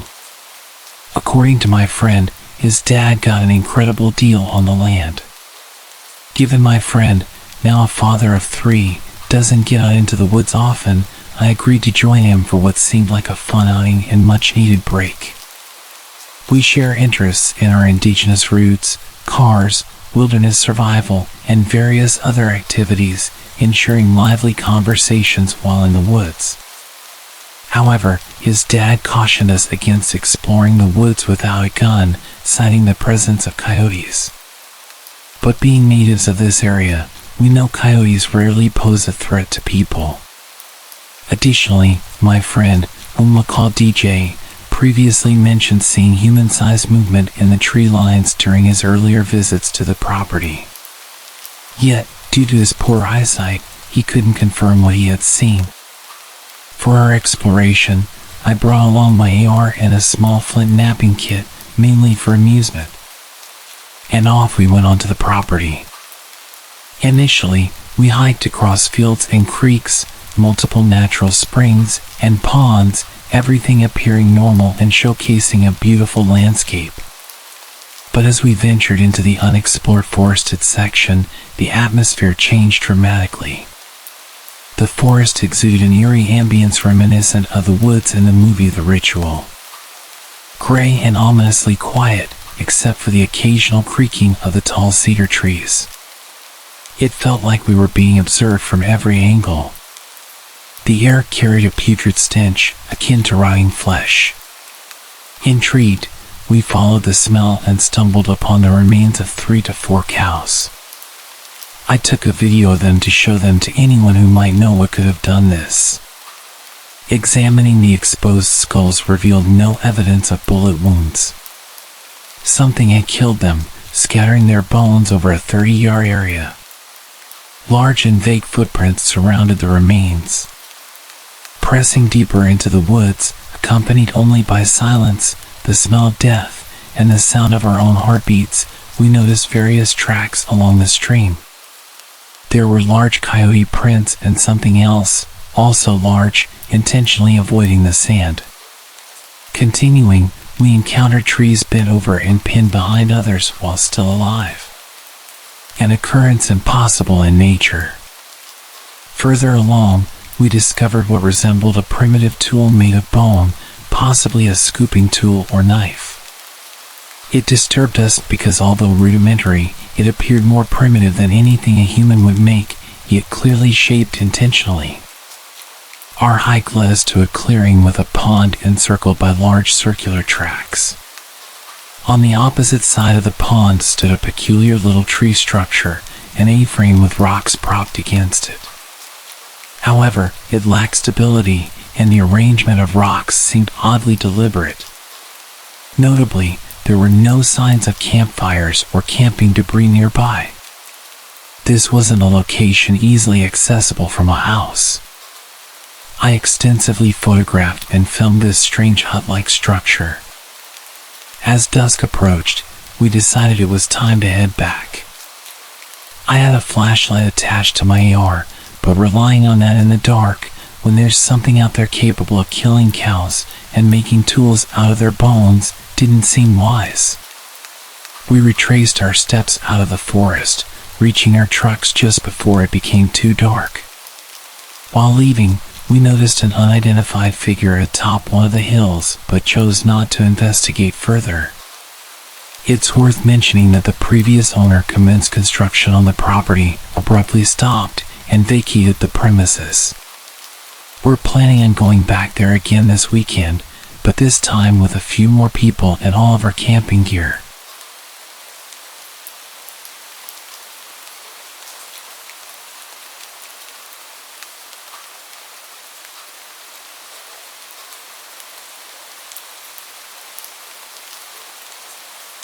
I work for a well-known university as a field biologist and have recently been contracted out to the National Forest Service.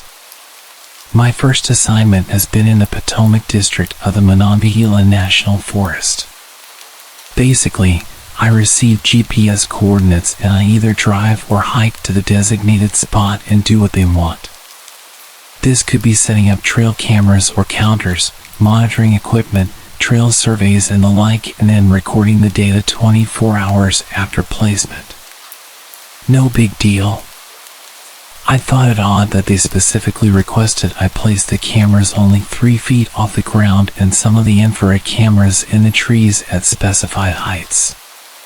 Some of these locations are on designated trails, but some are way off the trail in places that humans would never go.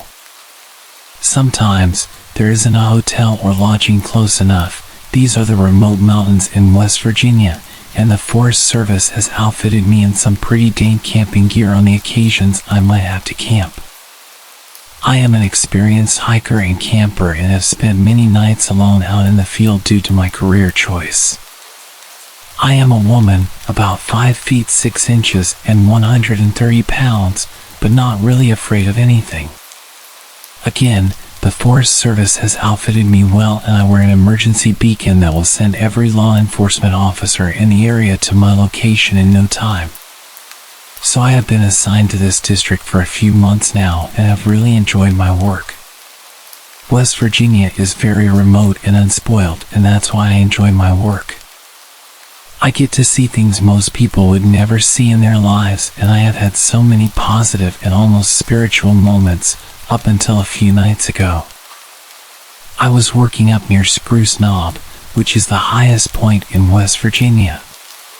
It's essentially a complex system of trails, wilderness areas, camping, that kind of thing. It has also been snowing with howling winds and ice storms. I was camping up there to complete my work, and while the conditions were rough, I was almost enjoying it. My first night in the woods was pretty peaceful. I made dinner, set up camp and drank some whiskey and smoked some really good bud. I snuggled down in my sleeping bag and slept like a rock. It was very cold, but I wore this turtle fur face mask thing and didn't feel the cold too much. I woke up at dawn and went about building my fire back up, and I was starting some coffee when I noticed all this churned up snow around my campsite. Not tracks, just churned up snow like someone or something had kicked it all around. Weird, but whatever. I had a 15-mile hike to set some cameras and didn't have time to really wonder about it. I set off on my hike, did what I had to do, and started back to camp. I never wear headphones or anything like that, because hearing is one of the most important senses in the wilderness. I want to be able to hear any animals, people, etc. before I see them. It was already past dark when I made it back to camp, and I was too tired to do anything except strip down to my base layer, get in my sleeping bag, and pass out. Around 2 a.m., I woke up because I could hear people talking. People. I was about 30 miles up a gravel road that was locked with Forest Service gates and about 10 miles from where my truck was parked, and I could hear voices. I completely lost it. I have a firearm, and I quietly retrieved it from my pack and got back in my sleeping bag and cocked it and waited. I was on high alert, all my senses going wild. Eventually the voices faded and I couldn't hear them anymore, but I never went back to sleep. At daylight, I emerged from my tent to more churned up snow and my 2 trail cameras hanging from a tree about 5 feet from my tent. These were cameras that I had placed 15 miles out from my campsite. I packed my stuff as fast as I could and practically ran back to my truck. Along the way, I saw a lot of footprints all around my site, and when I reached my truck, I discovered it had been broken into and my computer and other equipment had been stolen. I am currently in a luxury log cabin at some resort, too scared to retrieve my other equipment and too embarrassed to tell my superiors how scared I am. The Forest Service brought me a new truck while my other one is getting the window replaced, and I did make a report about the theft, but there is absolutely no way that I am ever going back to that site. I don't know if this means I will be fired or sent to work a desk, but out of all the years I have been doing this in national forests around the country, this is the most terrified I have ever been. I am not scared of the animals, and I have many stories to share about my encounters with them. I am scared of the people.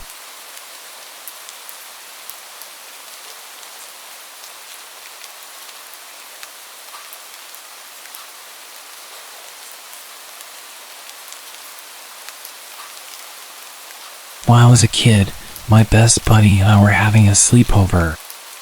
His parents had gotten a divorce a couple of months prior, so to counter all the stress, he pretty much got whatever he wanted. It wasn't like his mom was spoiling him, she was just being super nice to make sure he wasn't too bummed about his dad leaving. Did it work? Yes and no. Getting to have his friends stay over, getting an Xbox, a cell phone, and much more personal freedom was all well and good, but every so often, you could tell the whole thing was getting to him. The good thing was I got to spend a whole bunch more time with him to give him the support he needed, which coincidentally meant that I was there for one of the worst moments of his childhood. So we're having a sleepover, and his mom is having a friend over. They're downstairs while we're up in his bedroom. At one point, I wanted a glass of water, so I headed downstairs.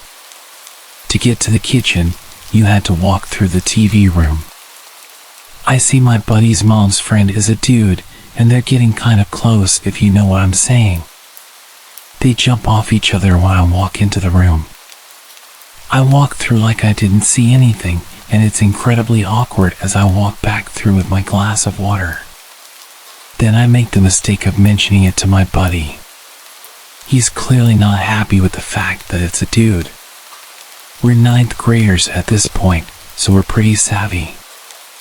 Anyway, my buddy isn't happy, but he just does his usual thing of internalizing it before distracting himself. Not the best coping mechanism in hindsight, but it is what it is. Then remember that cell phone I mentioned? Well, his mom bought it for him so he could keep in touch with his dad, which he then does. And guess what's the first thing he tells him? That there's a strange dude over at his house. I totally blame myself in the moment. It sucked so hard. When my buddy hung up, turned to me with a smug grin, and said, "Dad's on his way over."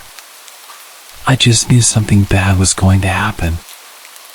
I kind of wanted to leave, but at the same time, my whole reason for being there was to be a good friend to Ryan.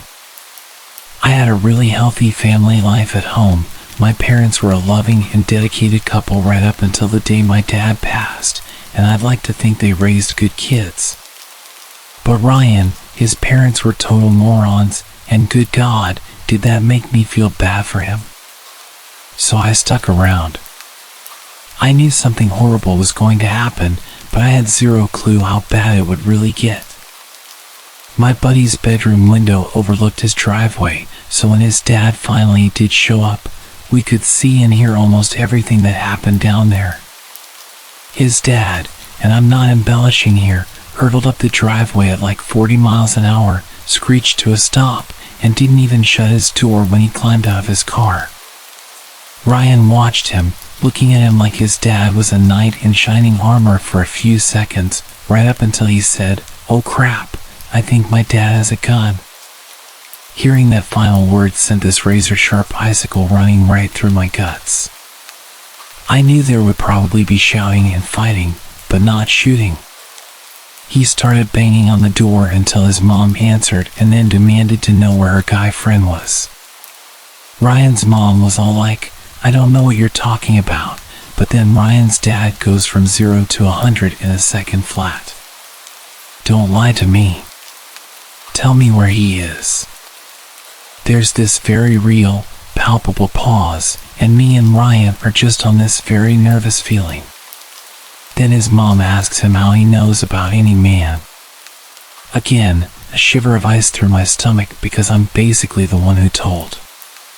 In that moment, I told myself that whatever was about to happen was completely my fault.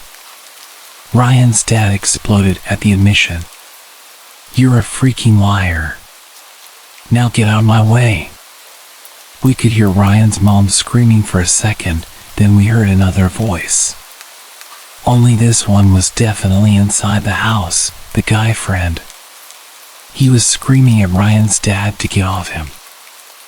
I heard the guy start to shout something at Ryan's dad, then he just went totally silent, and all you could hear were feet beating against the floorboards downstairs.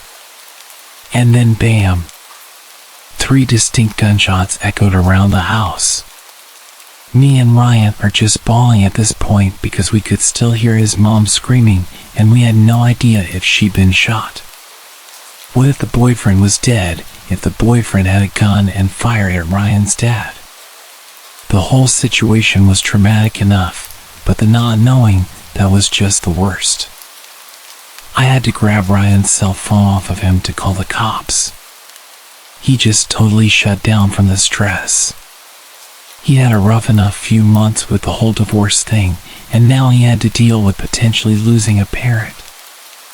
I don't blame him, honestly. It was bad enough for me, and it wasn't even any of my parents. The 3 shots were all we heard, and before the cops showed up, the only sounds we could hear were Ryan's mom crying downstairs. We should have gone to check on her, I know we should have, but the dispatcher told us both to stay put because we didn't know if there was still an active shooter, so we did as we were told. Thankfully, everyone turned out to be okay, and no one was even shot. Ryan's dad had aimed the gun at his mom's friend as soon as he laid eyes on him, but the guy was quick and just bolted out the back of the house. As Ryan's dad pursued, he fired 3 shots, but it was basically just to scare the guy away at that point, and I heard none of the bullets even went near him. But still, it was terrifying, and Ryan's dad ended up going back to prison for a long time because of it.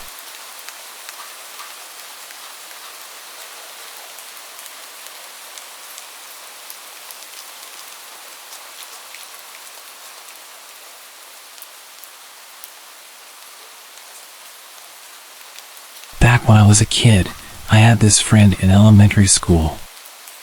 We were super close, sat next to each other in class, and hung out every recess and lunch. At one point, we planned a little sleepover. My parents' place was kind of small at the time, but she lived in this big old house with her grandparents. So it was arranged that we'd have the sleepover there instead. I never found out why she lived with her grandparents or where her parents were, but I distinctly remember my mom and dad telling me not to ask her questions about them. The reasons were obvious in hindsight.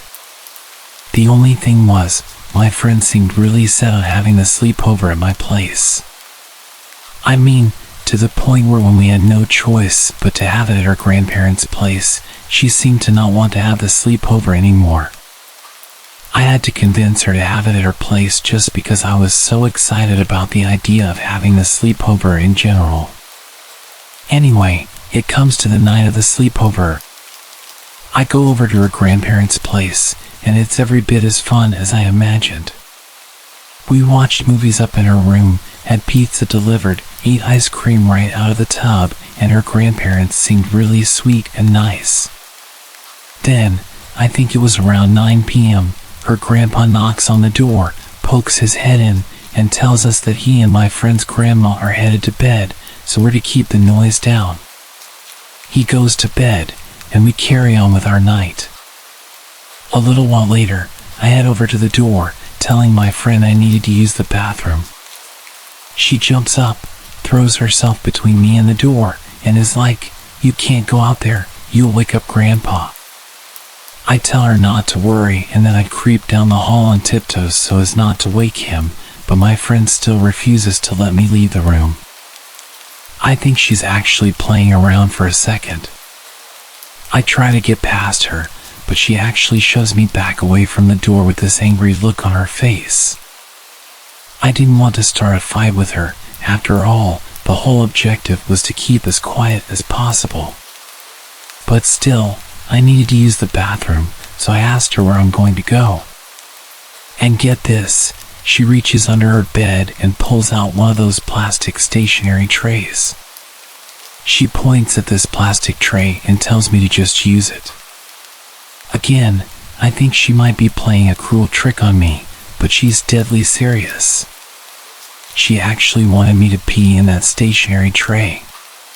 So I did. It was super gross, but I did it, and instantly the mood is just destroyed. I had nothing to clean myself up with. I'm pretty sure I peed a little on my nightgown. It was just all kinds of disgusting, but still, my friend wouldn't let me go use the bathroom to wash up. The weirdest thing was she acted like it was normal. She never did anything like that at my house, and she definitely didn't seem like that kind of kid. She wasn't known as the stinky kid in school. The whole thing just kind of blew my mind, and although I didn't let it affect our relationship, I definitely didn't like to stay over at her house again.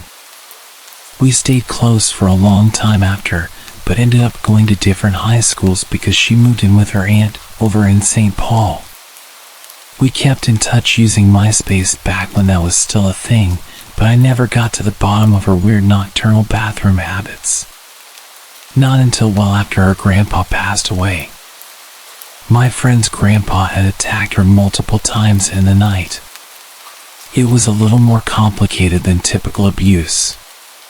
He was a veteran and suffered heavily from post-traumatic stress. Every few nights he'd be found patrolling the house, apparently sleepwalking or having a mental episode. There were a few times when my friend would go to use the bathroom and he would physically tackle her and accuse her of being the enemy. He would apparently interrogate her and inflict pain on her to make her talk. It was all really tragic because he was a great guy if you met him. When he died, she seemed to take it really badly. When I called her, she broke down crying so much that she had to hang up, and she wouldn't return any of my texts no matter how much I begged her to get in touch. In the end, me and my mom looked up her aunt's home phone number and called ahead before we drove over. The aunt seemed more than happy to talk to us, but with the caveat that she had something very, very serious to tell us. That was why her mom wasn't around, and it completely ruined her life. She was too young to understand why he would do that to her, and thought he was just abusive. There wasn't much awareness about his condition back then, so everyone involved just thought he was terrible towards his daughter. She ended up with an addiction problem, which is why she wasn't in the picture. She insisted on not letting the judge give the grandparents custody, but the judge ignored her because she was obviously an addict. I think they were just so terrified of him that they just couldn't talk about it ever, and it was only after he died that it all came spilling out in various forms. The aunt that she was living with was her mom's cousin, so obviously wasn't around for what was happening when they were kids. It was absolutely horrifying hearing about it just as her friend, so I can only imagine how terrible she felt. Knowing she was so close to the abuse, but just not being able to see it. And then it all made sense to me why she didn't want me walking down the hall at night. Why she'd taken to peeing in a stationary tray that she kept hidden under her bed. She wasn't being mean or weird when she made me do it, she was protecting me. No wonder she didn't want me to have the sleepover at her place. And I'm really not trying to make this whole thing about me when I say this, but I feel horribly guilty for not saying anything to my parents at the time. I didn't want to embarrass her, she was my best friend. But that's just the thing about being a kid, isn't it? That naivety. You do dumb stuff even if you don't mean to, and that's what my therapist tells me. I try to believe it, I really do, but part of me will forever remain convinced that somehow I'm to blame.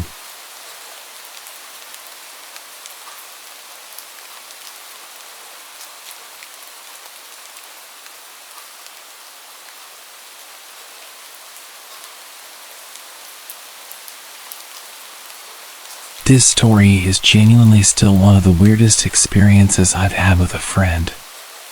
It's a huge factor in me having trust issues with friends to this day. I'm 18 now, but at the time of the story, I was about 13. I had just become very close friends with this girl from my school. For this story, I'll call her Sasha. Sasha and I had met through mutual friends, and we grew much closer because we hung out in a group with my absolute best childhood friend at the time. After a while, we started spending time by ourselves. She had just moved, and I would spend a lot of time having sleepovers at her new house. We would all hang out at the local playground with another boy in our grade. For the sake of the story, I'll call him Dylan. At the time, I was in a flirty relationship with Dylan. Sasha knew this and kept trying to get us to spend more time together by going to the playground and such. When she proposed we all take a little time away to go to her aunt's mansion, we were all really excited. Sasha's mom had confirmed beforehand that we were all allowed to go, and told us that we'd basically be house sitting for free while getting to stay at a lovely place. It was just a town over, so my mom wasn't worried about how far it'd be. Once we got to the house, it was absolutely huge. They had 2 big dogs, a huge finished basement, a water garden, a gym, and a trampoline. At the time, I was just so overwhelmed with everything they had. But after a while, Sasha started saying how bored she was. From previously hanging out with Sasha, I had known her to be quite dramatic. She would switch up the things she'd say depending on who she was with and would completely lie for seemingly no reason. But I was young and hadn't completely figured out the extent to which a person could take those red flags. Her boredom was a bit weird to me, seeing our surroundings, but when she suggested we do something, I reluctantly agreed and asked what she had in mind. Sasha then told me that she wanted to take a mall trip so we'd have cute clothes for the upcoming county fair. She took her phone into the other room to call her mom and ask for some money for the shopping trip. I heard the whole conversation from the room over. I heard Sasha's mom word for word say that her aunt and uncle were being charitable and wanted to thank us for house sitting by giving us some money for shopping. Sasha's mom then said to Sasha to take some more money from the drawer in the closet in the bathroom, which is where I was standing. They both seemed so genuine. I was really shocked and impressed when Sasha's mom said we could have such a big amount of money. At my age, I think it was about $500, and Sasha took more for herself. I was completely fine with the amount and thanked them profusely for it. I didn't really have much money growing up with a single mom, so as Sasha was looking through the drawer, I genuinely thought that was just what upper middle class families did. Looking back, I can now call out so many points where I would have left, but I didn't have a ride home and didn't really know how to describe the situation to my mom just yet. So I trusted Sasha, and we went to the mall. This is when Dylan met up with us to begin his stay there. Wanting to win Dylan over a bit, I shared some of the money with him. Both of us spent just enough to get a hoodie and food. Sasha used the rest of the money for herself. We walked home that day, which Sasha insisted we do, although it was freezing and we were about 30 minutes away. These were the moments looking back where I know Sasha was off about the whole situation. When we finally got home, I remember Sasha instigating a fight with Dylan, and he got so mad he fell asleep. The day after that was the fair, so we all cleaned up and went home. Sasha's parents provided us all with transportation. Once we got to the fair, I remember Sasha having to leave early because she and her mom were having problems. But I tried not to ask questions because, again, I was aware things were a bit off in their situation. A few days later, my mom got a random Facebook message from my previously mentioned best friend's mom. She had sent my mother a message describing how awful of a child I am and making several shocking claims with an attached article from the police.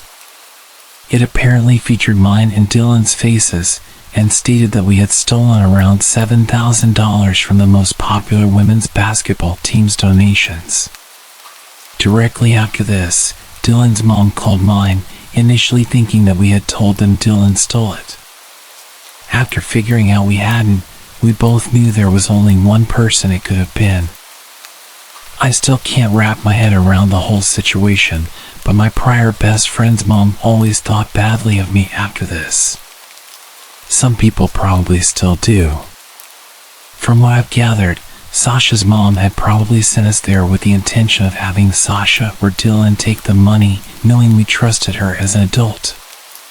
Since Dylan and I are black and Sasha was a white girl in the area we live in, everyone would believe Sasha was completely innocent, especially the police. Unfortunately, situations like this happen a lot, and kids like us are always blamed, even by the people I trusted, like my best friend's mom. Luckily, my own mom immediately believed me. The police and basketball team ended up dismissing everything they said, as Sasha's mom presumably confessed everything to her sister and brother, who owned the house and basketball team. Luckily, Dylan and I ended up dating after this, and we cut off Sasha completely. Although I sometimes still see her face on Instagram, I hope she's doing well, but I would only like to know that from a distance.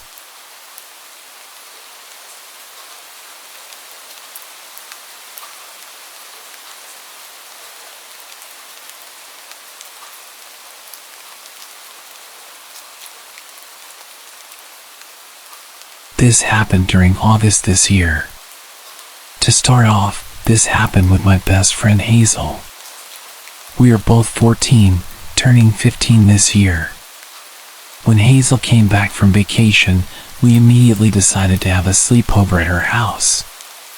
She has a big closet inside her room that she uses as a makeup room, which will be important later.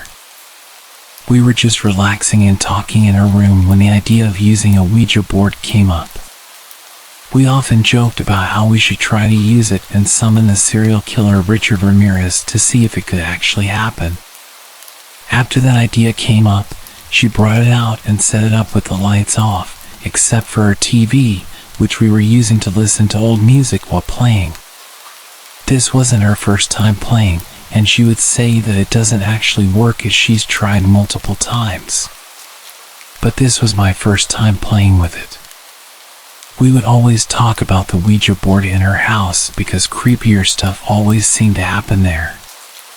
She also has an old house built in 1935 with creaky floors.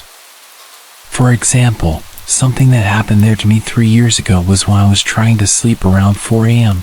and I felt something touching my foot for a few seconds. I thought it was her cat and said, "Hazel, why is your cat playing with my foot?" She said, "My cat isn't here right now, he's outside the door." That's when it hit me, and my heart dropped. Her door was fully closed, and her cat was still outside the door. Neither one of us wanted to look or even move after that. We also stopped talking and just tried to fall asleep faster, but it was very hard for me. I couldn't move at all and felt stuck, starting to sweat from how scared I was.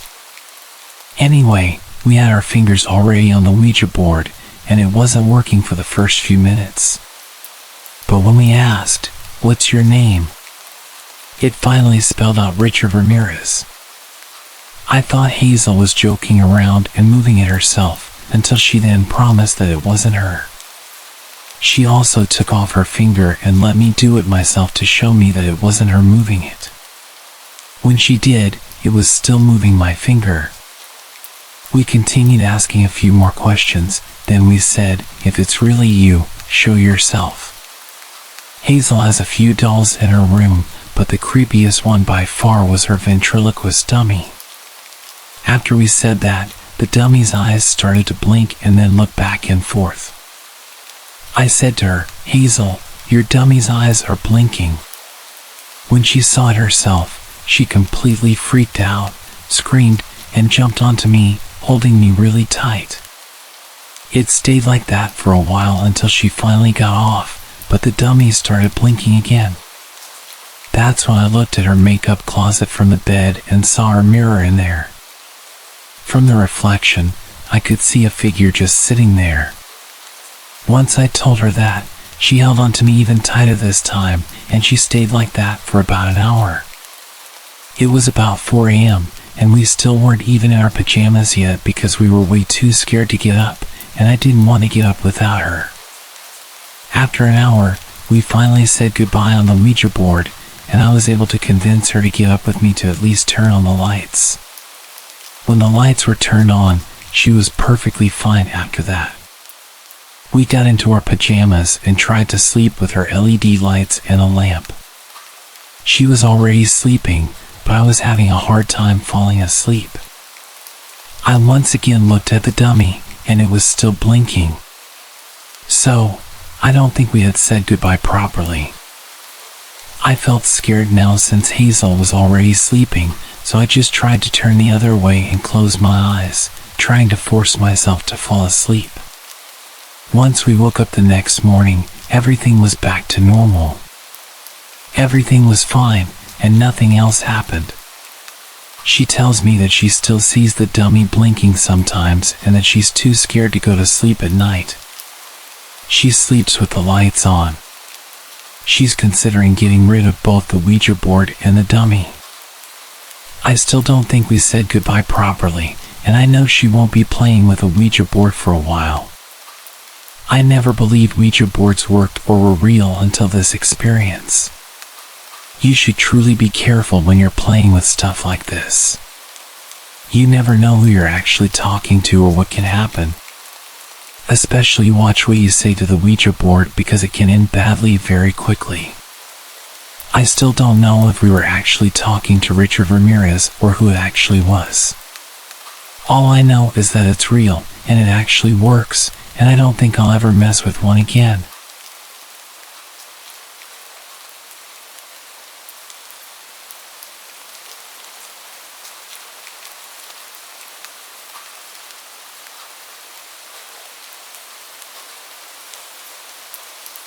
In the summer of 2019, my friends and I were having a sleepover in honor of one of our friends' 17th birthday. Rihanna had invited our friends to come over to swim in her pool and have some drinks and hang out with some boys and sleep in her trailer so we didn't wake up her parents. We would sleep in the trailer on her driveway. There were 4 beds, a bunk bed in the left corner, a single bed directly beside it, and another bed as you walked in.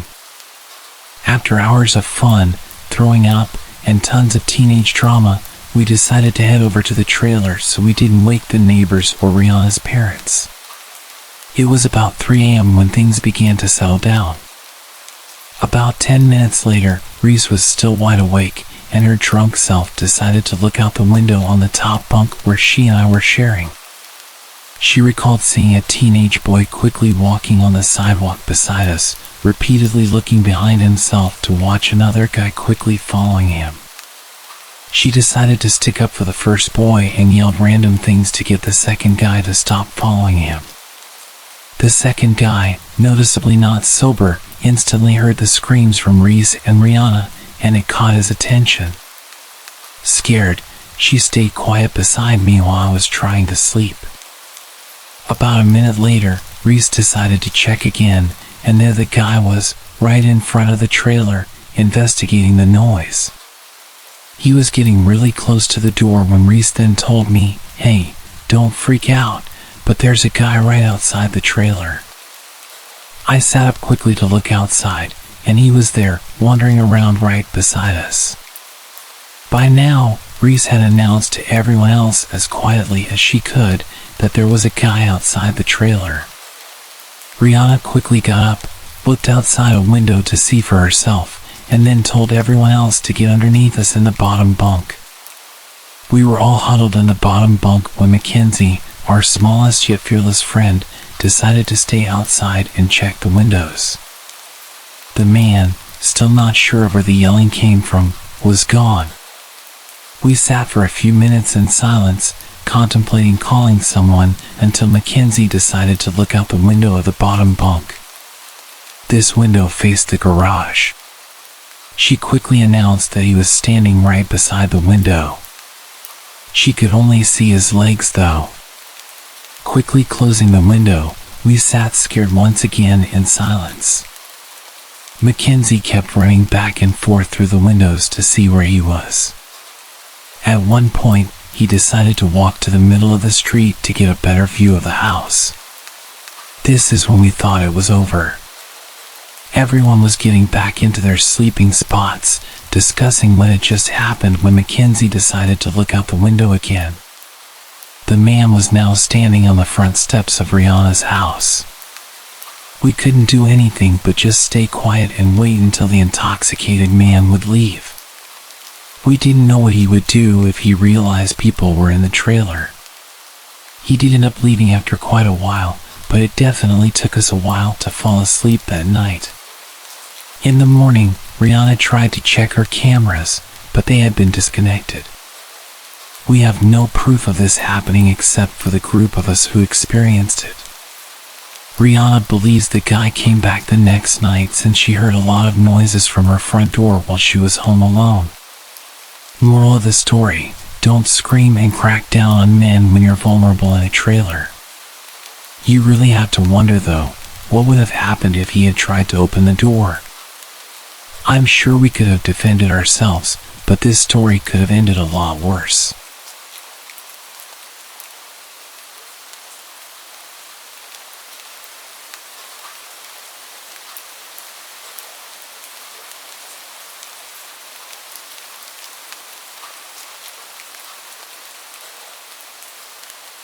I was 10 years old and had just started 5th grade.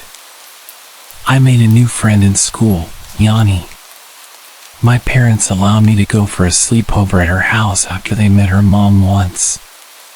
My mom and dad were pretty laid back because I was their last kid. My sisters were more than 10 years older than me. My mom dropped me off, said hello to Yanni's mom, and left. Yanni and I started playing karaoke when her mom decided she was going to leave. She said goodbye to us, gave us kisses on the cheek, and I remember thinking she smelled like black licorice. Yanni and I were left to do whatever we wanted for the next 5 hours. We played games, watched TV, and talked about school. Yanni's older sister came home around 1 a.m. and told us that we should go to bed because we were falling asleep on the couch. We went into Yanni's room and laid in her bed. Later that night, I can't be sure what time because it was pitch dark, Yanni's mom came home. I woke up to a pounding sound on Yanni's bedroom door. I started yelling in fear when I felt a hand over my mouth. It was Yanni telling me to be quiet and pretend to be asleep. But at that moment, it was too late. Her mom had kicked the door open, stormed over to the bed, and grabbed Yanni's face. She began screaming at Yanni because we had accidentally left the TV on. I was trying to hide under the covers, but she saw me. She began slamming her fists on the bed around me, screaming, "You think you were better than me?" over and over. I was sobbing, and all I could think about was going home. I was so scared and begged her mom to let me call my parents because I felt sick. Her mom grabbed my chin, looked me in the eyes, and said, "I know what you're doing, little girl, and you aren't going anywhere until I say you can." She stormed out of the room, slamming the half-broken bedroom door behind her. Yanni said nothing, and neither did I. Needless to say, I did not sleep that night. Every sound in the house made me jump. In the morning, when I went to call my mom, Yanni's mom was on the phone. She wouldn't let me use it, even though I asked multiple times. Finally, she was going to take a shower, and I heard her pass the phone off to Yanni's sister and say, "Don't let that little bitch use this phone. If you even think about it, I ain't buying you cigarettes anymore." I was a shelter kid at the time, but when I overheard that, I knew I had to get out of there. I approached Yanni's sister, and she basically threw me the phone. She was ready to give it to me before I even asked for it. With a look of fear in her eyes, she said, "My mom is calling her guy, so you need to call your parents quickly." And so I did. She saved my life, and I still believe that to this day. Was her guy someone who was going to get rid of me? I shudder at the thought. The rest of the story isn't very exciting. My mom picked me up, and I acted like nothing was wrong. 2 days later, it was Parents' Day in school.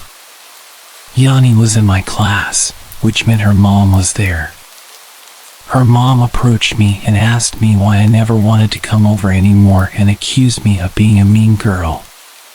She talked to me in a way that seemed harmless, so it wasn't obvious to my mom or my teacher.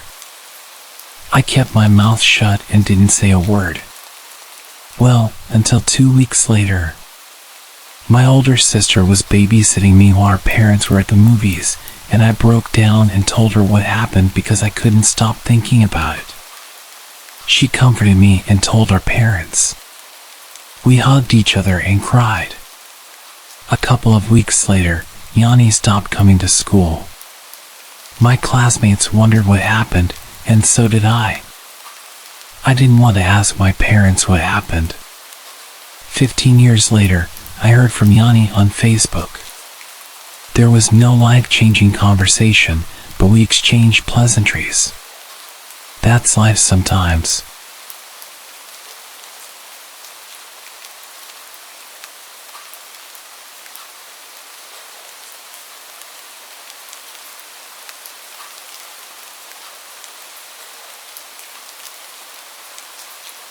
I was just 14 years old, and it seemed like an ordinary night. It was roughly around 9 p.m. I was at my younger cousin's house, and I was babysitting for the night. Both of our parents had gone out for drinks and weren't going to be back until late. We were just lounging around, sitting in the living room, watching random shows on television. So we're sitting there, and I was feeling really unsettled. Something was wrong, but I couldn't put my finger on it. I tried to ignore it and kept watching TV with my cousin, who was happily enjoying my company. The feeling wasn't going away. So I got up and walked to the back door to lock it.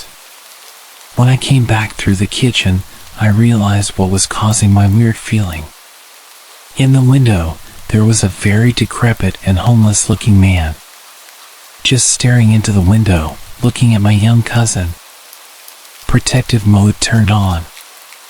I pretended like I didn't see the guy, and I told my little cousin that we needed to go upstairs because our parents would be home soon and they wouldn't want him to be staying up late. I went upstairs and put him to bed, knowing damn well that there was a man outside that wanted to get in. At the time, I was about 125 pounds and 5'8", and I played football for my school. If I remember correctly, I went downstairs and straight into the kitchen and grabbed one of those meat tenderizing hammers. I turned back to the window where I saw him before. He wasn't there. So I ran back to the front door and checked that it was locked. Both the deadbolt and the knob were locked. I ran back upstairs with my meat tenderizer and went into my cousin's room and sat down in front of the door. He asked me what I was doing, and I said that he didn't need to worry about it and that he should keep his head low. I called the cops and then my dad and uncle.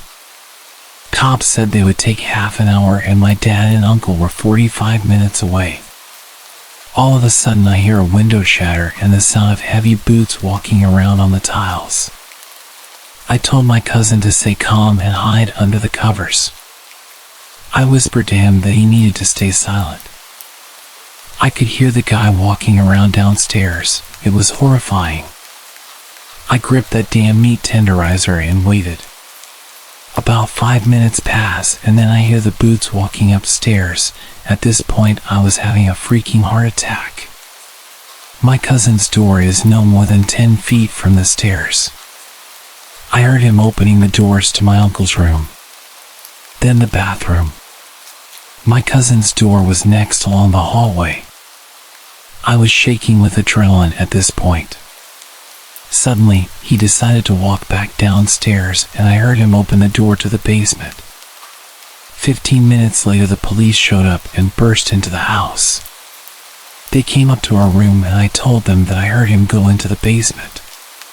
They rushed down there and caught the guy without much fuss.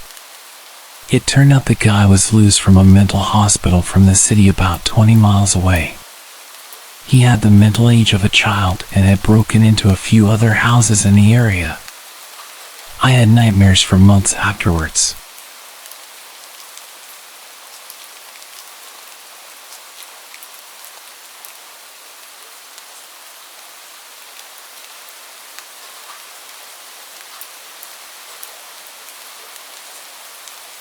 About 10 years ago, I lived on my own and didn't have much company.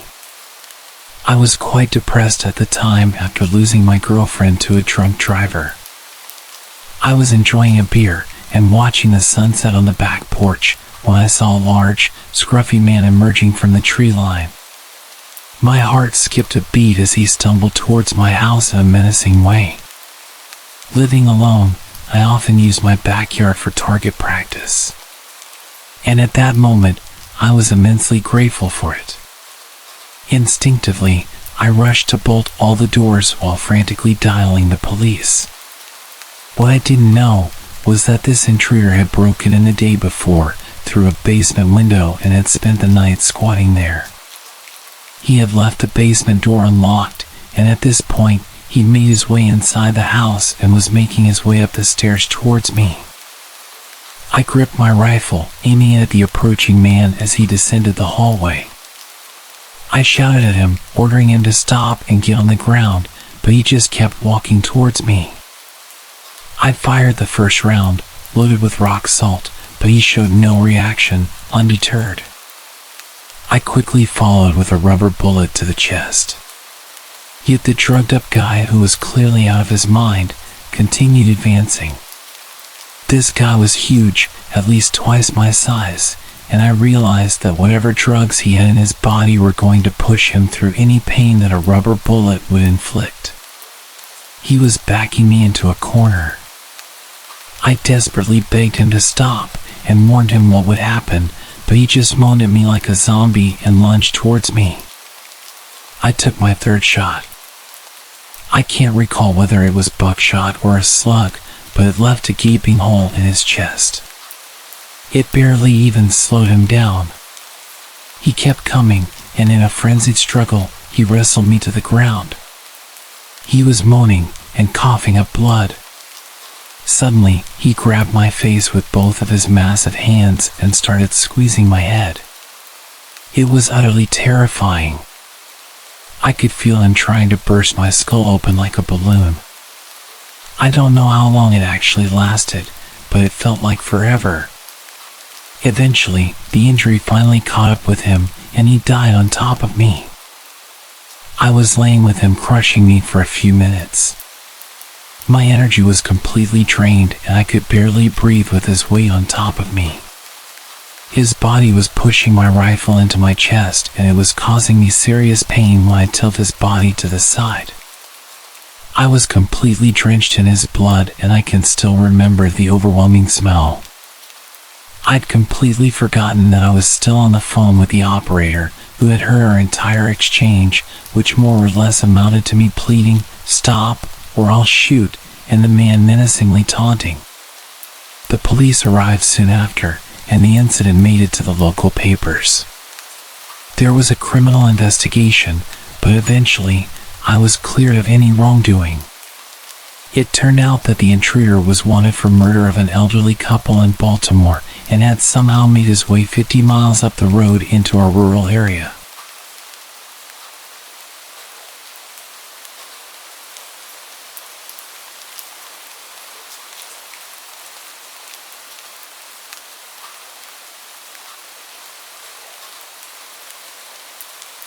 I was 18 and chilling in my friend's apartment alone. We lived in a duplex. He was on the top floor and I was on the bottom. Ironically, I was watching a horror movie when I hear something huge come through the front door and into the kitchen. I got up to see who was there. We threw huge parties all the time, so it wasn't really that odd for some random to just show up. But then I saw this dude. He was a huge country boy wearing overalls and holding a huge butcher's knife, just looking at me while standing in the kitchen. I might have said something, I don't remember. But I promptly rushed out of a side door, ran into my apartment and locked all the doors. I don't remember who I called or exactly what happened, but I know I waited until I couldn't hear anyone moving around upstairs anymore and crept back in. Big guy was passed out on the couch. Turns out he was on parole for domestic abuse charges, had gotten super sauced downtown, and made it to the apartment where he used to live. He was arrested and we never heard from him again, so I assume his parole didn't go too well. I also have another story from that apartment, possibly related.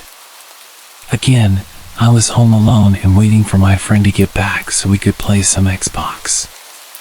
It's like 1 a.m. and suddenly there's aggressive banging on the door. As I mentioned, it wasn't unusual to have unexpected guests, but banging like this? Not normal. I get closer to the door and this guy is screaming about money, and he kept referring to someone called Big Man. Open the door, Big Man. Big Man apparently owed him $10,000 and he was here to collect. He had something metal. I assumed it was a gun or a metal baseball bat. I could hear the clang noise when he'd smack the door. I was pretty high at the time and didn't know what to do, so I just stood on the other side of the door for about 20 minutes whilst he shouted abuse and tried to kick the door down. Pretty dumb, but I was young and stupid. He did eventually leave and I don't know if he came back one night during a party or what, but I never heard about him again. One final thing that happened in that apartment. It was the day after a party. My flatmate was once again out and it was just me at home. There was a knock at the door and I looked through and could see a delivery guy. I opened the door and he says he's got a delivery for me, already paid for. He's just carrying a delivery bag that seems suspiciously light. He asks where's Jason and I ask who that is. He tells me Jason ordered it and says he can only deliver to Jason because he paid for it. I didn't know anyone with that name and the guy didn't look like your typical delivery guy. I told him he must have the wrong address and this guy shoves his hand in the door and pushes it open whilst I'm trying to close it. We have this intense standoff where I'm trying to tell him that Jason doesn't live here and he insists that I let him in to check. He gives me this serious stare and tells me it's just Jason he needs to see. He decided to drop the delivery man act, and it was clear that he and Jason had business. I was about to let him in to prove that Jason didn't live here when my flatmate came home and celebrated the fact that I'd ordered pizza. The guy dropped his bag and left. It took me a while to put all of the strange encounters together. The guy on parole who'd broken in originally was probably the guy that owed people money and had people showing up to get him to pay. We both moved out a few weeks later. That place was too much trouble.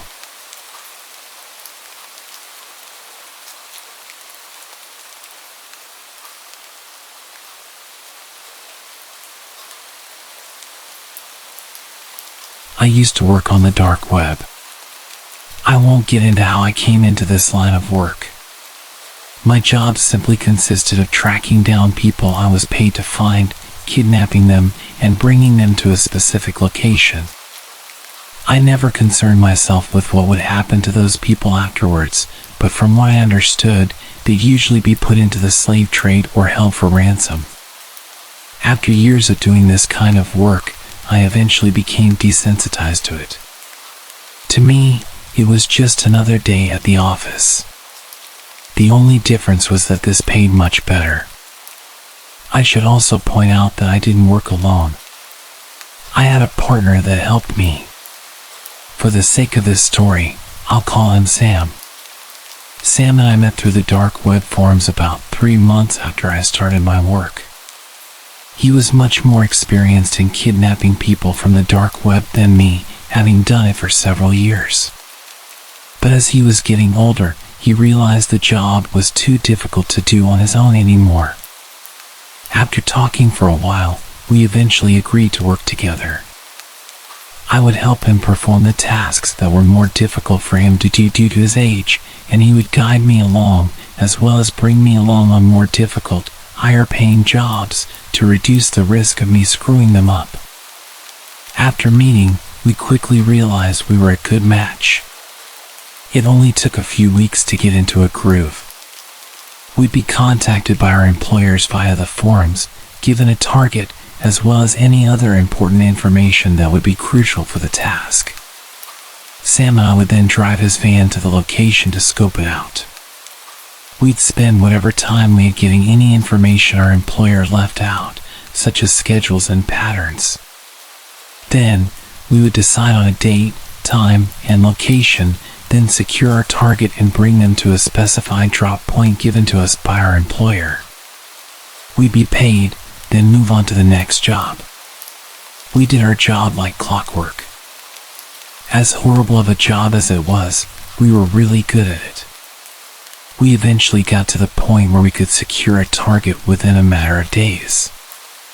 We soon were able to live comfortably. Of course, we weren't stupid enough to grow complacent. After all, the dark web is a dangerous place for anyone who isn't careful. We were living smoothly, not really caring about the people we were hurting to do so. All we cared about was our fat wallets and nice homes.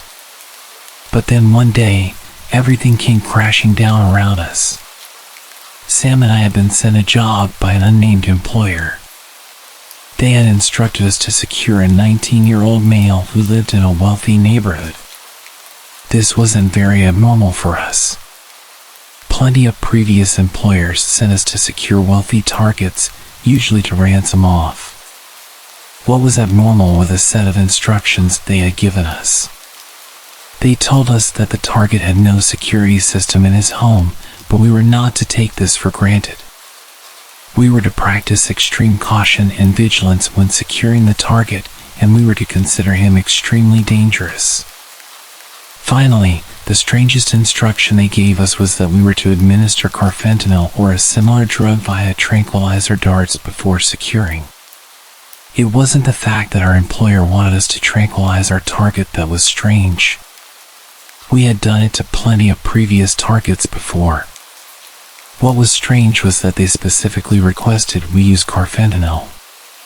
That was the type of tranquilizer they used on elephants. Even a single dart of this stuff would be enough to kill a human. Let me make it clear that we were not hitmen.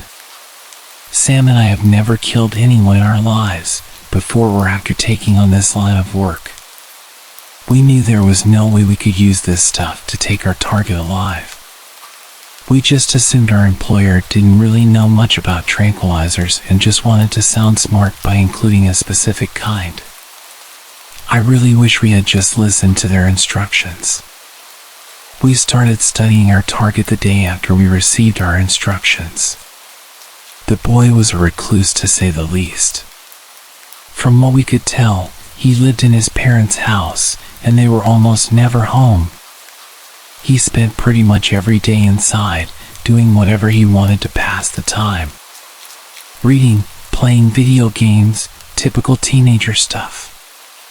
For the life of us, Sam and I couldn't find a single reason to consider this kid intimidating, let alone dangerous. He seemed to live an extremely sheltered life and had more than likely never had a fight before.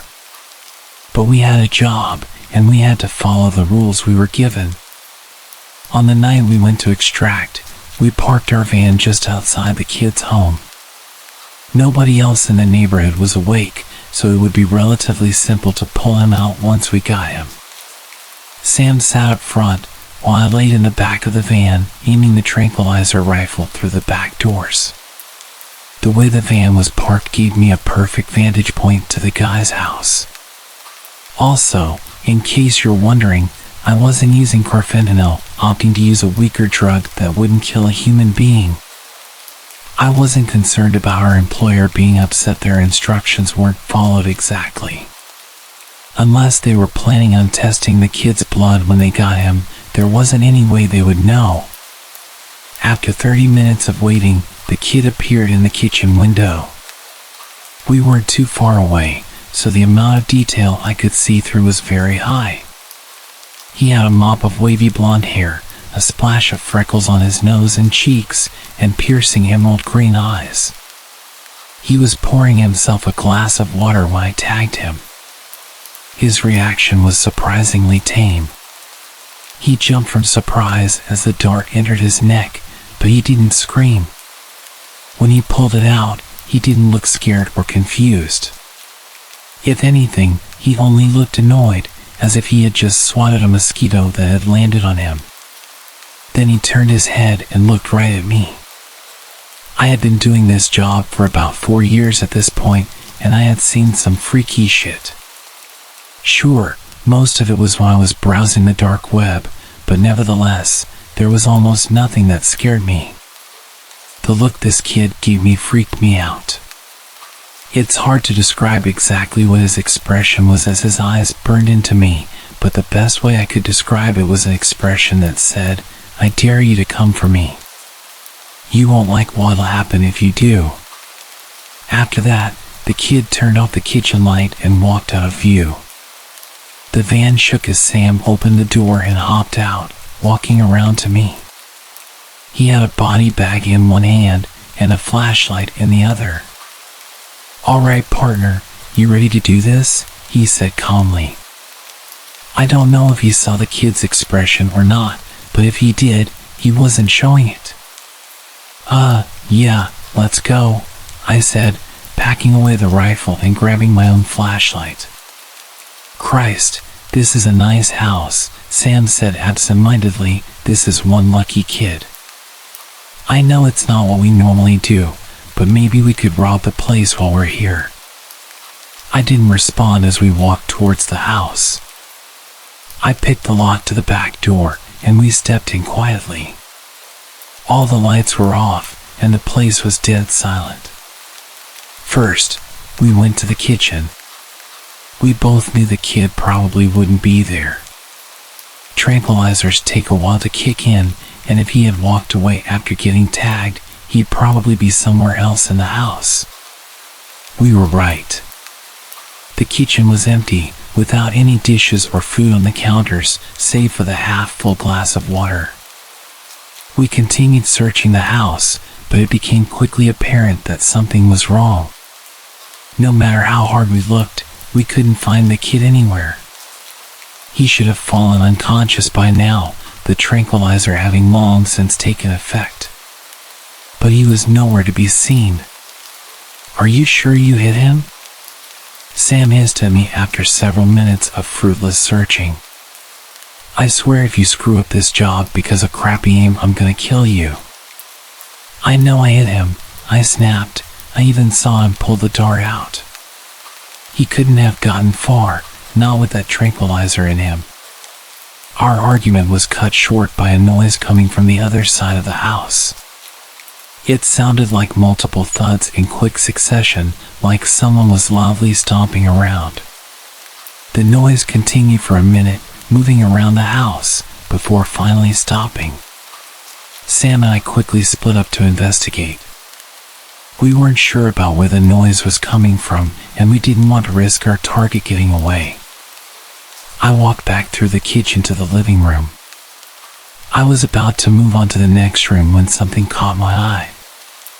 On the floor was a pile of fabric. When I looked closer, I found that it was a pile of clothes. I recognized it as the clothes the kid was wearing. By the looks of it, he had stripped completely and left his clothes here. I had no idea why he did this. Stripping naked didn't really give you a tactical advantage when trying to escape a kidnapping, at least, not one that I could think of. Taking off your shoes could make your footsteps quieter, but taking off all your clothes wasn't really necessary.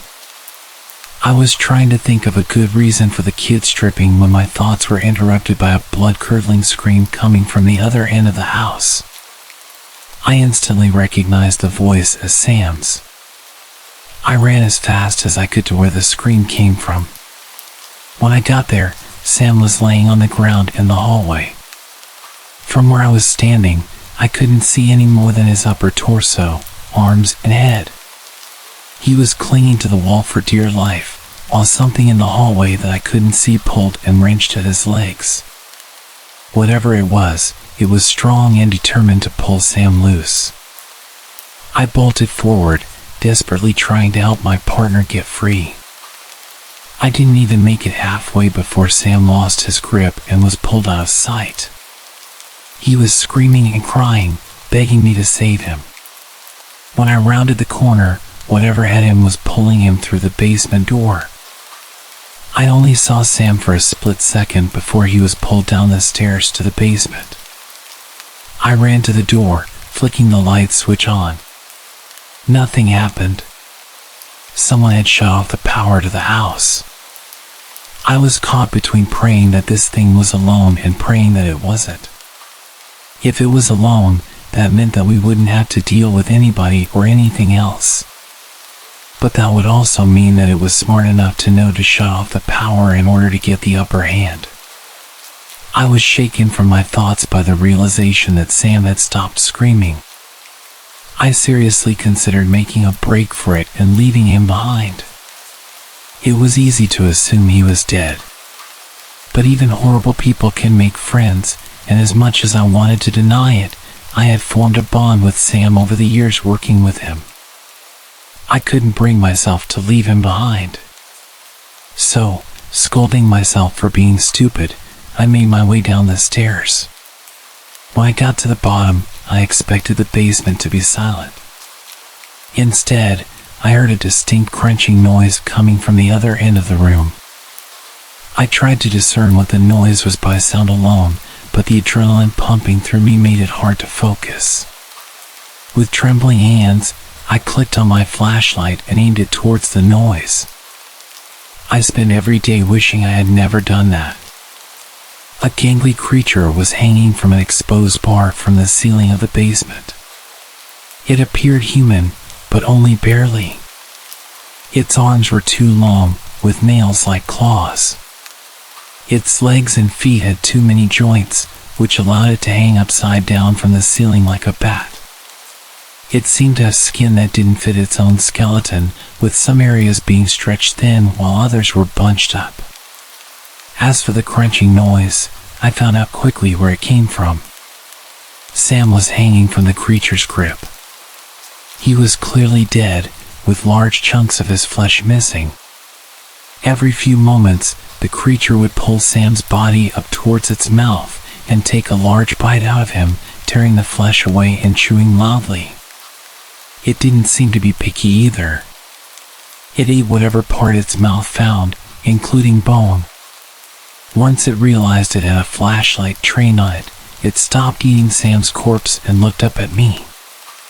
Its face was a bloody mess. The features of its face were twisted horribly. Its jaw was so wide open, I thought it was disconnected from its skull, and its eyes lacked any sense of humanity. This thing was a monster, and I knew it would kill me without hesitation if it got the chance. I was frozen by fear, staring at this thing, when recognition suddenly struck me. The monster had horrifying features, but the blonde hair, freckles, and green eyes made everything fall into place. This thing was our target. It was the kid we had been sent here to capture. His features may have been mangled and warped, but there was no denying that this monstrosity was the kid. I understood why the tranquilizer didn't work, and why our employer instructed us to use the drugs they wanted. Why they would want this thing alive is beyond me. I would sleep much better at night if I knew this thing was in a deep grave. After what seemed like hours of staring at each other, the monster screeched at me. That was enough to send me sprinting up the stairs. I didn't stop running, didn't turn around to see if the thing was chasing me. I kept running until I got to the van, jumped in the driver's seat, and peeled off into the street. I went several miles over the speed limit, but I didn't care. I wouldn't feel safe until I was miles away from that beast. After skipping town, I emptied my savings accounts and liquidized everything I owned. After that, I went through an extensive process to erase any lingering trails. I changed my name, underwent plastic surgery, and whatever little presence I had on the web I thoroughly scrubbed clean. Any evidence of the man I was before was completely gone by the time I finished. As far as anyone was concerned, I never existed until 2 months ago. I had made a promise to myself never to bring up what I saw, to bury the past as deep as it would go. But I have been plagued by nightmares ever since seeing that monster, and I thought that maybe if I warned the world of its existence, my conscience might be alleviated. I can't go into detail about where this beast is located. It's better for everyone if that is kept a secret. As for whoever it was that wanted to capture the beast, I haven't heard from them since. In all honesty, I'm actually glad we didn't succeed in capturing it. I don't want to find out what their plans for the monster were when they got it. So, take this as a warning. People say that the dark web is full of monsters. I learned the hard way that sometimes that could be taken literally.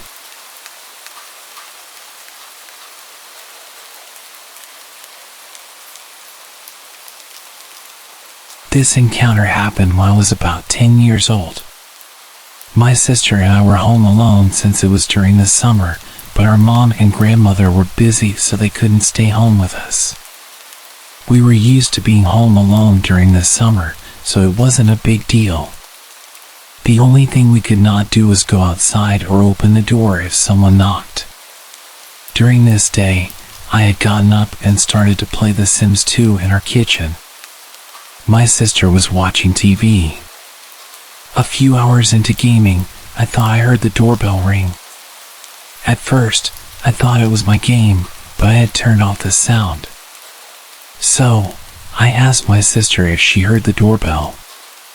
She replied that she hadn't. She said it was probably just the show she was watching. I brushed it off and went back to playing my game. About 10 minutes later, I saw a reflection on my computer of a man in a suit, his hands cupped around his eyes, looking through the glass doors behind me.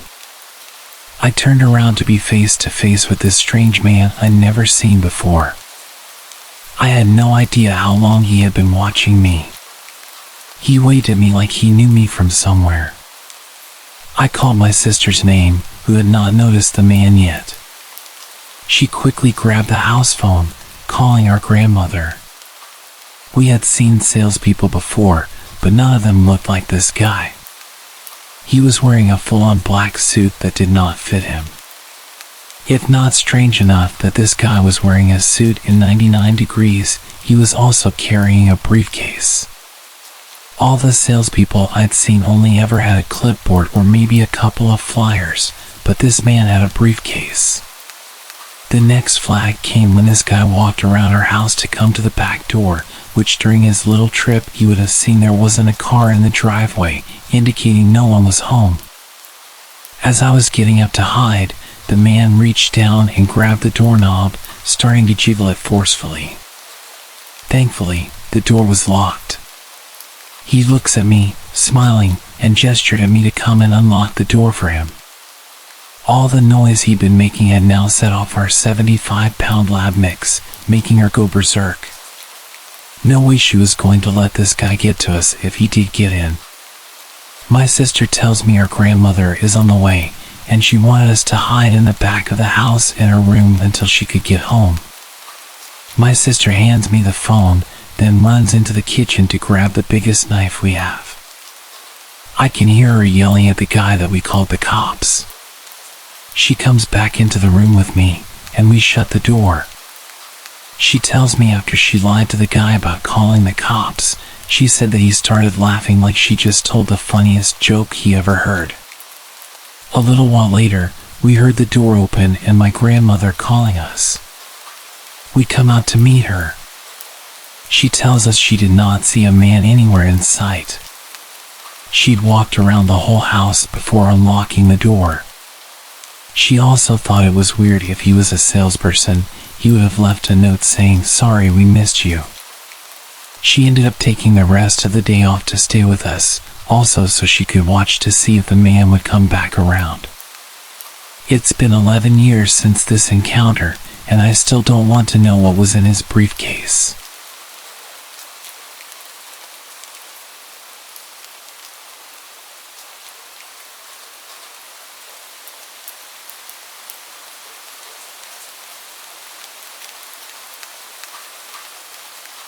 This incident occurred almost 5 years ago, shortly after I moved into my current home with my husband. It was our first week at the new house. I had just graduated from grad school and was in the process of job hunting. Our house is modest but had 2 stories, with both bedrooms and a bathroom upstairs. It's a back house facing an alley, and our landlord and his wife live in the front house. One morning, as my husband was leaving for work, he abruptly came back inside. "Did you try to remove a screen from a window downstairs?" he asked. I was puzzled and told him I hadn't. He urged me to come outside, so I quickly got dressed and followed him. To our alarm, the screen covering a large window downstairs was bent at a sharp angle, as if someone had attempted to push it up from the bottom.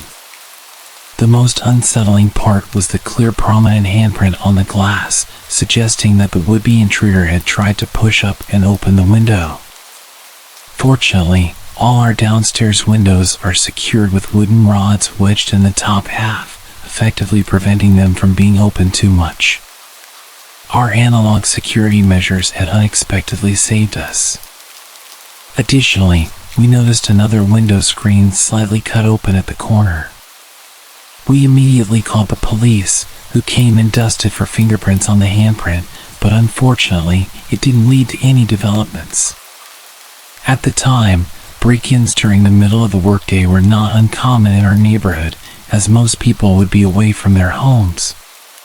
However, what truly unnerved me was the realization that our would-be intruder had chosen to attempt to break in the middle of the night, while we were both home and asleep. My car was parked right by the tampered window, clearly indicating that someone was home. It was a bold and foolish move on the intruder's part, especially since they left behind an almost perfect handprint on the window.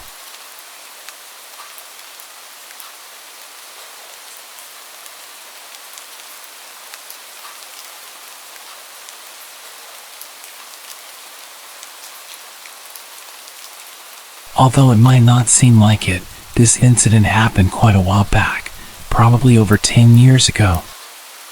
I was in my later years of high school and was home alone. My parents were at a wedding that required them to stay at a hotel, and my brother worked the night shift at that time. My family lived in a very well-known East Coast city in a blue-collar neighborhood that was starting to take a nosedive. As a teenager, I was a bit of a loner. I wasn't a nerd or anything. I was a big guy who had friends and went on dates, but I'm a natural introvert, so I cherished the rare alone time that I got. This weekend, I was looking forward to engaging in my normal empty house routine, playing PlayStation on the big screen TV, then ordering a late takeout dinner, pizza or Chinese, and pigging out while watching some Dragon Ball Z. Then, around 2 a.m., I would fall asleep on the couch with my old dog, Cecil. Cecil was a beagle who was as old as the hills and had been in our family for about 8 years. He was quiet and peaceful, spending his time begging for food and sleeping.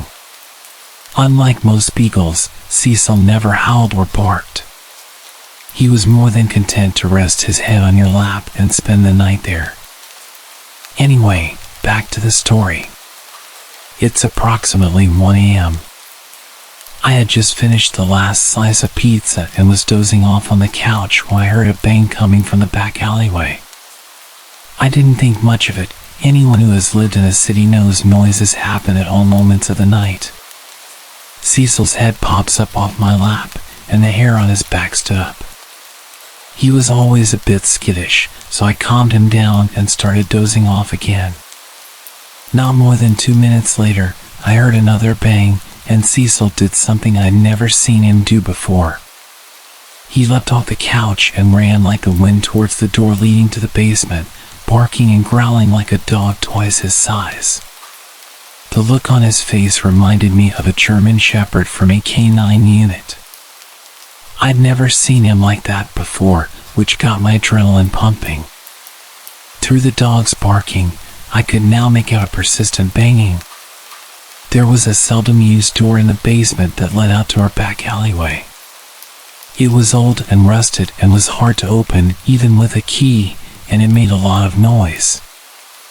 I suddenly realized that someone was trying to break into my house through my basement door. For a quick bit of context for anyone who hasn't lived in a bad neighborhood, if someone tries to get into your house and moves on after they realize the door is locked, they want your stuff. If someone is persistently trying to get into your house despite the door being locked, well, they want you. Knowing this, I rushed upstairs to grab the heavy wooden baseball bat that I kept under my bed for situations like this, then I headed down to my basement. I probably should have run, but I was a macho teenager with a tough guy complex, and I also didn't have anywhere to go. While I was heading down the stairs to my basement, Cecil blew past me with the speed and aggression of a dog half his age. Suddenly, I heard a man's voice saying, "Oh," and the banging stopped. I didn't call the cops or anyone else, which was probably the dumbest thing I've ever done. I just sat up for the rest of the night with a bat in hand. My brother came home that morning, and I told him what had happened. We went to the basement door to take a look, and when we gave it a tug to open it, the whole door fell off. This psycho was one good shove away from getting into my house, but old Cecil scared him off. I'm pretty sure that fat, lazy old dog saved my life. When I tell people this story, they dismiss his actions as a dog doing what a dog does. But when I tell you that Cecil never barked or moved that fast in his life, you can take that to the bank. It was almost like he knew the urgency, like he knew that door was going to give. A few years back, we had to have him put down because he got too old and was in a lot of pain. Before the injection, I got a moment alone with him. I thanked him one last time for his friendship and for what he did that night. At this point, I was a grown man with a wife and kids. I'm convinced that none of that would have happened without old Cecil. Thanks, pal. I miss you.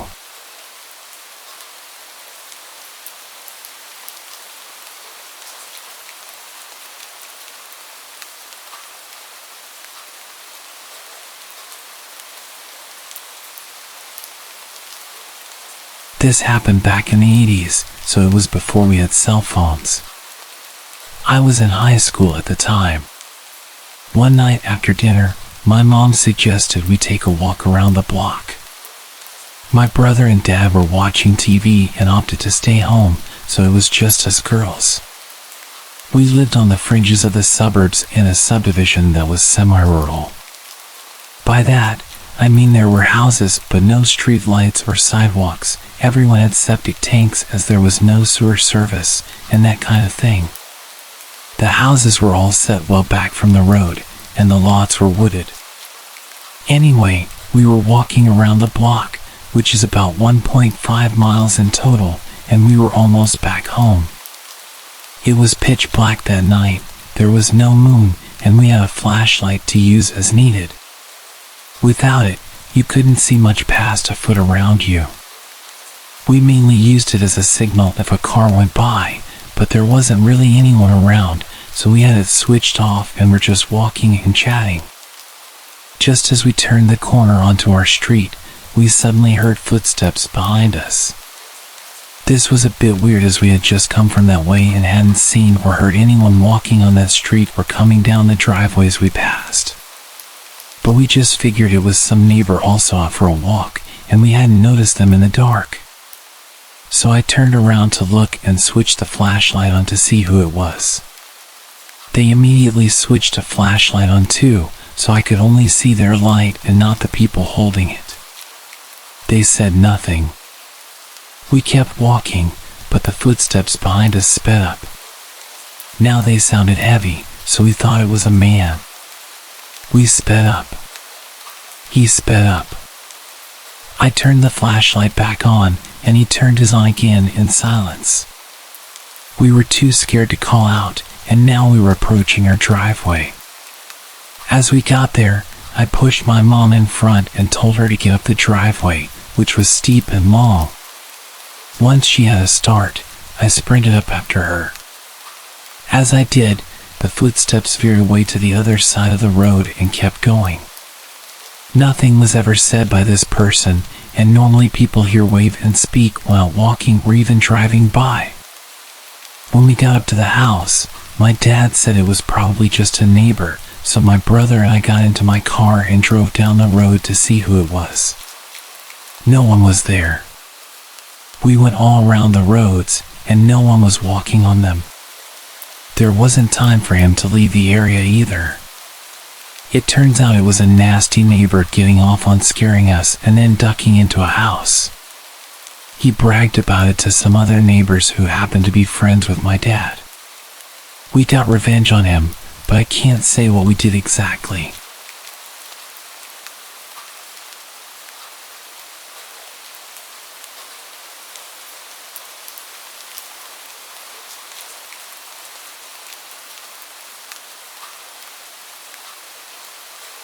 I'm a security guard for an alarm response company. We answer alarms for businesses and private residences. 99% of the time it's a motion detector set off by a cat, or a restaurant forgot to disarm their stuff before the stock truck arrived to unload. In this case, I was called out to a house where the back door alarm was set off. Like it thought someone opened it. The owner was out of town, but she was alerted by her app and her mother met me there. We checked the door, it's locked. We figured maybe someone tried the door but it didn't budge, setting off the alarm. But there's a light on inside. The mom mentions this to her daughter on the phone. The daughter says she isn't sure if she left the light on or not. It's a good idea to make people think someone's home, but she just isn't sure. That gave me a bad tingle. The mother wanted to go inside to check. However, she didn't have a spare key. The neighbor did, but they were asleep and the mom didn't want to wake them. So, I fill out my papers and go back to my normal patrol routes. An hour later, the same home sends an alert out. I'm the only one in my city zone, so I answer it again. When I pull up, police and CSI are there already and they're talking to the mother and the now awake neighbor. They are reviewing video footage sent to them by the daughter. I look at the footage. There were 4 men that were armed wearing masks and hoodies. They came out of the bathroom a minute after the mother and I left. They proceeded to rob the place. They had broken in and locked the door behind them for appearances. They're the ones who turned on the light. The mother told me 3 guys had robbed her daughter's home a month before. Somehow, they knew when this girl would be out of town. They appeared smart, desiring a quiet robbery without conflict. But they brought guns, so they were prepared to shoot their way out of trouble if they needed to. The mother had wanted to go in. If she'd had a key, or woken the neighbor for the spare, we would likely have been shot dead by these guys when we went inside. Work doesn't give me Kevlar vests or anything. If I ever get another house call and someone's in there, I am not going inside no matter what is asked of me. I count myself fortunate the way was blocked this time because I was prepared to foolishly go in and check if I could. The 1% of the calls where something is actually off, it has never been as bad as this one.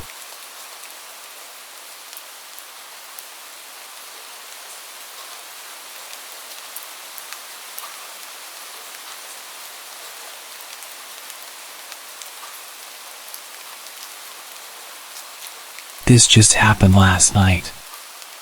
I live alone with 2 cats, like a typical Redditor. This incident might sound mundane, but it was genuinely creepy in real life. I don't scare easily, for what it's worth. Anyway, there's a cat door on the rear slider which faces the woods behind my condo. The cats get supervised outside time, and I use a little nanny cam to check that they're checking in regularly, among other things. I can watch it from my computer or phone while doing stuff. I also occasionally get neighbors' cats who come in for a bite to eat. My male cat loves it, my female cat hates it. Anyway, this one gray cat comes around every few days, comes in, has a snack, I scoot him out, and it's no big deal. Well, he'd been coming around really late at night and pawing at the locked cat door. It scared me at first because it was a terrifying sound to hear in the middle of the night. I was able to figure this one out pretty easily just by listening. My cats would run to the rear slider, my female cat would hiss, the male would meow, and then I would hear something scamper away. I told myself it was just the neighbor cat coming for a midnight visit and probably just couldn't get in. Anyway, my nanny cam has automatic night vision which turns on when it's too dark. But I had the cats inside with me last night, so the cat door was locked shut, the patio light outside of the slider was turned off, and I was getting into bed just as I got under the covers. I heard the scratching, rattling sound at the locked cat door. I opened the app and definitely did not see a cat. It didn't help that the night vision makes everything look super creepy, but regardless, I was freaked out. There was a scraggly looking person hunched over on my patio, playing with the locked cat door. My female cat hissed, and he got up and laughed. I guess it could have been a she. I never saw a face and I only caught a few frames while my blood ran cold. It looked like they were wearing a loose t-shirt. I called the cops, and they had a cruiser nearby. He did a drive-through and walked the area out back. It was late, so I didn't give a statement or even meet with the officer, but I did see his flashlight as he walked the train line. Thankfully, that was the end of it. Although my cats refused to use their door for a few weeks afterwards, as if they could smell the strange intruder.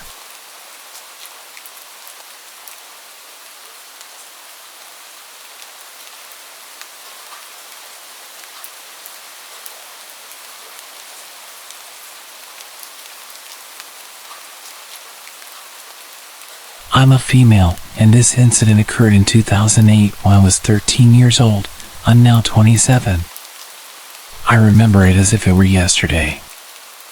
I lived in Cincinnati at the time, and it was January. My middle school had been called off due to a snowstorm the night before, and I was home alone because my dad and stepmom had to go to work, which meant my little sister was at daycare and my older brother had a dentist appointment. My dad worked in lawn care and sometimes came home for lunch if he was in the area. So, when I was awoken by noises coming from the basement, I thought it was just him, home for lunch, going through things in the basement. I didn't think much of it. When I got out of bed, I could still hear what I thought was my dad in the basement. But as I approached the stairs, something felt extremely off. I don't know what caused me to do this, but instead of yelling, I whispered, "Dad, is that you?" He didn't respond, so I quietly went to the front door, looked out through the tiny square window, and saw two men walking up the snow-covered hill to my backyard. I later found out that there was a third man, and he was the one who broke the basement window. I quickly realized that the noises I heard were actually from the basement window, directly under my bed, being broken. I ran to my bedroom, immediately hopped into my closet, and called my mom. When she answered, and I told her what was happening, she called my brother to see if he would come home because I had a history of being scared to be home alone. Neither of them actually believed that there were people in the house. Before my brother got there, and right after I got off the phone with my mom, I called the cops. I don't think the dispatcher believed me at first because she asked me several times if I was sure there were people trying to enter my house. Meanwhile, the three men had already entered the house and were running up the stairs from the basement. After I told her that, I immediately noticed a change in her voice, and she told me to stay calm and asked me if I was in a safe place. I told her I was in my bedroom closet, except the door wouldn't close all the way because my room was only clean because I threw a lot of it in my closet, so I had to hold my closet door shut. The dispatcher told me to let her know what I could hear, if anything. I told her that I heard them talking to each other in the living room, but I couldn't understand what they were saying. The next thing I knew, they were breaking down the door of my dad's bedroom, which was right next to my room. Not long after that, I saw through the crack of my closet door one of the men enter my room, and a few seconds later, he walked back out, obviously realizing it was a child's bedroom and that he wasn't going to find anything worthwhile in there.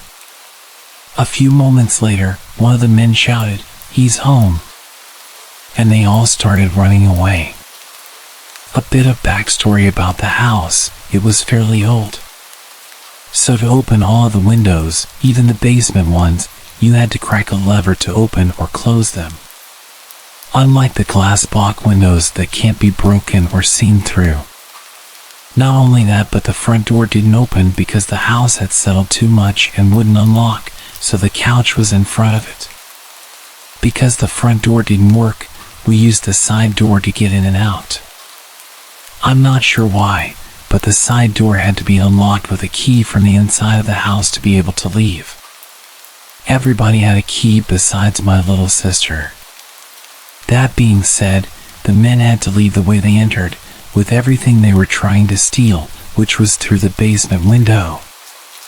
After the dispatcher informed me that the police had my house surrounded and it was safe to come out, it took me quite a while to leave my closet because I didn't truly know if they were gone. When I finally got the courage to get out, I grabbed my key and darted to the side door to let the police inside. I didn't see my brother anywhere, so I didn't know if something had happened to him or if it was even him who came. Not long after I let the police inside, my brother came walking into the dining room. I jumped up so fast and gave him the biggest hug I'd ever given him. When the police asked us to tell them what happened, I heard my brother tell them that when he got to the house, he walked up to the side door as he normally would, and when he was about to unlock it, he was met by one of the men through the window. He said the man cocked his gun, put it up to the glass, and said, "Hey." After that, he said he froze up, and then when he could finally feel his legs again, he ran up the street and started knocking on doors. After about 3 houses, he knocked on the 4th, and a little girl answered. He asked her to go get her mom. He told her that there were men inside her house and his little sister was inside. She called the police, and my brother then called our grandparents to let them know that I was telling the truth. The township reached out to my dad and invited us to come to the town center about a week after the break-in. When we got there, I was surrounded by the officers who apprehended the men, and they awarded me with a certificate of bravery for staying calm and helping them catch the man, along with a little gift bag of girly items. About a month later, we had to go to the men's court date, where we met a woman and her son in the waiting area who had their house broken into a week before ours was broken into. It just so happened that they stole one of the guns she had. As it turned out, the two men had 3 guns, but only one of them was loaded. I was way too overwhelmed to be in the courtroom and had to see the man again, so the judge allowed us to stay in the waiting area until their hearing was over. 2 of the men ended up getting 7 years in prison, and the other got 12 years in prison because he pulled a gun on my brother. They're all out of prison now, and for a little while, I was scared that they would come back once they got out, because my dad still lives there, but nothing has happened since then. I've always heard stories about houses being broken into, but I never thought it would happen to me. I'm really glad that I was old enough to know what to do in that situation and that the man never knew I was in the house with them until they were in court, because who knows what they would have done if they knew.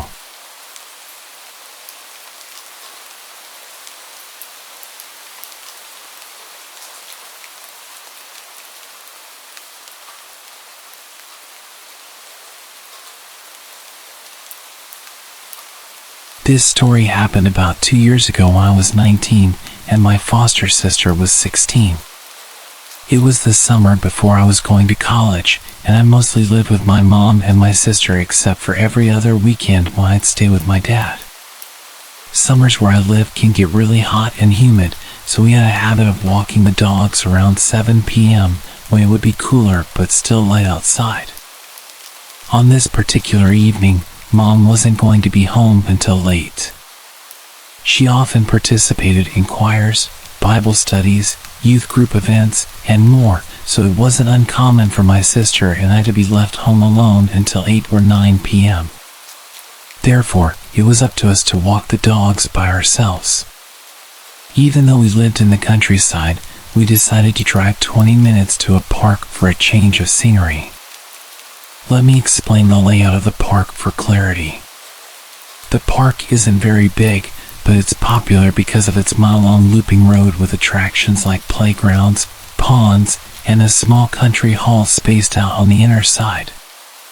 The outer side features just grass and trees with one playground at its end. It's common to pass people walking the loop at least twice if you're walking in opposite directions, but not if you're walking the same way. Any cars on this road can only drive in one direction because it's a one-way road. Everything about the walk started normally. We parked the car, leashed our dogs, and began walking the loop. Occasionally, we'd stop so I could take pictures of our dogs and my sister wrangling our larger dog, who pulls like his life depends on it and wants to smell everything. During one of these stops, a man in his 40s passed us walking in the same direction. He smiled at my sister, told us we had cute dogs, and continued walking. We thought nothing of it. After all, it's common to exchange greetings in the park. However, this man passed us again only 10 minutes later. This time directly across from where we'd first seen him. He greeted us again with a smile and a hi. This time, we both looked at each other, acknowledging the strange guy. It seemed odd that he had managed to loop back to us so quickly and that he had cut in front of us so closely, nearly touching my sister. Not even 5 minutes later, the same man passed us again, cutting even closer and greeting us once more. This was the moment I decided we needed to leave. It was abnormal to pass someone 3 times so quickly on this loop without them taking a shortcut or altering their path significantly. We hurried back to our car. As we neared it, we noticed a car creeping along behind us. We stopped to let it pass, but it also stopped. When another car approached, the first car sped away. We quickly packed the dogs into our car and drove home. Once home, we settled in for the evening. Around 9:30, while we were in the living room, we noticed the ceiling light up momentarily as if from car headlights, but we dismissed it, thinking Mom was coming home. A few minutes later, the motion sensor light on the porch turned on. Soon after, we heard the storm door open, but no one came in. Our dogs suddenly started barking aggressively, and the storm door slammed shut. My sister, brave as she is, went outside with a kitchen knife to investigate, but saw a man's outline by our old dog kennel. She quickly came back inside, and we locked the door. I called my mom, who advised us to ensure all doors were locked and the dogs were inside. When she arrived home and we explained what had happened, we called the non-emergency police number. The officers who came did not find anyone and seemed to think we were overreacting. To this day, we still believe someone with malicious intent was at our house, possibly the same man from the park. Whether or not this is true, the experience taught us to always trust our instincts. If you feel someone is paying too much attention to you, do not head straight home. Be aware of your surroundings and stay in public spaces if possible. You never know who might be watching.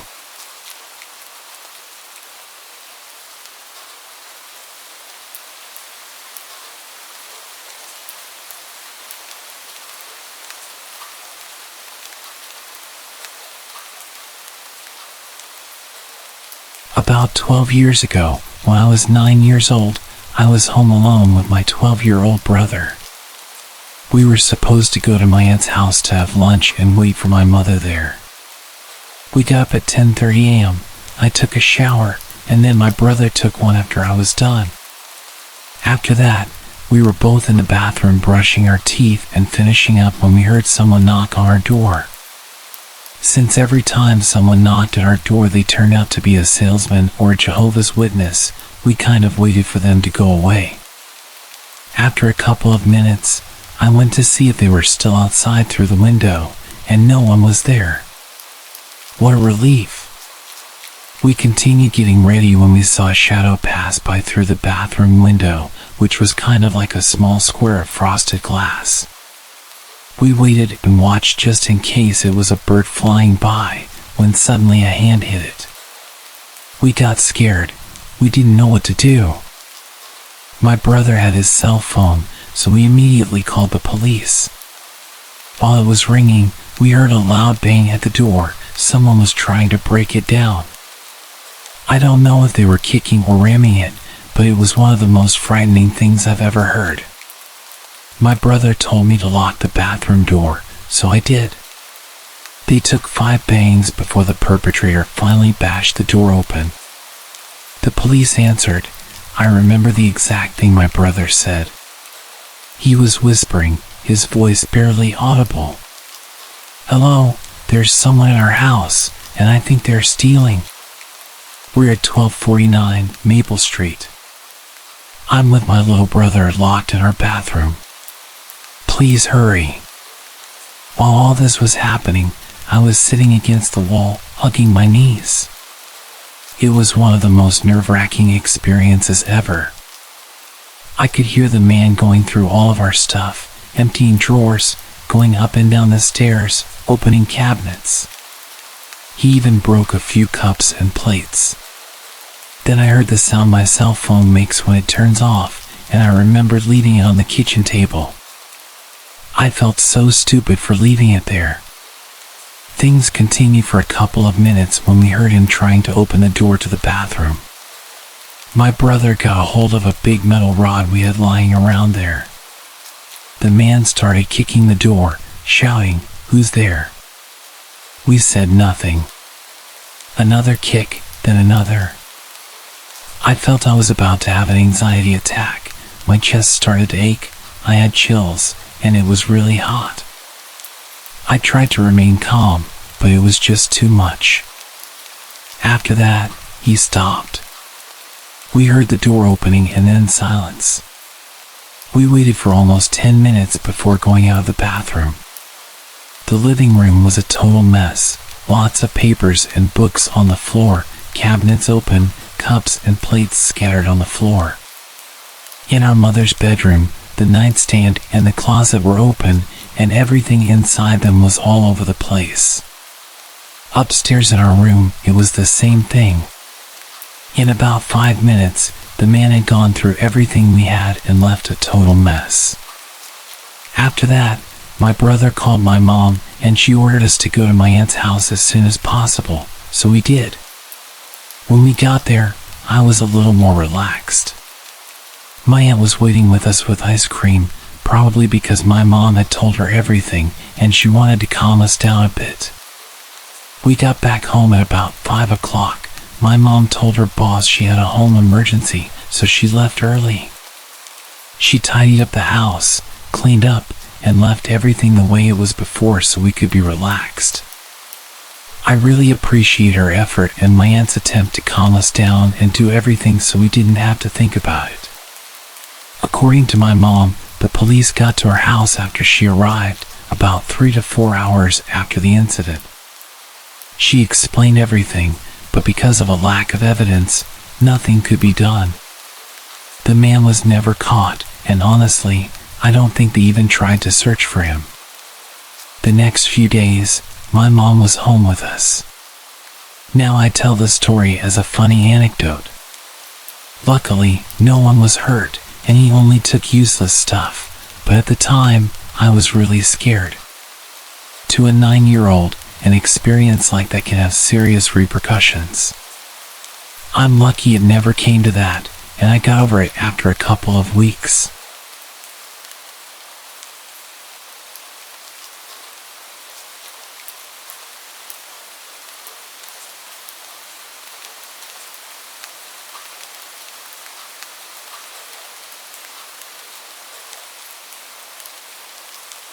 I'm currently 29, I'm a woman, and this took place when I was 14.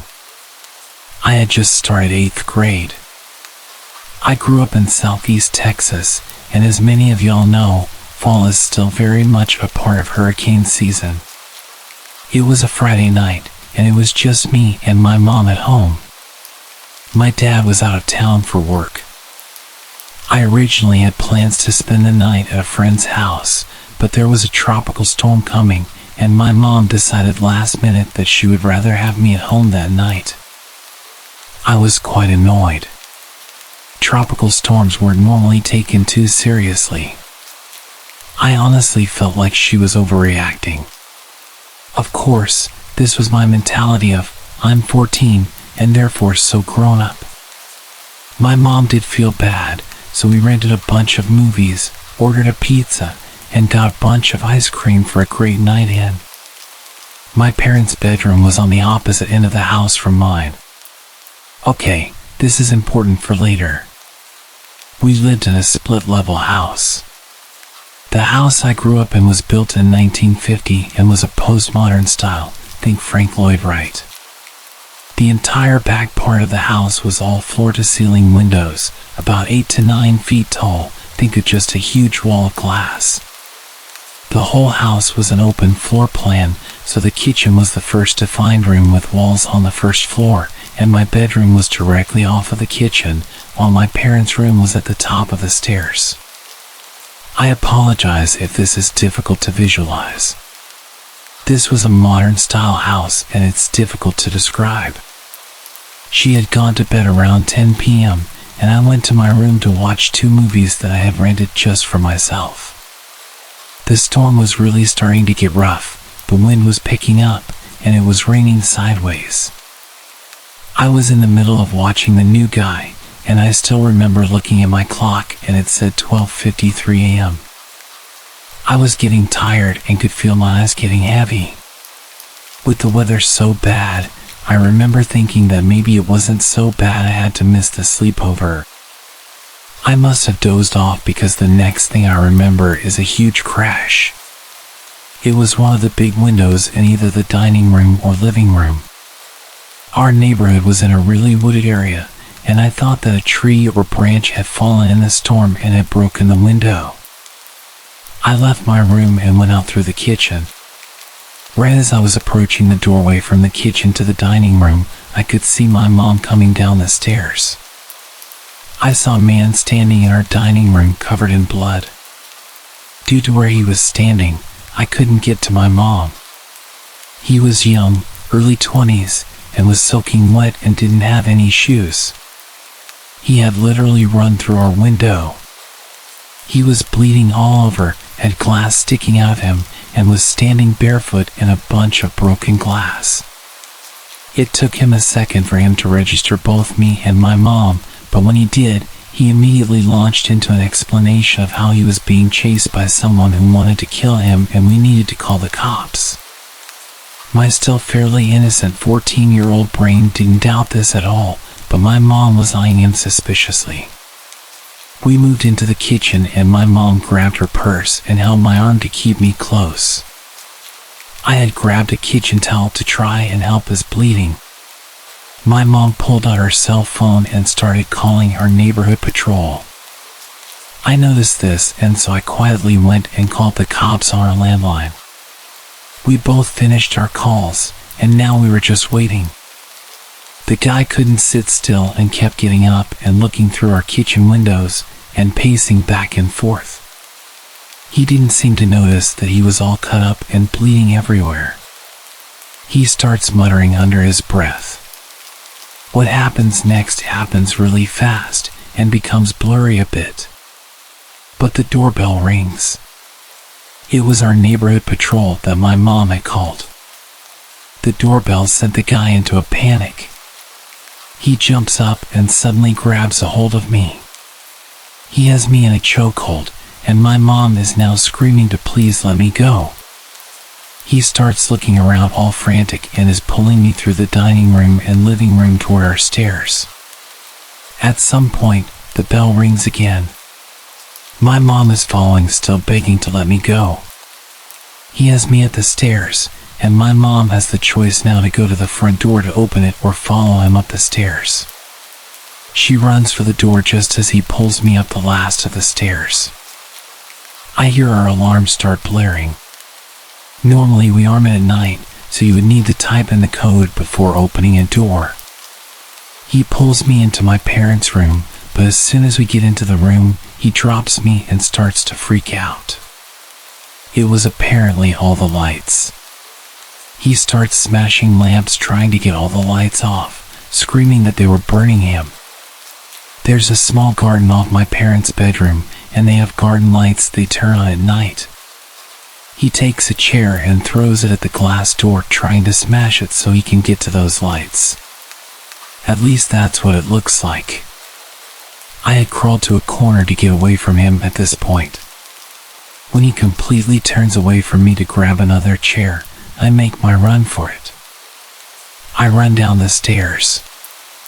The cops had made it into the house at this point and were at the bottom of the stairs with their guns drawn.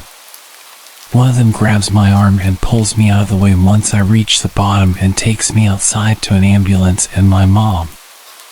The adrenaline is coming down and it hits me what's happened, and I start shaking and can suddenly feel pain around my throat from where he'd been holding me in a chokehold. There's a lot of yelling and screaming from inside, and then maybe 10 minutes later, the cops come out with the guy in handcuffs. He sees me and tries to lunge at me, which was terrifying. I had a bruised windpipe, but was otherwise okay. I learned later that the guy was 20 years old and a chemistry major at one of the universities in town. Together with some friends, also chem students, they had made their own PCP. He had never tried PCP before and had a bad reaction.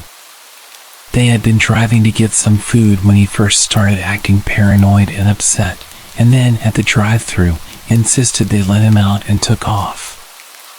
Thinking you're being chased is a common hallucination to have when you start having a bad trip.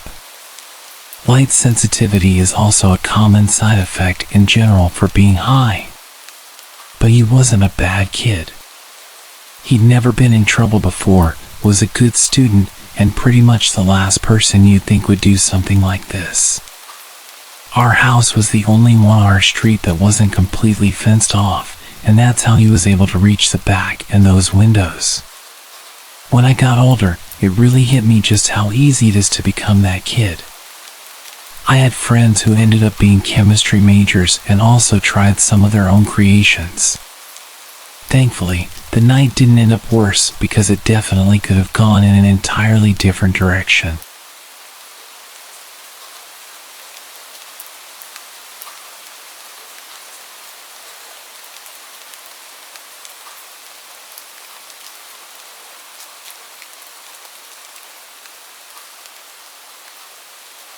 I was about 11, my sister was 13. We slept in the living room of a little caravan we used to stay in over summer. There wasn't a lot to do, the campsite didn't have any amenities. I'd pass the time playing with my sister, taking walks or playing the Nintendo. This was '98, so Castlevania and Donkey Kong Country weren't nostalgic yet, they were just lame. I couldn't wait to get home and back to the PC so I could get my theme Hospital on. But mostly I'd read. I had a collection of books about ghosts, UFOs, cryptids, and such. I'd pick them up at library sales or in charity shops. My favorites were the unexplained true stories, like the Dover Demon or the Gulf Breeze Incident. There was a quarry on the other side of the site. Sometimes at night I'd pretend the two red lights were the eyes of the Mothman who'd swoop down to terrorize my family. What I'm getting at here is I was a kid, and I had an active imagination, but I never believed anything spooky would actually happen to me. If something out of the ordinary happens, it's just your mind playing tricks on you, right? I woke up one morning around 6:20. It was gray outside, the sun had just come up, but fog and cloudy skies ensured it wasn't too bright. I felt uneasy, because I'd usually sleep till 9 at least. It was silent. My sister wasn't even snoring as she normally did. And then I heard it. It sounded like a horse galloping. It was just outside the window. It was unsettling, to say the least. Had a horse escaped from a nearby field? Surely not. I'd never seen any horses around here, and what's more, it didn't sound heavy enough. Whatever it was making circles around the caravan. I'd hear it fade a little as it looped around the other end where my parents slept, and then get louder, almost next to my head. It had the irregular rhythm of a gallop, but I never heard 4 legs. It was almost like a person was skipping very, very quickly, but no person could be heavy enough to make that kind of noise on soft ground. It was fading off into the distance. Whatever it was seemed to have ran off. I breathed a little easier. What a crazy situation. Maybe I hadn't fully woken up yet and was having a dream hangover. And then it came back. It was getting louder and more insistent. I decided to take my chances. "Rosie? Are you awake?" "Yeah," she said, voice quivering. "You can hear that, right?" "Yeah." "What is it?" "I don't know," I answered truthfully. "I'm afraid to look outside though." "Why?" "I'm afraid it might be the devil." She moaned in fear. There was a thump from the other end of the caravan, like whatever was outside had grazed it. I pulled my blanket tighter around me. After about a minute, it faded again. I told myself if it came back, I'd look outside, and the devil be damned. It didn't come back. My parents woke up around 8, made us breakfast, and the fog cleared. We asked them if they'd heard anything strange earlier. They hadn't. There were no scrapes on the caravan that would suggest something heavy bumping against it. Apart from my sister, there was no evidence that anything had ever happened, except for one rough footprint outside the front door in the shape of a hoof. To this day, I regret not looking outside to see what it was. But when I wake up in the middle of the night and everything seems so strange, I understand why.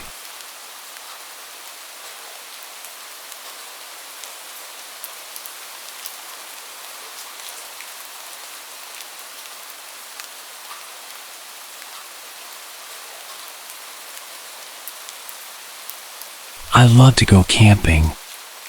Been doing it my whole life. Never had a scary experience until this past summer. My boyfriend and I decided to go out to the gorge for some quality time camping. We had always gone with several other people, but this was the first time it was just the two of us. When we got out of the car to prepare our gear for the hike back to the camping spot, two sketchy-looking dudes came out of the trailhead, looked us up and down, and got into their old-school VW camper van. I had a weird feeling but shrugged it off and proceeded back to our camping spot. I had previously camped in the same area a handful of times and knew it pretty well. Once we got back there, I knew of a handful of different camping spots and proceeded to check them all out for the one that would be ideal. I noticed what looked like someone camping further up the hill, so I picked a spot a little further down where we'd be mostly out of sight. Not out of earshot though, as I heard yelling over on the trail. It was starting to get dark by the time we got everything set up, so I figured I'd start looking for firewood. Suddenly this guy appears out of nowhere and asks us if we'd like any help and offered to sell us a bundle of firewood for $10. I laughed because we were in the woods, thus surrounded by wood which I could pick up off the ground for free. He then said I wouldn't find much wood because they'd already cleared it out over the past few weeks. Few weeks? I asked him how long he'd been camping up there, and he said almost a month. The longest anyone can camp in this area, a national forest, is 2 weeks. I already had the creeps about him, and he claimed he was up there by himself. I asked him why I heard him yelling with someone then, and why he had referred to more people when talking about the wood. He stammered and was like, yeah, there's some dudes I know camping over there up on the other side of the river. Then he proceeds to tell us that he's been lonely since he arrived. He was from Pennsylvania, took a bus to Lexington, Kentucky, and had been living in the woods back behind where I currently work. I knew exactly where he was talking about because I see homeless, immigrants, and drug addicts coming in and out of those woods every day. So basically he was a homeless man who somehow got a ride out to the gorge and decided he would just live there instead. He had been living on snakes, bugs, and selling firewood for food and beer. But he said we were the first people he'd seen in a few weeks. His stories were all over the place, and I knew he was lying about a lot of what he told us. He wasn't alone even though he claimed to be. He even took us to his camp where there was tons of stuff for several guys, not just one. He said he liked camping up top where he could see everything and everyone. By now it was dark and he helped us get a fire going. I was trying to politely get him on his way back up the hill so I could have a minute to process all of this. When he left, I started whispering to my boyfriend that there was no way in hell I could sleep with that lying sketchy homeless creep right up the hill. We didn't have a gun, knife, or even a dog to protect ourselves if we needed to. I said let's quietly get our shit together and get the hell out of here. Which we did, only we left our new tarps set up because they would make too much noise and he'd know we were leaving. As soon as I stood up with my pack, ready to get the hell out of Dodge, he yells, "How's it going?" and we proceeded to GTFO as quickly and quietly as possible. In my mind, we were either getting robbed, kidnapped, killed, or something else, because he was not alone. His stories didn't add up, and his background of where he came from made me believe he was running from something and was trying to hide by living off the grid. I called the Rangers the next morning and told them about him. Luckily, all he got from us was a set of new tarps. Weeks later, we saw on the news that multiple people had gone missing in the area and that there was a manhunt for the guy who wouldn't leave us alone.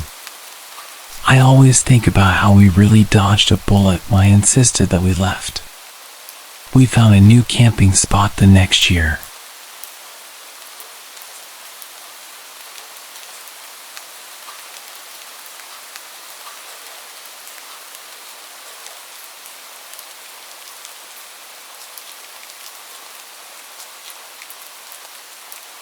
I remember that summer vividly. I was about 15, and my family decided to spend a few weeks camping near the lake.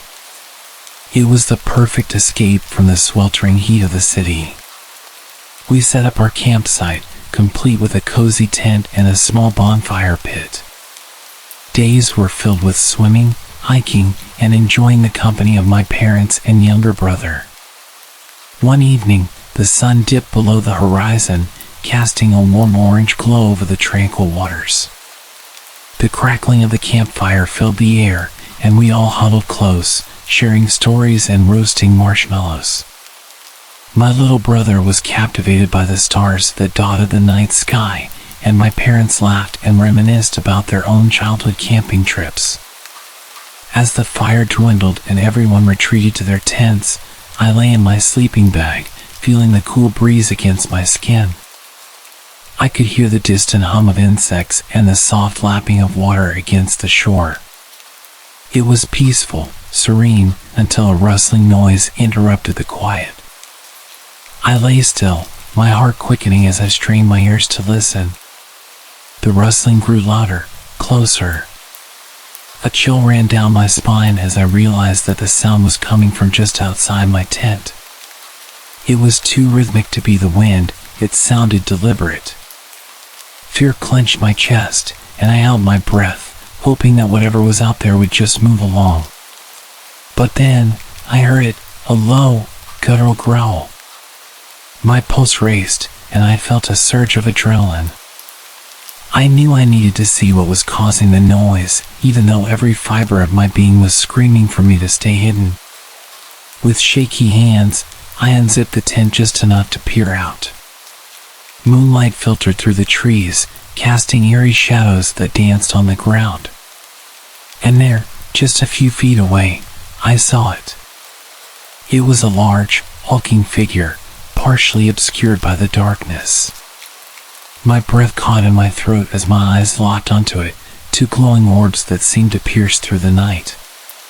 The growl grew louder, more menacing, and the figure took a step closer. Fear paralyzed me, my mind racing to make sense of what I was seeing. My instincts told me to stay hidden, to stay quiet, but curiosity and dread pushed me to inch the tent flap open just a bit more. That's when I saw its shape, a massive, shadowy creature with elongated limbs and sharp glistening teeth. Its eyes never left mine as it stood there, almost as if it were studying me, assessing my fear. As the seconds dragged on, I felt a sense of dread. I couldn't tear my gaze away from those eyes, and I couldn't shake the feeling that this was a predator, a force much more powerful than me. My heart pounded in my chest, drowning out the sounds of the night, as I realized that whatever this creature was, it was not something to be trifled with. And then, just as suddenly as it had appeared, the creature turned and melted into the shadows, disappearing into the night. The woods fell silent. I zipped the tent shut, my mind racing with questions and possibilities. Morning came, and I emerged from my tent, shaken but determined to find some rational explanation for the night's terror. I scoured the area around the campsite, half hoping to find evidence of a prank or a wandering animal, but there was nothing, no signs that the creature had ever been there. I tried to shake off the unease, chalking it up to an overactive imagination and the dark of the night playing tricks on my mind. Reluctantly, I shared my experience with my parents over breakfast, expecting them to dismiss it as the product of my teenage imagination. My dad chuckled, attributing the sounds to a nocturnal animal, probably just a bear rummaging around the campsite. Mom nodded in agreement, mentioning that bears were known to roam these parts from time to time. As much as I wanted to accept their explanation, a gnawing feeling remained deep within me. I knew what I'd seen and heard. It was no bear. It was something bigger, something much scarier. Even now, years later, whenever I'm surrounded by the tranquility of the gray outdoors, I can't help but think about that night. I've heard the usual explanations, the logical reasoning, but deep down, I'm certain that what I encountered was something different, something you hear about in urban legends.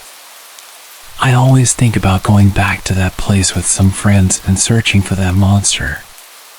But that's probably not a good idea, is it?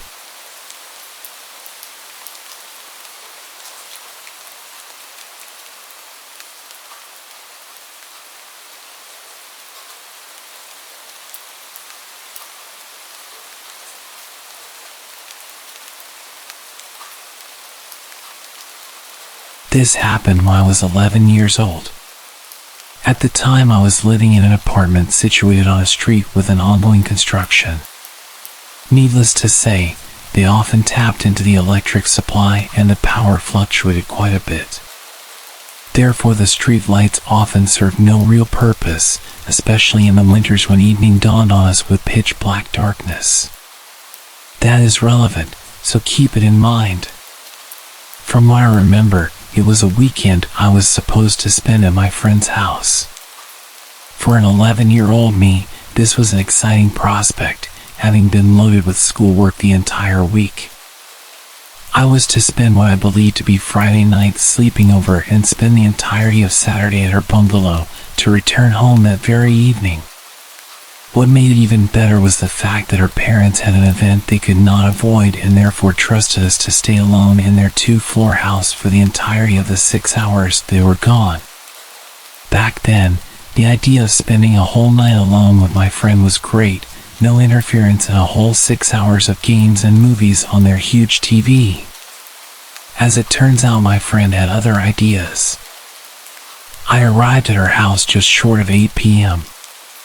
It was already pretty dark out and her parents had waited for me to arrive before telling us about emergency contacts, dinner, and such. They also reminded us to get their 4-year-old Labrador inside as the weather was acting up and his kennel had a few loose panels which leaked when it rained. This is also an important fact to be noted. After they left, we watched a few cartoons, had dinner, and were chilling in her living room playing cards. That's when my friend Sid had the ingenious idea of exploring a fenced plot of land a few hundred meters down the street that she resided on. There was no construction happening in there, so what little of that area didn't have shambles was overgrown with plants and weeds. We got the dog inside, leashed it to its long chain that allowed it to roam within reason, got the keys and left the house to make the short 10-minute trip. At this point it was about 10 p.m. In retrospect, this is where we still had a chance to avoid this particular encounter, but being curious and daring kids, we ventured anyways. Rather uneventfully, we arrived and set to climbing over wall which was about 2 meters. Luckily for us, the wall was broken enough in places to make good holds to carry us over. Once inside, Sid suggested that we sit a few meters away from each other for as long as we could, until one of us was too scared to do so. We faced each other and walked backwards till there was just enough light to see the general silhouette of the other. After what seemed to me like a good 10 minutes, I saw Sid's hunched form rise and start to walk towards me. She seemed to be walking rather fast and in a haphazard manner, jumping over rocks at a daring pace, even getting caught by some thorns in the process. She came up to me, and just as I was about to laugh and call her out on being scared, she told me to get up because she needed to go feed Shaggy. I remember being really confused because her parents had already filled his bowl with food and he had this water thing which he could operate in case he was thirsty. But I saw her face, and let me just say I have never seen her this pale. She looked like she had seen a ghost.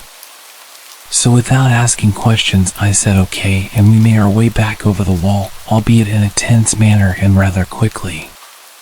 The moment my feet touched the ground, I felt Sid grab my arm and straight up just start sprinting down the street. To put things into perspective, I had a bruise from the way she grasped it for 2 weeks straight. So we ran like hell and eventually arrived at her house and went in through her front yard fence gate. A towering metal gate without bars, and she told me to unlock the front door while she deadbolted the metal gate's various locks into the ground. At this point, I was starting to panic, but we got into the house and Sid then proceeded to run around the house locking and closing all possible windows and doors as well as pulling the curtains shut. I was very confused as to why she was doing this, and so was her dog, who stood there and followed her around while she made the place secure. After about 10 minutes, she came back into the ground floor living room and with a very scary expression, she explained to me that the reason she did all that was because while we were sitting apart, she happened to glance away to a few meters to my right to see another human silhouette crouching in the bushes. She thought she was imagining it until it moved closer to where I was sitting and seemed to be unaware that my friend was watching them. I would have loved to say that was the end of it, but what happens next has stuck with me until today, and I hold a fear of that situation from that point onward. To give you an idea of the layout of her compound, her house was surrounded on 2 sides by a lawn, and the lawn was then surrounded by a wall 2.5 meters high. The wall had one entrance, which were the tall metal gates I talked about previously. The house itself had windows all around the perimeter as well as 2 potential entrances. The first being the front door, while the second being a door to this small attached space next to the house, which was made of see-through metal like the kind which metal fences are made of but stronger. This space had a metal door with a lock only accessible from the inside, as well as a door which was on the wall. However, this door only had a deadbolt on and was made of light wood. This is also of importance. So an hour or so after the incident, we were upstairs in her air-conditioned room playing games on her computer and talking about whatever it is kids talk about when we heard the dog bark downstairs. It was growling and seemed to bark at random intervals. Keep in mind that her dog was a friendly Labrador who rarely ever growled or barked aggressively. My friend went to get the dog upstairs to her room, and after she returned she informed me that the dog was standing near the front door, growling at it. And that it took her quite a bit of effort to get him upstairs as he kept trying to go back there. We were really confused as this was unusual for him to do, and thinking that a stray dog may have caught his attention, we decided to go into the balcony attached to her room that gave us a view onto the front lawn and a part of the street directly in front of the house. Instead of seeing what we assumed would be a stray animal, we looked down to see a person standing very still in her lawn and in front of her front door. In the limited light, we could make out heavy layers of muddy-looking clothing and a head full of hair that looked very matted. The dog was with us in the balcony and was whining to be let outside. We crouched in her balcony, and right as we were about to discuss the situation, we heard what sounded like the front door rattling, as if someone was trying to open it with the handle. We creeped back downstairs only to realize that this person had now moved onto the window next to the door and was trying to open that. The realization hit that he was trying to find an entrance into the house by going round the perimeter. Just as we were about to creep back upstairs, my friend grabbed me again and in a hushed tone told me that she had forgotten to lock the attached space door in her hurry before. We both looked at each other and paled as we realized that it would gain the intruder easy access into the house as the inner door had nothing but a deadbolt. At this point, we heard the windows rattling behind the house, nearly 3/4 of the way back to the front again. The attached space door was a few meters away from the front door, and we were lucky that he had chosen to go around the other side. She told me to wait by the inner door with the dog while she went outside and bolted the metal door. She then informed me to close the door as soon as she returned, and that if she was caught to let the dog outside and to close the inner door as discreetly as possible as to not give myself away.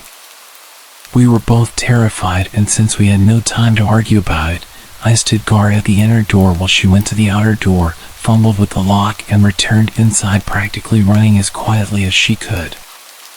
We closed the inner door, and just then we heard the outer door rattle harshly. Had she not gone there and then, there was a big chance that we would have no choice but to hide in her house had he found his way in. After he tried opening all doors and windows, which took a while as he was doing it quite intently and forcefully, we found our way back upstairs and went back into her balcony to see if he had gone away, as we were standing still near the foot of her stairs for a while, listening for any further activity. As we looked down, we saw him once again standing in her front lawn. However, this time we could see his head was tilted back, and it felt like he was looking right at us. However, we knew that it was far too dark for him to be able to spot us, as we closed all the windows shut. We had proceeded to kill the lights in her room, as well as drawn the curtains as to not let her little bedside light escape the blinds. He then started giggling in the quiet of the night, and proceeded to go down on all fours, crawling around the lawn in front of the house while his laughter grew. In retrospect, we should have called the authorities at this point, but being the terrified kids we were, we did not want to get into trouble for not even being able to follow simple instructions. He did this for nearly half an hour, only to stand up once again facing the street. Then he started climbing on top of the kennel in the corner, up onto the top of the wall, and then jumping down to repeat the loop. We stood still in our balcony, waiting to see if he would return, but an hour passed, and that was the last we saw of him. At around 2 a.m. her parents returned. The next morning they were very confused as to why all the doors and windows were closed on such a pleasant night, and why there was mud on the front doorknob. We said we just wanted to play in the dark inside the house, lying about the actuality of the situation. To this day I do not think the man has been caught.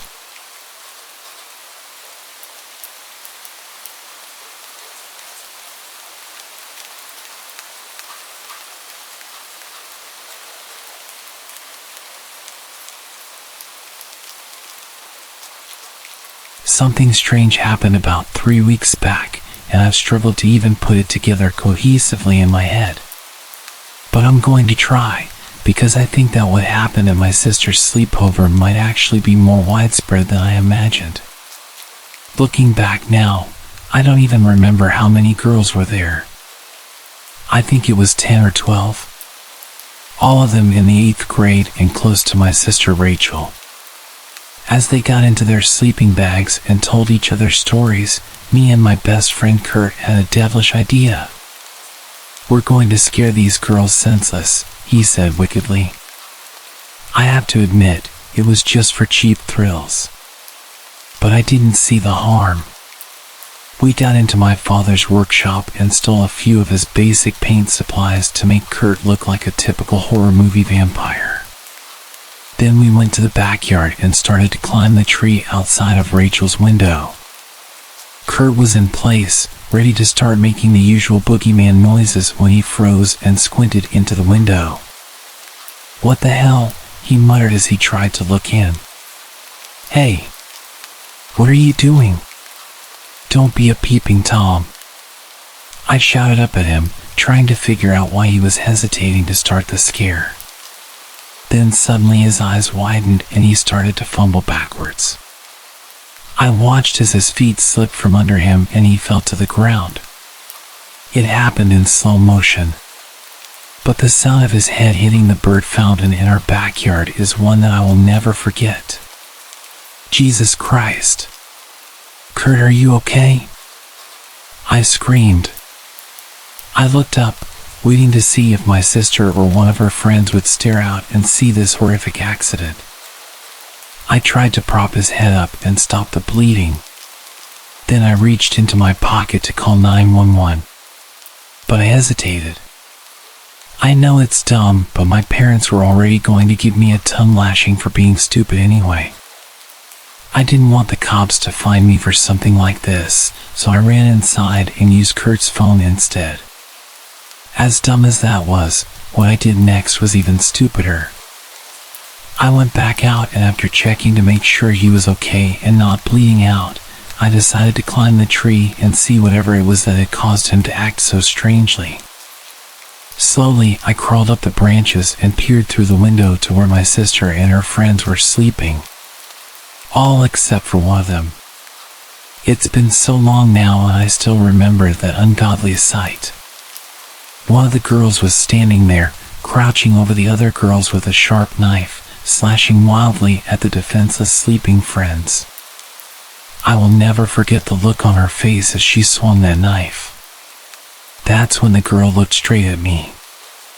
I nearly fell back like Kurt did. But instead, I stared her down across the darkness. She'd already seen me. What good would it do running away? She could never make it outside in time to catch me regardless. Suddenly, she started making her way to the door, and I could see that some of the other girls were moving. I scrambled to get out of there. I didn't even wait for paramedics to show up and help Kurt. I didn't want to be around if she was coming to get me. I ran for what felt like hours and ended up at my grandparents' house on the outskirts of my town. I frantically tried explaining to them what had happened. They called my parents, and eventually they started putting the story together. Kurt was in the hospital with his head injury, and apparently all the girls were fine. I went to see Kurt a while later to see what he remembered. Nothing. So now there's rumors that I attacked Kurt and put him in hospital and then ran away to avoid trouble. I tried talking to my sister about what I saw, but she denies that anything of the sort happened and treats me like I'm crazy.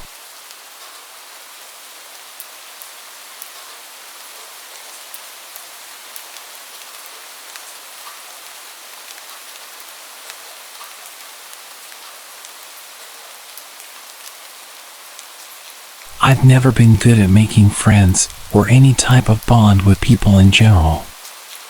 I'm not even close to most of my family members like I'm close to Jessie.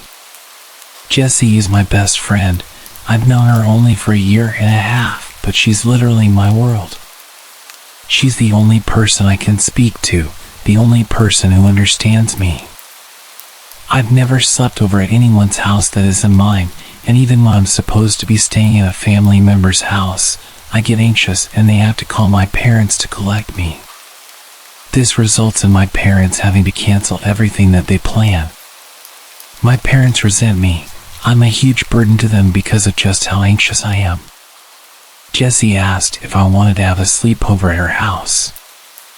I'd never been to her house, or anyone else's house for that matter, and I'll admit I was ecstatic, but also hesitant in case I got anxious and ruined the sleepover and my friendship. I knew I was probably overthinking, but it still scared me. Jessie gave me some time to think, and I eventually agreed. I told my parents and they were pretty shocked, but decided to let me go because I had an actual shot at making a best friend for life. The car pulled up onto a large driveway, connected to an even larger house. It was huge, like mansion-sized. Probably the biggest house I'd ever laid eyes on. Me and my parents made our way over to the front door, which was about twice my dad's size, and he was 6'7". There was no doorbell. Instead, there was an abnormally large silver knocker in the middle of the door.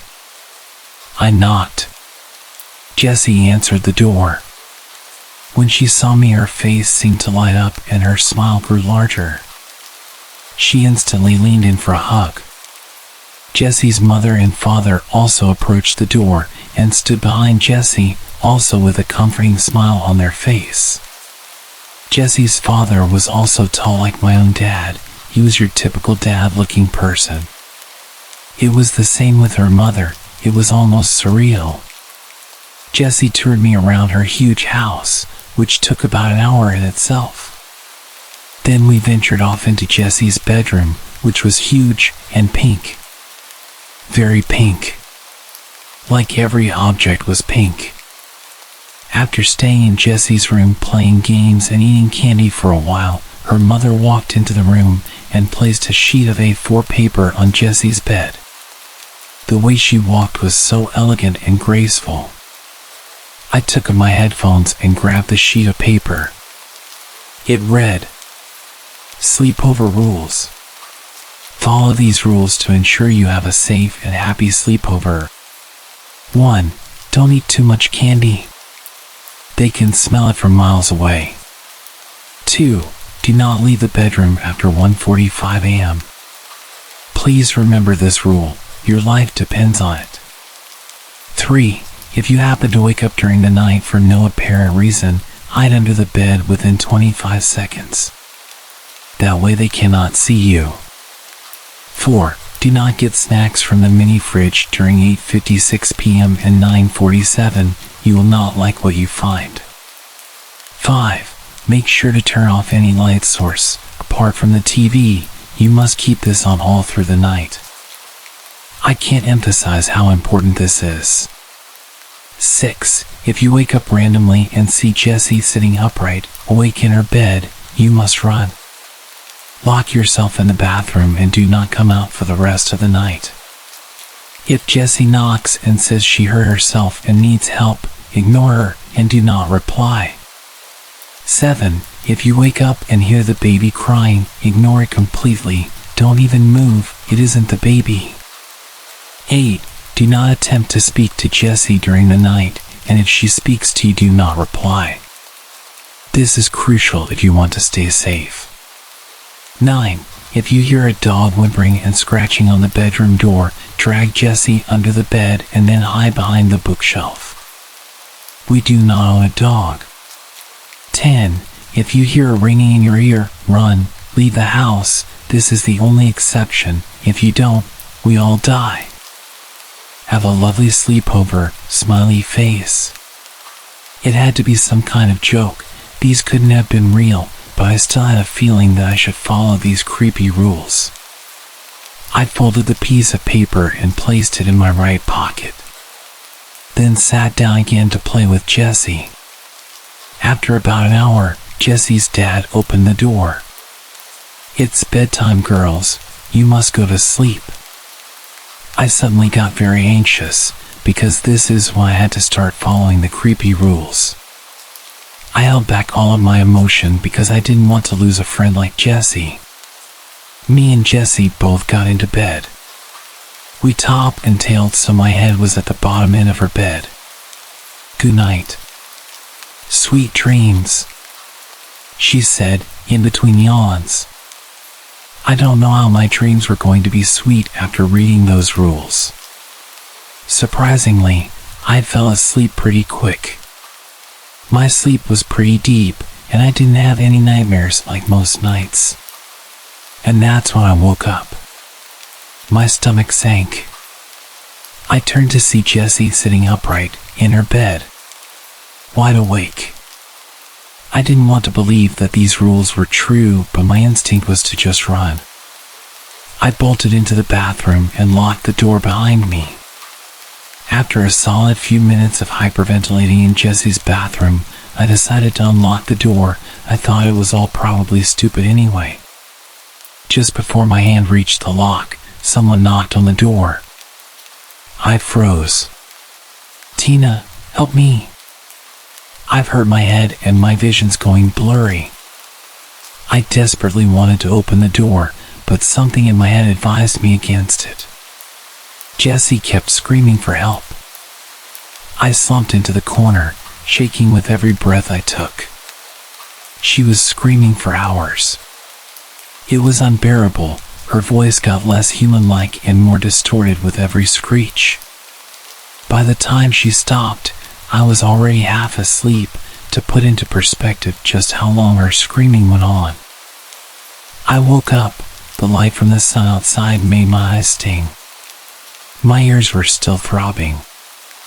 I slowly got up from the corner of the bathroom and unlocked the door. Jessie was playing on her PS5. Everything was totally normal.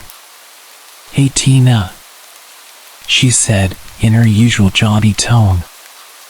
"I think your mom and dad are already outside waiting for you in their car." I couldn't take speaking. Everywhere in my body ached. I picked up my stuff and started walking downstairs. Jesse's parents waited at the bottom of the stairs. "Your parents are outside waiting for you," said her mother with a smile. "How did they get here so quickly?" It was only 8:45. I could see the open door and my parents' car outside. I was so relieved. I was gonna leave this place finally. Jesse's dad showed me out, and I hopped into my parents' car. I can't begin to explain how relieved I was to see my parents' smiling faces again. Jessie and her family waved at me as I drove away. "How was the sleepover, sweetie?" I was about to reply when I got a notification on my phone. It was a message from my mom. It said, "Hey, I was just messaging to ask what time you wanted me and your dad to pick you up from Jesse's house." I looked back up at my mom, who was driving, and then to my dad, who was smiling eerily at me. Shit. I forgot to leave on the TV. I felt sick to my stomach. "Forgot something?" my dad asked me.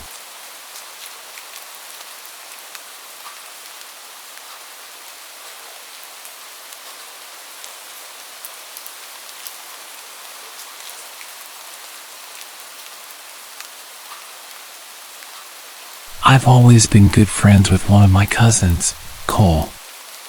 We're both the same age. The two of us were not quite inseparable, but we always did get along very well together and were often found together, both in school. As we'd always end up in the same class together throughout elementary school and outside of it. When we were 12 and in the 6th grade, I was hanging out with Cole on a Friday afternoon around the later part of May, and we were psyched at the start of the weekend. We'd wound up at his house, since he didn't live too far from me, and at one point my mom called to say that our grandpa was in the hospital.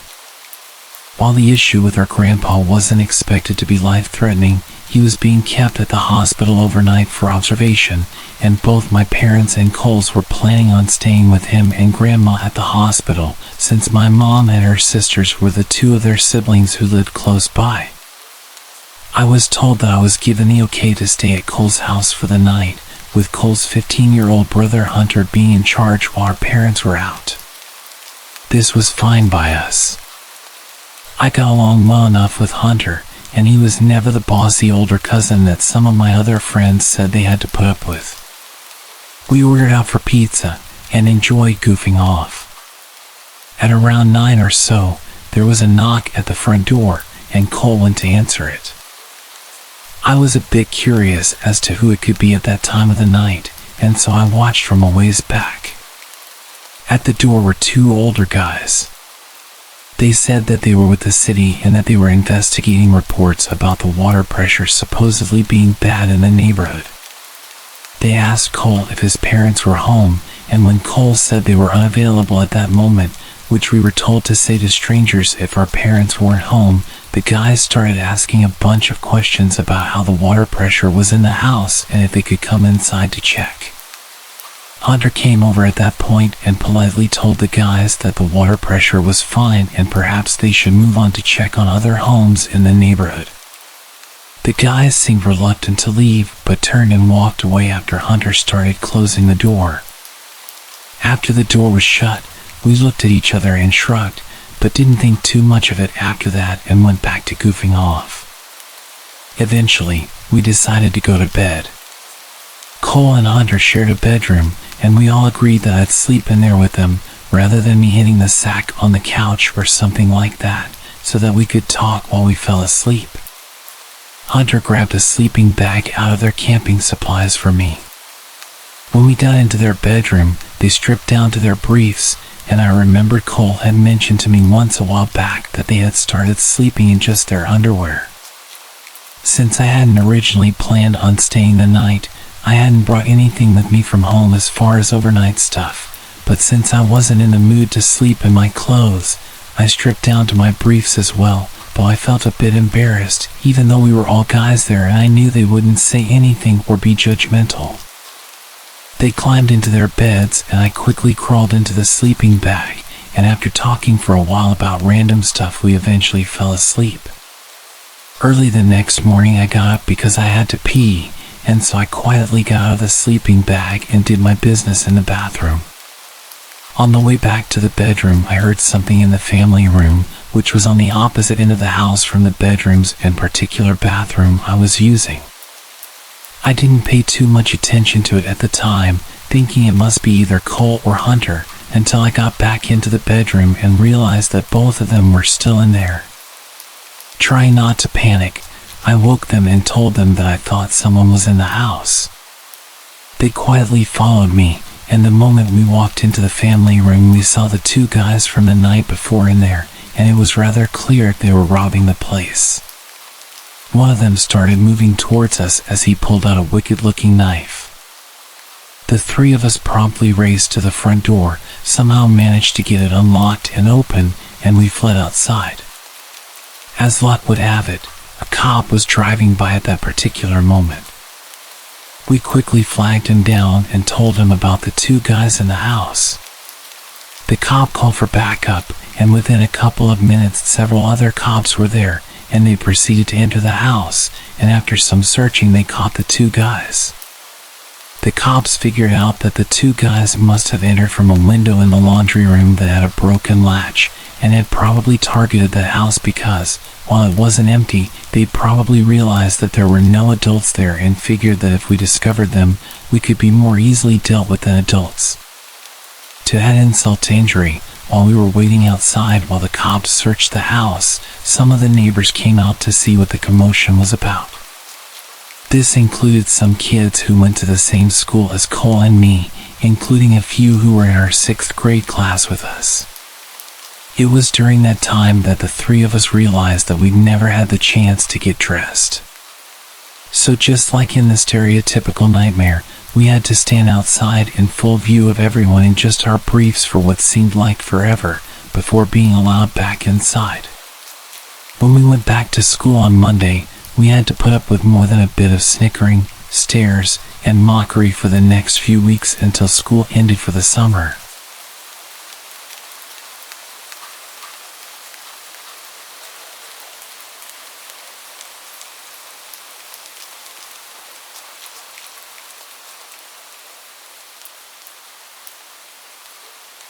This all happened roughly around 4 years ago, but the experience has haunted me almost every single day since it happened. I'll start off by saying that at the time I was pretty young. I was single and very keen to have my first experience with someone. I spent a while looking through dating apps, talking to a few people, until I finally came across a guy who seemed interesting.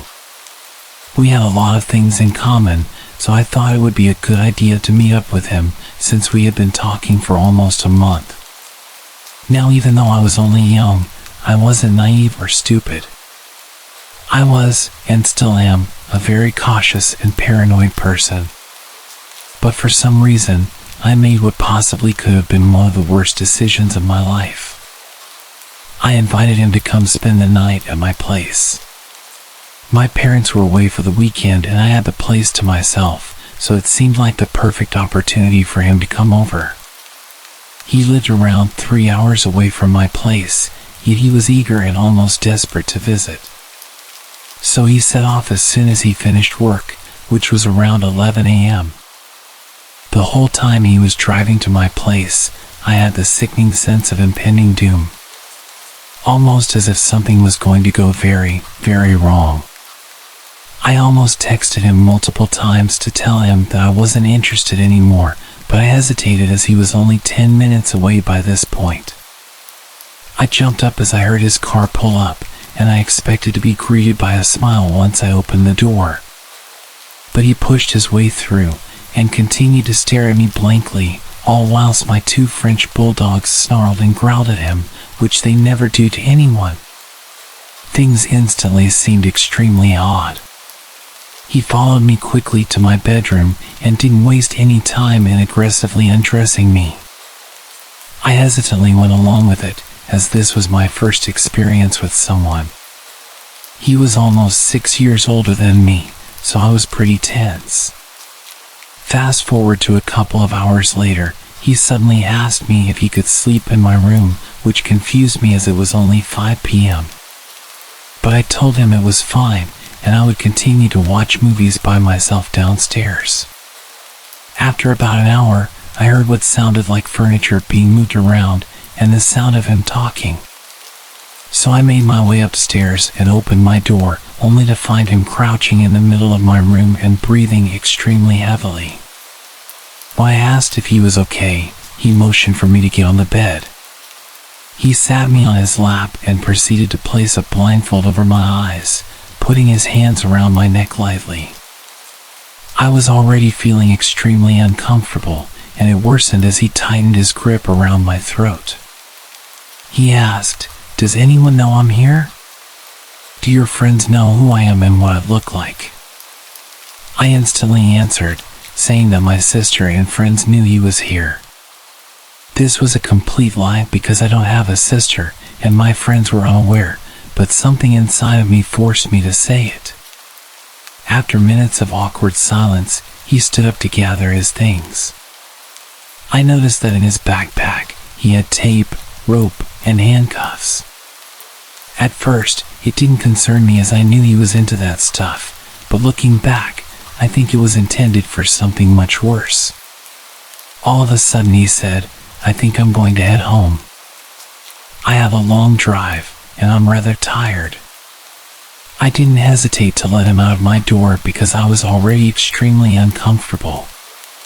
As he left, he failed to even look at me or say goodbye. He raced off down the street as soon as he got into his car. I ran back to my room to see if he had left anything, because he'd left in a hurry. I found a note on my desk with the words, "Being nice is what saved you." At the time, I had no idea what the note meant. Now that I think about it, I seriously think that he had very ill intentions toward me. I'm still angry at myself for letting a stranger into my home, which was obviously a big mistake. I immediately blocked him on all of my social media. I am just so lucky that I made it out alive. All I know is that he is now somewhere back in America. I don't really know why he was living in the UK at the time that I met him, but all I can say now is that I am glad that he is many miles away from me.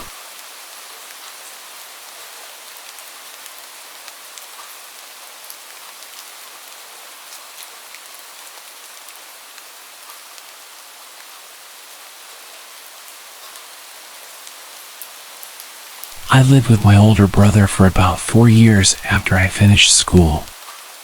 We shared rent on an apartment together since neither of us could afford anything on our own. But during the 4th year, my brother started making better money, and he planned to move out once the lease came to an end. I wasn't making a lot, so I knew I couldn't afford to pay for the apartment alone. I looked around online for a roommate for a few months, but decided to move out as well and find a cheaper place. I searched until the last month of our lease at the apartment. My brother had basically moved everything out already, and there was a lot of pressure on me to find somewhere quick.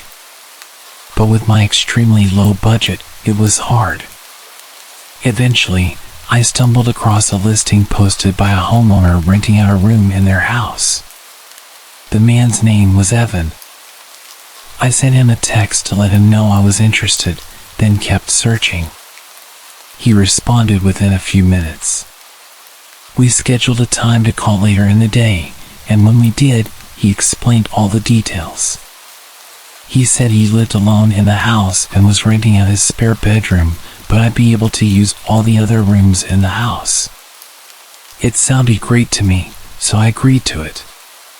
A couple of weeks later, I packed everything in a U-Haul and drove down to the house. Between this time, we'd been texting and calling, and he sent me a bunch of pictures, but I hadn't had the chance to view it in person yet. I got there around noon, parking in the driveway. The house was definitely small, but it looked nice from the outside. Evan was standing in the garage, waving me over. He gave me a quick tour, then helped me unload all of my stuff into my room. Evan seemed like a regular man in his mid-30s, which was almost 10 years older than myself, but I didn't really mind. He didn't hold conversations very well, and was somewhat shy. Anyway, we finished moving everything inside, and I dropped the U-Haul off. I Ubered back to the house, and by then, it was almost 8 p.m., and I was really tired. Evan was on the couch, watching TV, so I told him I was going to bed early, and I went to my room. All in all, it seemed like a decent place, and I was happy with it. I unpacked some more, then set up my bed, and by 9 o'clock, I was finally ready to sleep. I walked over to my door to lock it and turn off the lights. But as I reached my hand out, I saw the knob on the door was empty. As in, there was no lock on it. Confused, I opened the door. The lock was on the outside of the door. I stepped into the living room and asked Evan why the bedroom door locked from the outside. He looked confused and said he never noticed that, but he would switch it around tomorrow. I shrugged and said okay, then went back to my room. I was tired and not too worried about it, but it was definitely an odd find. I got in bed and fell asleep. In the middle of the night, I woke up. I heard someone moving around in the kitchen, which I assumed was just Evan getting water or something. I closed my eyes again. A minute later, I heard him walking back down the hallway, but as he was passing my room, he stopped. I opened my eyes and looked at the door. He was standing out there quietly for maybe 15 seconds before I heard a click. He locked my door.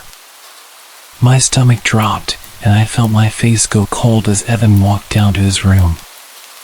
As soon as I heard his bedroom door shut, I got up quietly and went over to the door. I tried the handle, and it wouldn't budge. I stood in shock for a few seconds, coming to the reality that this man I just met has now locked me in a room. My fear started to turn into anger, and I called out for Evan, telling him to open the door. It only took a second before I heard Evan run out of his room and over to my door. I heard him place his hand on the door, but he paused for a few seconds before he unlocked it. I swung the door open right away. What the hell was that? I confronted him. Evan was stumbling over his words, saying he just wanted to make sure he was safe because he didn't know me well enough. I understood that concern, but locking someone in a room was not a smart way to go about it. I told him that I was going to pack up and leave in the morning. I stayed up all night on the couch in the living room, waiting for the U-Haul store to open at 9 o'clock. I looked into the hallway, seeing Evan's bedroom door was still closed, hopefully meaning he was still asleep.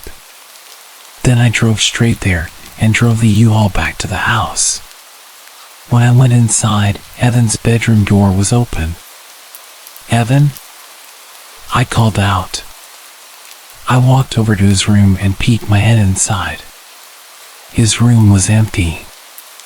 I moved my eyes around the room in disbelief, seeing as things were only getting weirder. I backed out and got straight to moving my stuff. I powered through 2 hours of moving boxes and taking apart my bed.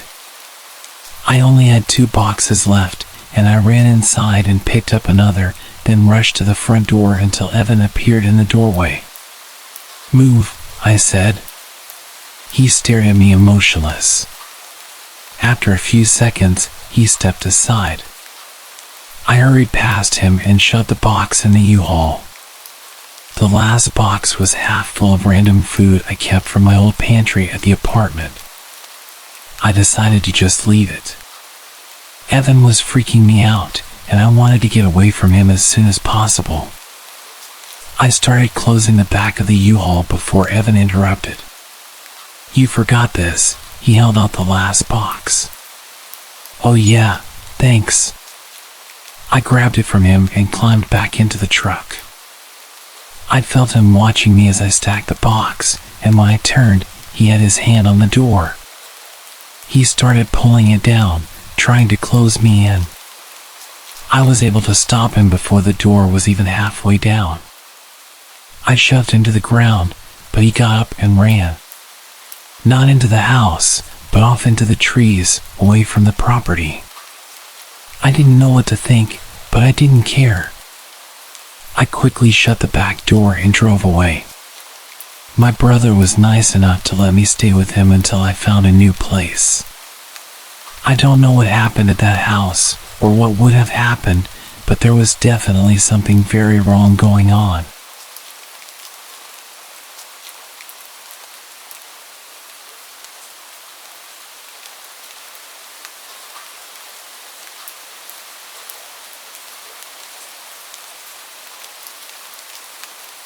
My roommate was out of the house for the week, so I had the place to myself. It was spring break, so my college classes were out. I had no plans and really nothing I needed to do. On Monday, I was basically trapped inside due to a huge storm blowing through our city. This was common around this time of year, but it still always seemed worse every time.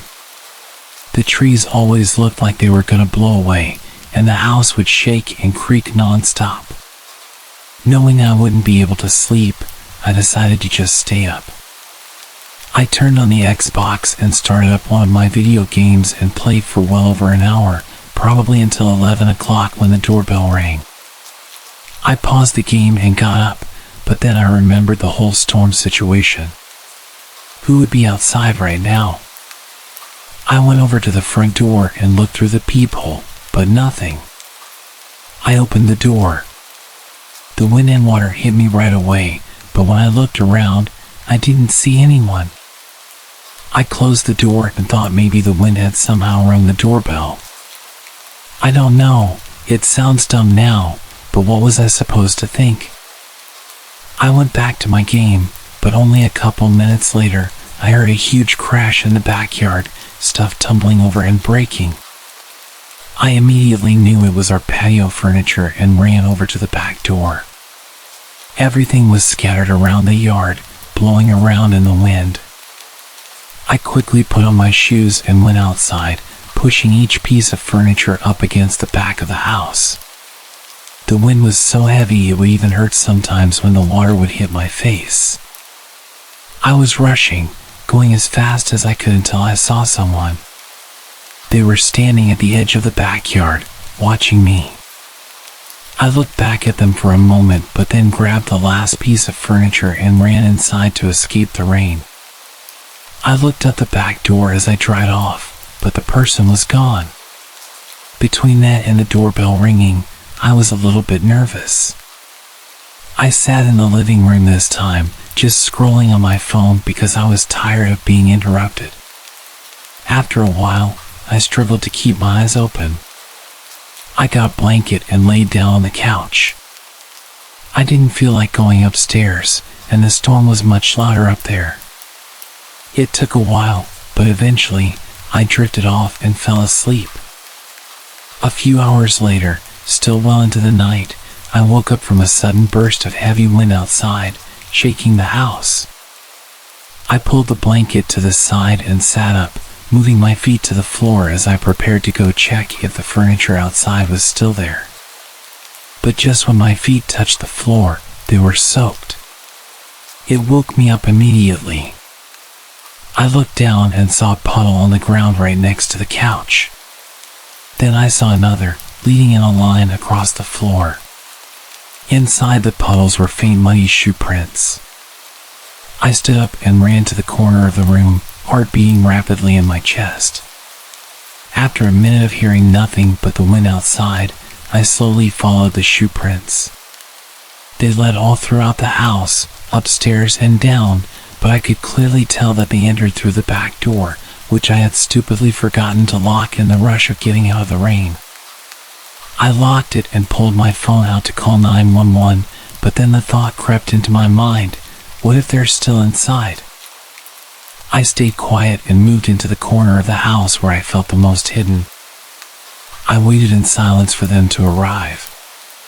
When they did, they took a look around, seeing everything I saw, but nothing more. They told me it seems like a personal attack because nothing was missing, and they were clearly focused on my house in particular. However, they walked right up to me while I was sleeping and seemingly did nothing but watch me, which is super creepy but doesn't make much sense. If they wanted to do something to me, they would have done it at that moment. After some thought, this had led me to believe that whoever it was had actually come from my roommates. They saw me, then looked around the whole house, and then left, doing absolutely nothing. So if this was a personal attack and my roommate was there, I think things may have gone a lot worse than they had.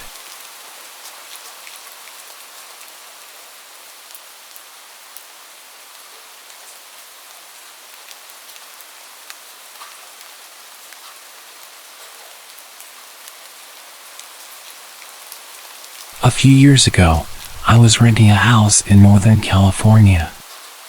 The neighborhood was just outside the suburbs.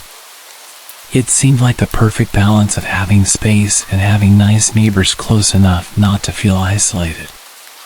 The area had no street lights, so it was very dark at night, especially if there were clouds blocking the moonlight. It didn't bother me though. It made my little house feel even more quaint on dark nights. I got home from work one day in midwinter. It was a cloudy night, so pulling up to my house, I saw only what my headlights and front porch light illuminated. When I got out of my car, I caught a whiff of cigarette smoke. That was odd, as I had never smelled that before around that house. I didn't see anyone nearby, so I ignored it and went inside. I had just got off a shift with a few hours of overtime, so I felt pretty tired. Even though it wasn't even 7 yet, I decided to take a shower and call it a night. I woke up sometime later, sure that I had heard a noise inside my house. I wasn't worried right away because my friend would sometimes stop by to use my shower after work on his way to his night classes. I even gave him a spare key so he could stop by even if I wasn't home. He would always text me to let me know beforehand though, and I hadn't heard my phone go off. I reached over to my bedside table and picked up my cell phone to see if my friend had sent me a text. The bright light from my phone's screen blinded me. These were the days before phones had a light sensor that would dim the screen in the dark, and this particular phone was so bright, I could use it as a flashlight. Through squinted eyes, I could make out that it was 9-something, but I couldn't tell if I had an unread text or not. I set my phone aside and called out my friend's name. There were a couple of seconds of silence before I heard loud footsteps as someone started running through the bottom floor of my house. I leapt out of bed and ran to the closet. They were already up the stairs by the time I had opened the door and stepped inside. That house had 3 rooms upstairs, 2 bedrooms on either side of the hallway, the one I was in and a spare, and a bathroom at the end. The bedroom doors were both closed, but the bathroom door was cracked open. I heard whoever was in my house thunder down the hallway past my door and into the bathroom. Thank God he did. That gave me enough time to open the attic access in the ceiling of my closet and hoist myself up. I had just started to lift myself up when the person ran back out of the bathroom. My feet were barely inside of the attic when my bedroom door burst open. I heard footsteps run into my room and stop. When they didn't see me in that room, they ran back to the hallway and into the other room, which just had boxes stacked in a corner, some weights, and a table where I painted my miniature models. I guess they decided that if someone were hiding, it would be in the bedroom because they charged back into my room and turned on the light. A moment later, the closet door was ripped open. I was crouched in my attic just a foot or so away from the access, so I could try to stop them if they started to climb up. From my vantage point, all I could see was from about their knee down. They were wearing dirty blue jeans with frayed cuffs and work boots. After a few seconds of looking in the closet, they stepped away and I heard a loud crash come from my room, followed by a scream of frustration and anger. That scream was the most unnerving part of the incident for me. It reminded me far too much of my stepfather, who would scream in a similar way when he lost his temper. He would eventually be placed in a mental hospital for several mental disorders that resulted in erratic and violent tendencies. The man in my house ran back down the stairs. I heard crashes and clatters as things were thrown around and furniture was knocked over. I stayed crouched in the attic. I had left my cell phone when I ran for the closet, and I wasn't certain I could climb down without him hearing.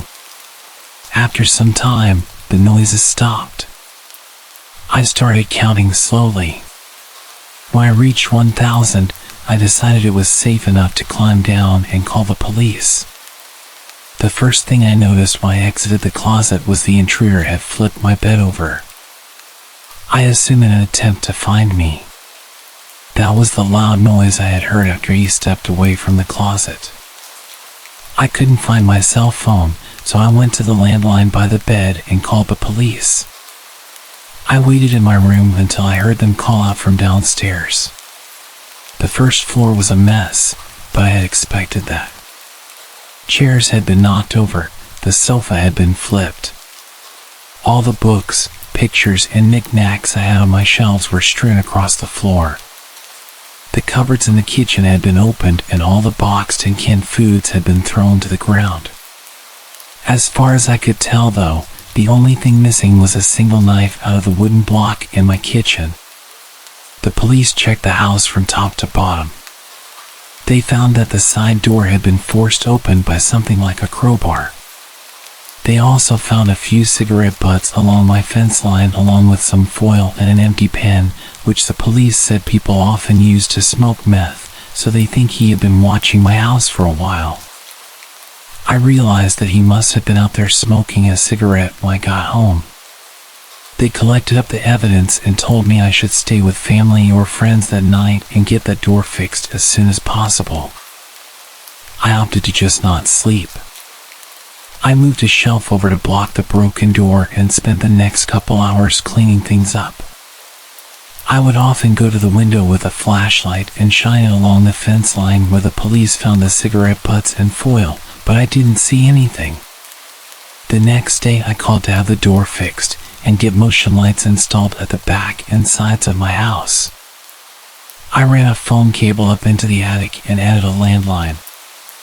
I never wanted to be stuck up there without a phone again. Nothing else happened at that house though. I lived there another 3 years without incident. One more precaution I took was practicing getting out of my bed, going to my closet and climbing into the attic as quickly and quietly as possible. I even practiced doing that at my new place, except now I go to a crawl space at the back of the closet instead of the attic. I try not to think about what would have happened if I had been a bit slower getting to the attic, or if he hadn't gone into the bathroom at the end of the hall first.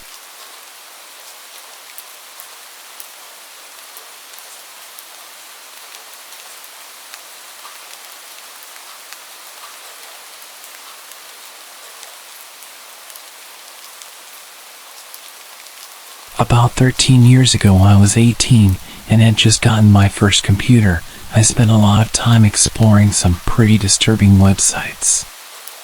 It was different back then. There wasn't much stopping you from ending up on Gore websites.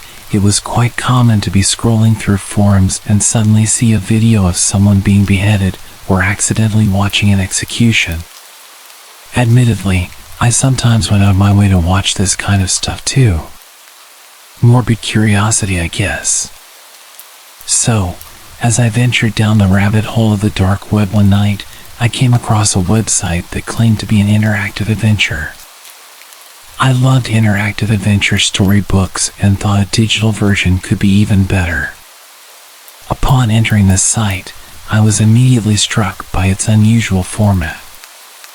Instead of traditional storytelling choices, it presented a series of hyper-realistic photos showcasing various choices. The story started outside what looked like an abandoned factory. You always had two choices. The first one was pretty simple. You had to choose which door to go into. One door had a no entry sign on it, and the other had a big stop sign. I chose the second one because I figured that'd lead to the more interesting story. Each choice led to a set of photos that portrayed the consequences of your choice. For the first few clicks, it was just navigating the factory. There were all sorts of tools and creepy props all over the place. It looked like a slaughterhouse with what looked like body parts of pigs or some other animal hanging on hooks. The level of realism was shocking, especially back then when the public or some cheap website wouldn't have the funding to make such realistic scenes. The next image had a picture of the woman with her hands clearly chopped off, with only bleeding stumps remaining on her arms. I couldn't believe this game was free. It was so convincing. The two choices now were just save or end. I was not about to end my little journey here, so I clicked save. Again, the website took a few minutes to load and I sat patiently waiting for the next part of the story. I was so numb to gore and this kind of thing after spending enough time on the internet, so I wasn't particularly shocked at the bloody details, just in love with the creativity of this game.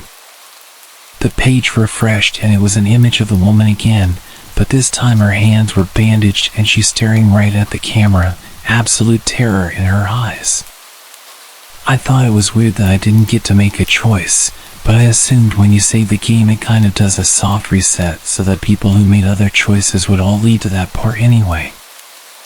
I've played similar games before, so I knew that often, no matter which choices you make, the game will force you down the path it had planned anyway.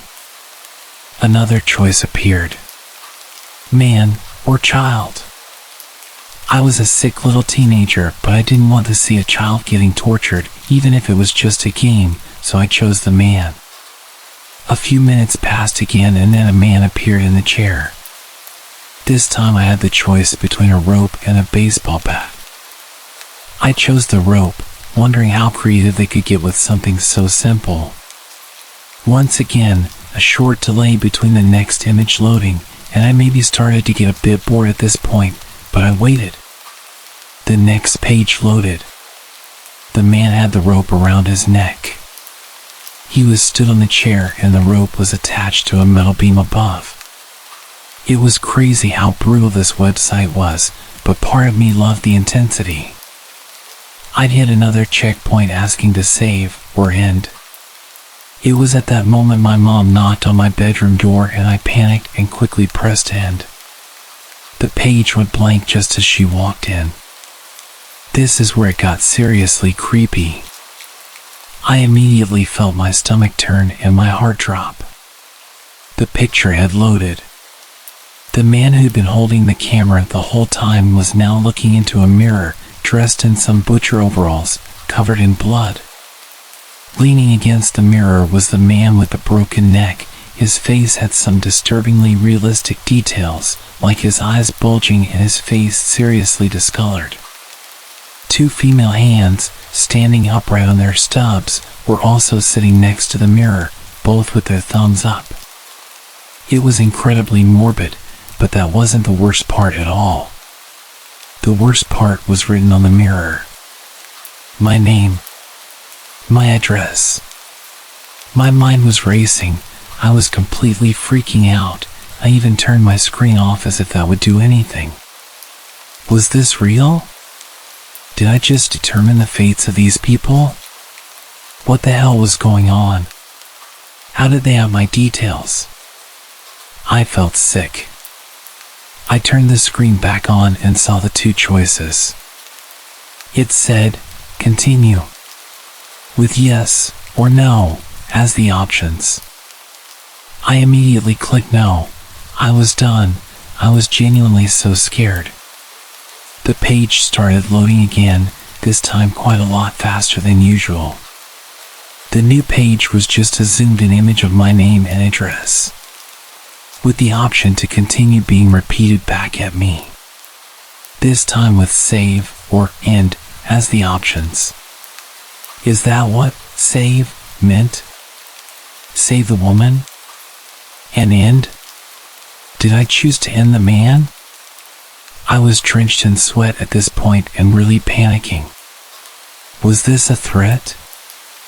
I have to continue or they'll come for me. Am I choosing to save myself or end myself? I hated everything about this moment.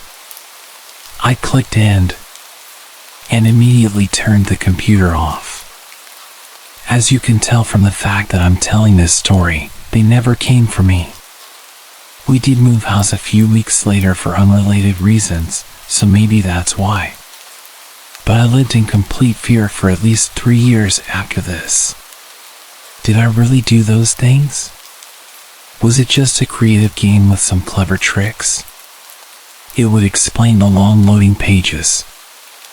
I don't like to think about it. Well, at least I didn't choose the child.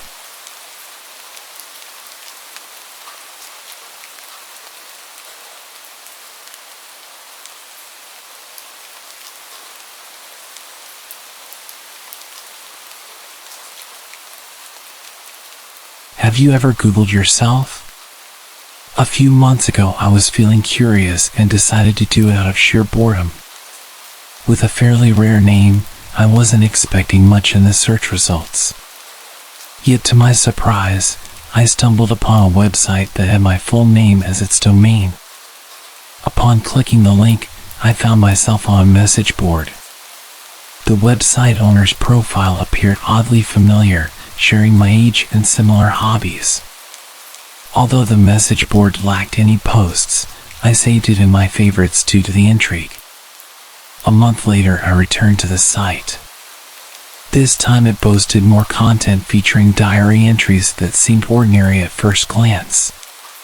Notes like the weather was nice today or I'm so bored at work. Yet as time passed, I began noticing an array of coincidences. The owner lived in my city, which struck me as quite a coincidence given the rarity of our shared name. As I delved deeper, I found the diary's contents eerily mirroring my life experiences. One day it mentioned attending the same baseball game I had gone to. At first I dismissed it as a simple chance occurrence given the popularity of the local team. However, the coincidences persisted and became unsettlingly precise. Their pet dog's name matched mine from childhood, and even their favorite restaurant was the same one I frequented during my previous job. One particular day, the message board was filled with birthday wishes for the owner. Oddly enough, it was my birthday as well. Intrigued, I decided to leave a message for the owner, mentioning our shared name and extending a birthday greeting. However, to my surprise, there was no option to type a message. It appeared the message board was merely a static page. Puzzled, I reached out to the owner via email with a simple introduction. Hi there. Believe it or not, we share the same name, birthday, and we're in the same city. Nice to meet you. Just a friendly introduction. A few days later, I got curious again and tried showing the website to some buddies, thinking we'd all have a laugh about it. But guess what? The website was gone. Completely vanished. No trace. It wasn't even in my browsing history. That didn't sit well with me. Something felt off. I mean, it's like the whole thing was there one day and then poof, it just vanished into thin air. And then I got an email from my own email address. It just said, "Found you." Attached was a picture and, I swear my heart stopped. It was me. Sitting at my computer. In my room. And here's the worst part. The angle of the shot was taken from the corner of my room where the window is. You have to climb the side of my house to get to this window. I zoomed in, squinting at every detail. The hairs on my neck stood up as I realized the angle of the picture didn't match up with the window. It was clearly taken from the very corner of my room where I usually keep my old chair piled with clothes. Someone had been inside. My mind raced. Who could have taken this? How did they get inside? I went through every possible explanation. A prank, maybe? But the more I thought about it, the more that email and that picture made me feel like I was being watched. Stalked. I can admit I was freaked out. The whole thing went from curious to seriously messed up real quick. I can't shake the feeling that I'm being watched. Monitored. The thought of someone sneaking around in my personal space snapping a picture while I was totally unaware. It's unsettling, to say the least. I've permanently locked all of my windows now, and I've got this weird paranoia about my room. Like, am I going crazy or was someone actually in here? One night I was scrolling aimlessly through social media, clicking on random links about the dark web and supposedly true stories about crazy encounters. Boredom can drive anyone to the weirdest corners of the web, and that's how I stumbled upon this bizarre post that grabbed my attention. It was an image of my front door. The caption, "Back where I belong," was written below it. I'm not the superstitious type, so I rolled my eyes and chalked it up to a creative attempt at freaking someone out. The next day, I couldn't resist mentioning it to my buddies. Their reactions were a mix of amusement and speculative theories about hidden cameras and creepy stalkers. They laughed it off and I joined in. After all, we're living in the age of tech, where a few clicks can pull up someone's life story, including the color of their socks on a specific day. Probably just some algorithm, I said, dismissing the weirdness. They probably got it from my IP address and Google Maps. They chuckled, teasing me about my lack of supernatural belief. I shrugged it off. It's not like I have anyone that would want to hurt me. But as the night progressed, the sense of being watched started gnawing at me. The shadows from the windows seemed to stretch a bit too far, and every creak of the floorboard sounded like a whisper. Ridiculous, right? A couple of days passed and I thought the unease had finally left me. Until an email from an unknown sender popped up in my inbox. The subject line was empty and the email had a single link. No text, just an ominous hyperlink. Curiosity and a little defiance propelled my finger to click the link. It opened a web page I'd never seen before with a weird combination of numbers and letters as its title. The screen displayed a live feed from my living room where I was sitting with my laptop. I blinked and rubbed my eyes, completely stunned as I saw myself from behind. Clearly there was a camera in my room, but where? Okay, now that's just messed up, I muttered, assuming it was a prank or someone playing with sophisticated tech tricks. But the camera panned around the room and my unease twisted tighter. My eyes darted around the familiar surroundings, trying to figure out where the camera was. That's when I noticed it. The angle was directly in line with the mirror that was mounted on the wall. My heart raced. I approached the mirror and tried looking at the laptop to see if my face was appearing on the live stream, but the website had turned into an error page. I spent some time trying to refresh the website and follow the link from the mail, but it was like it never existed. I checked the mirror again and there was no obvious signs of there being a camera. I was exhausted after a long day and I had quite a few drinks with my friends, so I told myself I was just being paranoid and went to bed. Days went by and I tried to forget the whole thing. Until one night, as I got up to grab some water in the middle of my sleep, I glanced at the mirror again. My reflection was normal, but something in the background wasn't. The edge of a shadowy figure peeked out from the corner of the mirror, a hint of a presence that shouldn't be there.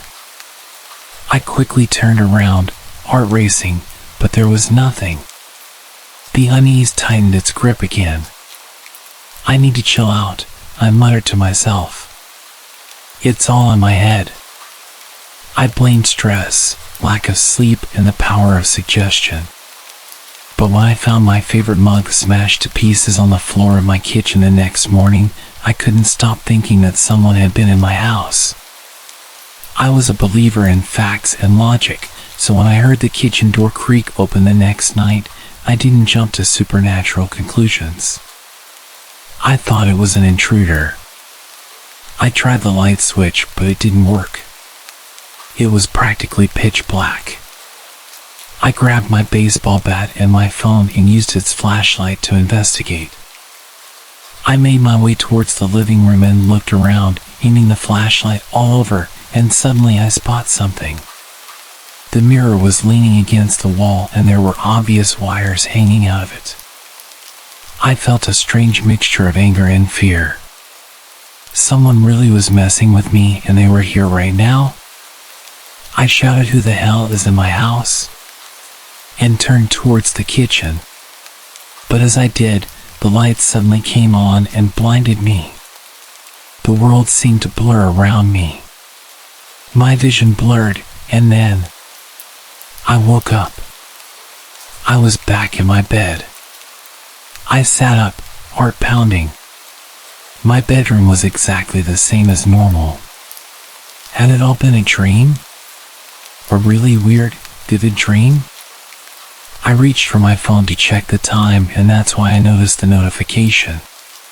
An email had come in from an unknown sender. With trembling fingers, I opened it. It was a photograph. Almost the exact same photograph as the one that started this whole thing. It was my front door, but this time it was taken at night. The caption below the image sent shivers down my spine. "Sleep well.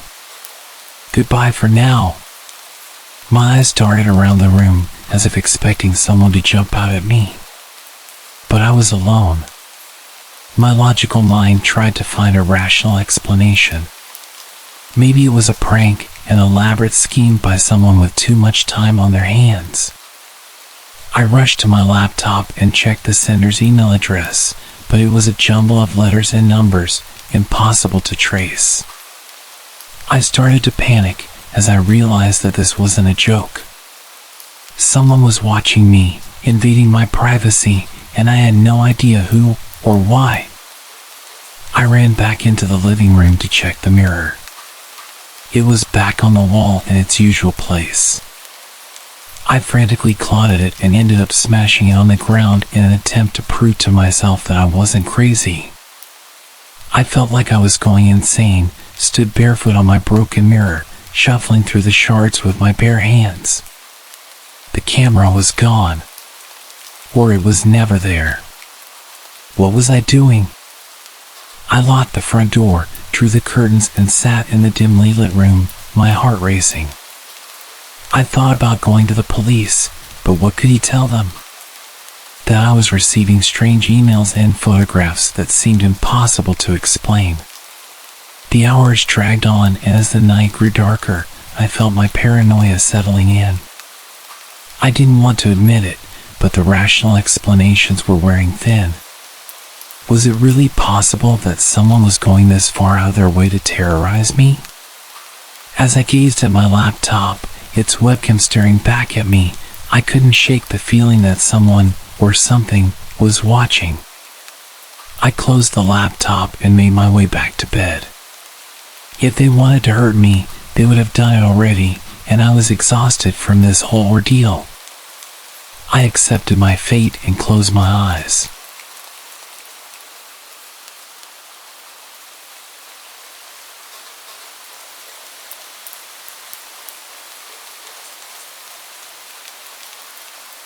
My wife, my dog, and myself were on our second day of an 80 kilometers hike in northern Ontario, Killarney Provincial Park. We set up camp on a point about 750 meters into a lake. One way onto the point and one way off the point. We were hearing wolves since about 9 p.m. We went to bed by about 10 and the howls were getting closer and closer. Then, one owl from right behind us on the trail down to the point. I got out of the tent and started making lots of noise trying to scare it off. This usually works for bears whom we have had lots of encounters with. I didn't see anything there and didn't hear anything either. I went back to bed and lay down, trying to act confident as to not upset my wife. Then when we both heard something outside of the tent, my dog was crazy quiet but shaking. I opened the tent to find a wolf staring at me from about 15 feet away. I grabbed the bear spray and took aim.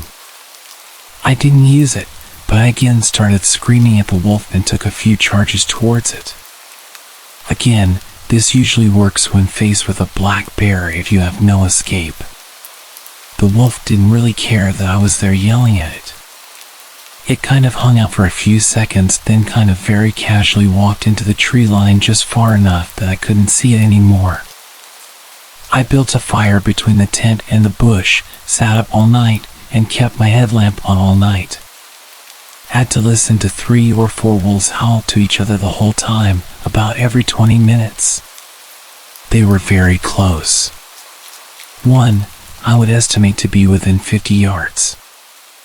I was sure they were going to come and grab my dog. At about 6 a.m., a bunch of them started howling all together, way more than during the night, but it sounded like 8 to 10 wolves. We waited until about 8 a.m., then packed up and got the hell out of there. We were 36 kilometers deep. Took us 2 days to hike in, but we hiked out in 6.5 hours. About 1.5 hours into our hike out, the wolves started howling behind us again. They were following us out. On the way back, we saw a bear with 2 cubs. This would usually concern us a bit, but we were just like, get the hell out of my way. My wife lost all her toenails from the hike. And my poor dog got some serious anxiety about being in the tent.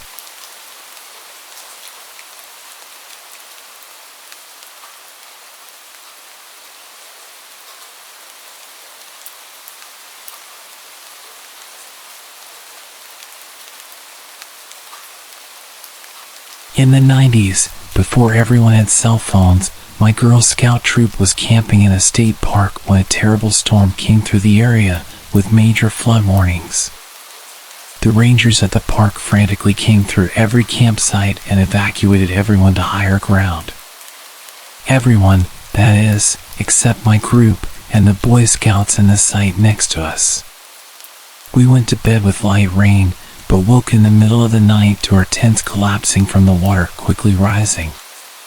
The Boy Scouts, they were 12 to 16 years old, we were between 7 and 9, helped us quickly pack our site into our cars.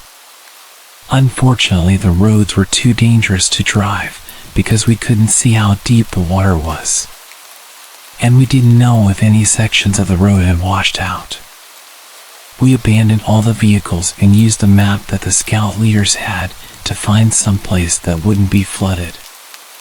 A few miles away there were treehouse cabins that were built around a tree and lofted 15 feet in the air. It was decided that we needed to move quickly, and that was our best shot. The older boys and the adults carried the smallest girls when it became clear that the wind was preventing them from staying on their feet. The wind and rain soaked everyone through to the skin. We made it to the cabins, and the adults broke in and raided the emergency supplies there for space blankets. There was no way to build a fire because there was no firewood. It had been especially dry this year, and starting campfires was forbidden due to risk of starting a forest fire. I remember shivering for hours, all of us girls in the middle of a huddle on the floor with the boys on the outside trying their best to keep us warm. One of the boys asked us if we knew any Girl Scout songs.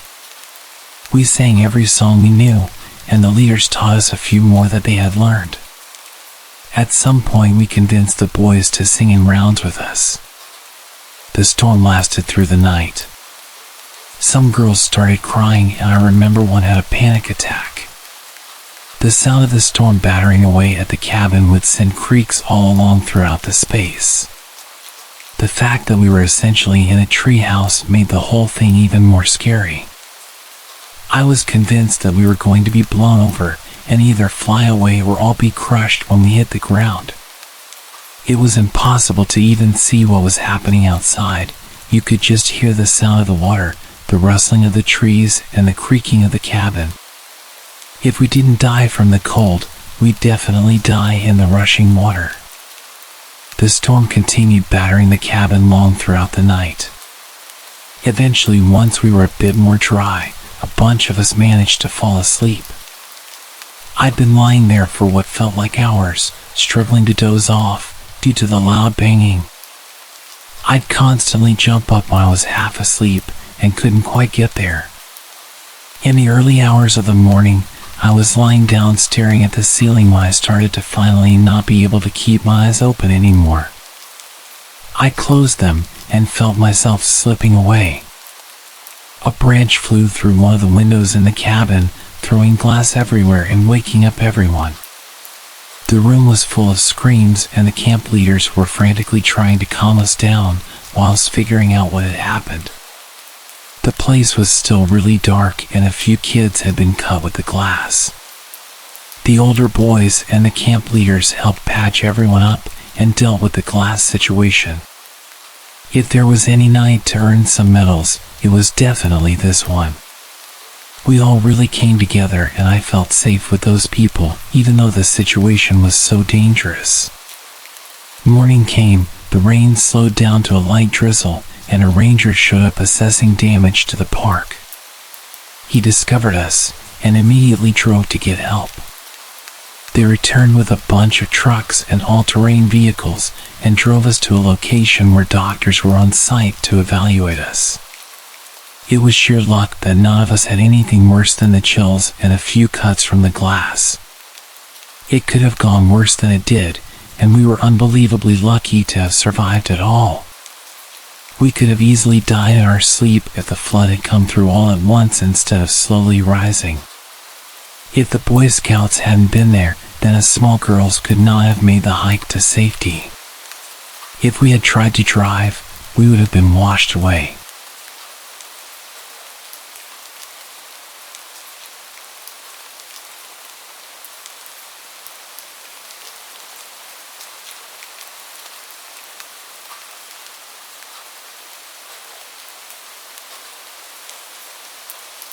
About a year ago, I embarked on a long road trip to New Mexico with a friend. We mostly camped along the way, and our first night of camping happened in the Jefferson National Forest at a campsite in West Virginia. We found some pamphlets for campsites at a gas station and decided to head to a place called White Rocks Campground. It was quite a journey, a 25-plus mile drive up a dirt road into the mountains.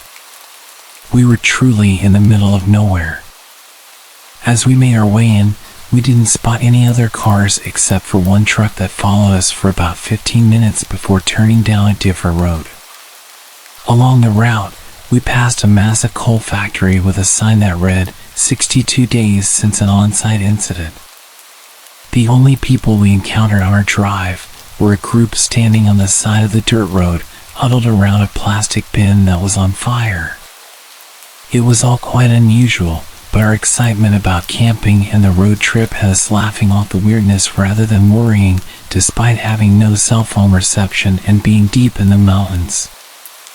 Upon arriving at the campground, we found it completely deserted. Not a single car or person in sight, and this campground had about 30 sites. We drove around, hoping to spot someone, but when it became clear we were alone, we randomly picked a site and decided to stay. We got out of the car and stood there, listening. The silence was unnerving. I've always loved being in the woods and have never felt scared or intimidated, but this time was different. There were no bird sounds, just thick, eerie silence. It was like something out of a Blair Witch movie. The daylight was fading fast, and we decided to start a fire and set up our tent to get comfortable. My friend was in charge of setting up the tent while I worked on the fire. As we went about our tasks, we'd occasionally stop and listen. My friend even commented that if anyone were to approach us, at least the crunchy leaves everywhere would make them easy to hear. You can probably see where this is going. I thought we were just getting spooked by our imaginations, but it genuinely felt like someone was watching us. It was the first time in my life I'd ever experienced that feeling. I had goosebumps, and I wanted to leave, but I kept my composure for my friend, who, as it turned out, was also internally freaking out but trying to keep it together. Once we got the fire going, the tent was set up, and our sleeping bags were ready. The sun had completely set.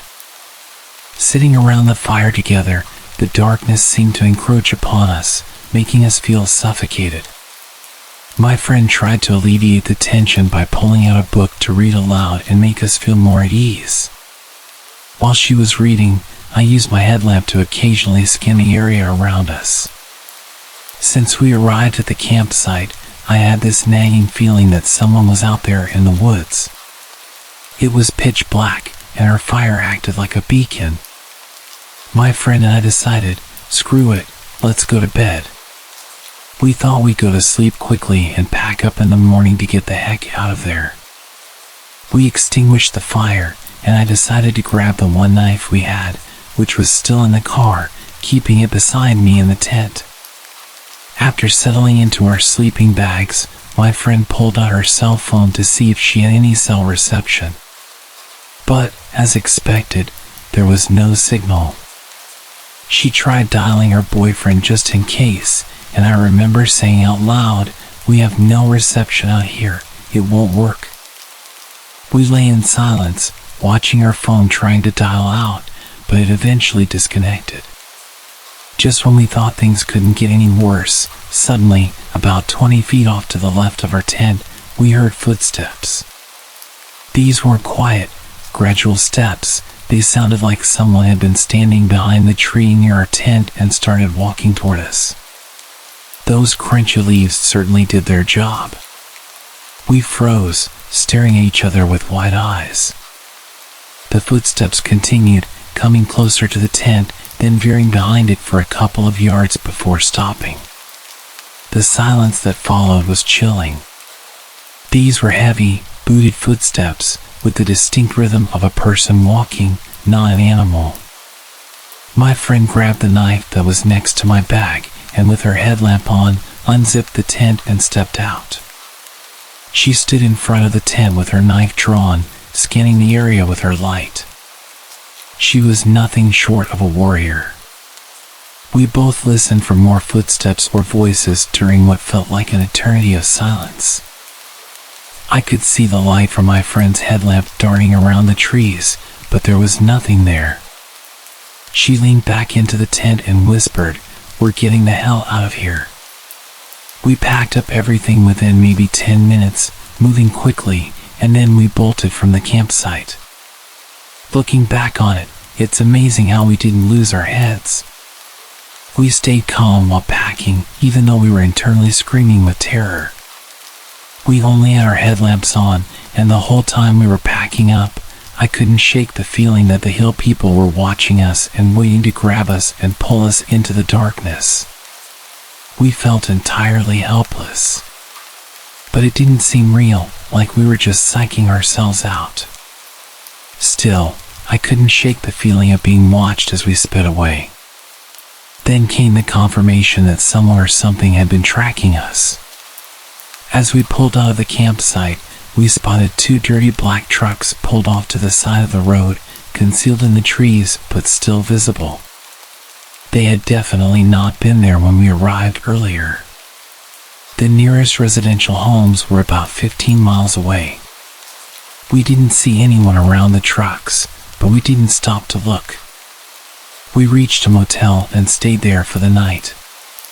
We shared our story with the motel owner, who was incredibly kind and comforting. He even gave us some cash for another motel if we needed it. I made a promise to that man that I would give him a stellar review. I'll remember every detail of that night for the rest of my life. The unsettling feeling of being watched, the sudden footsteps so close to our tent, and the ominous black trucks by the road.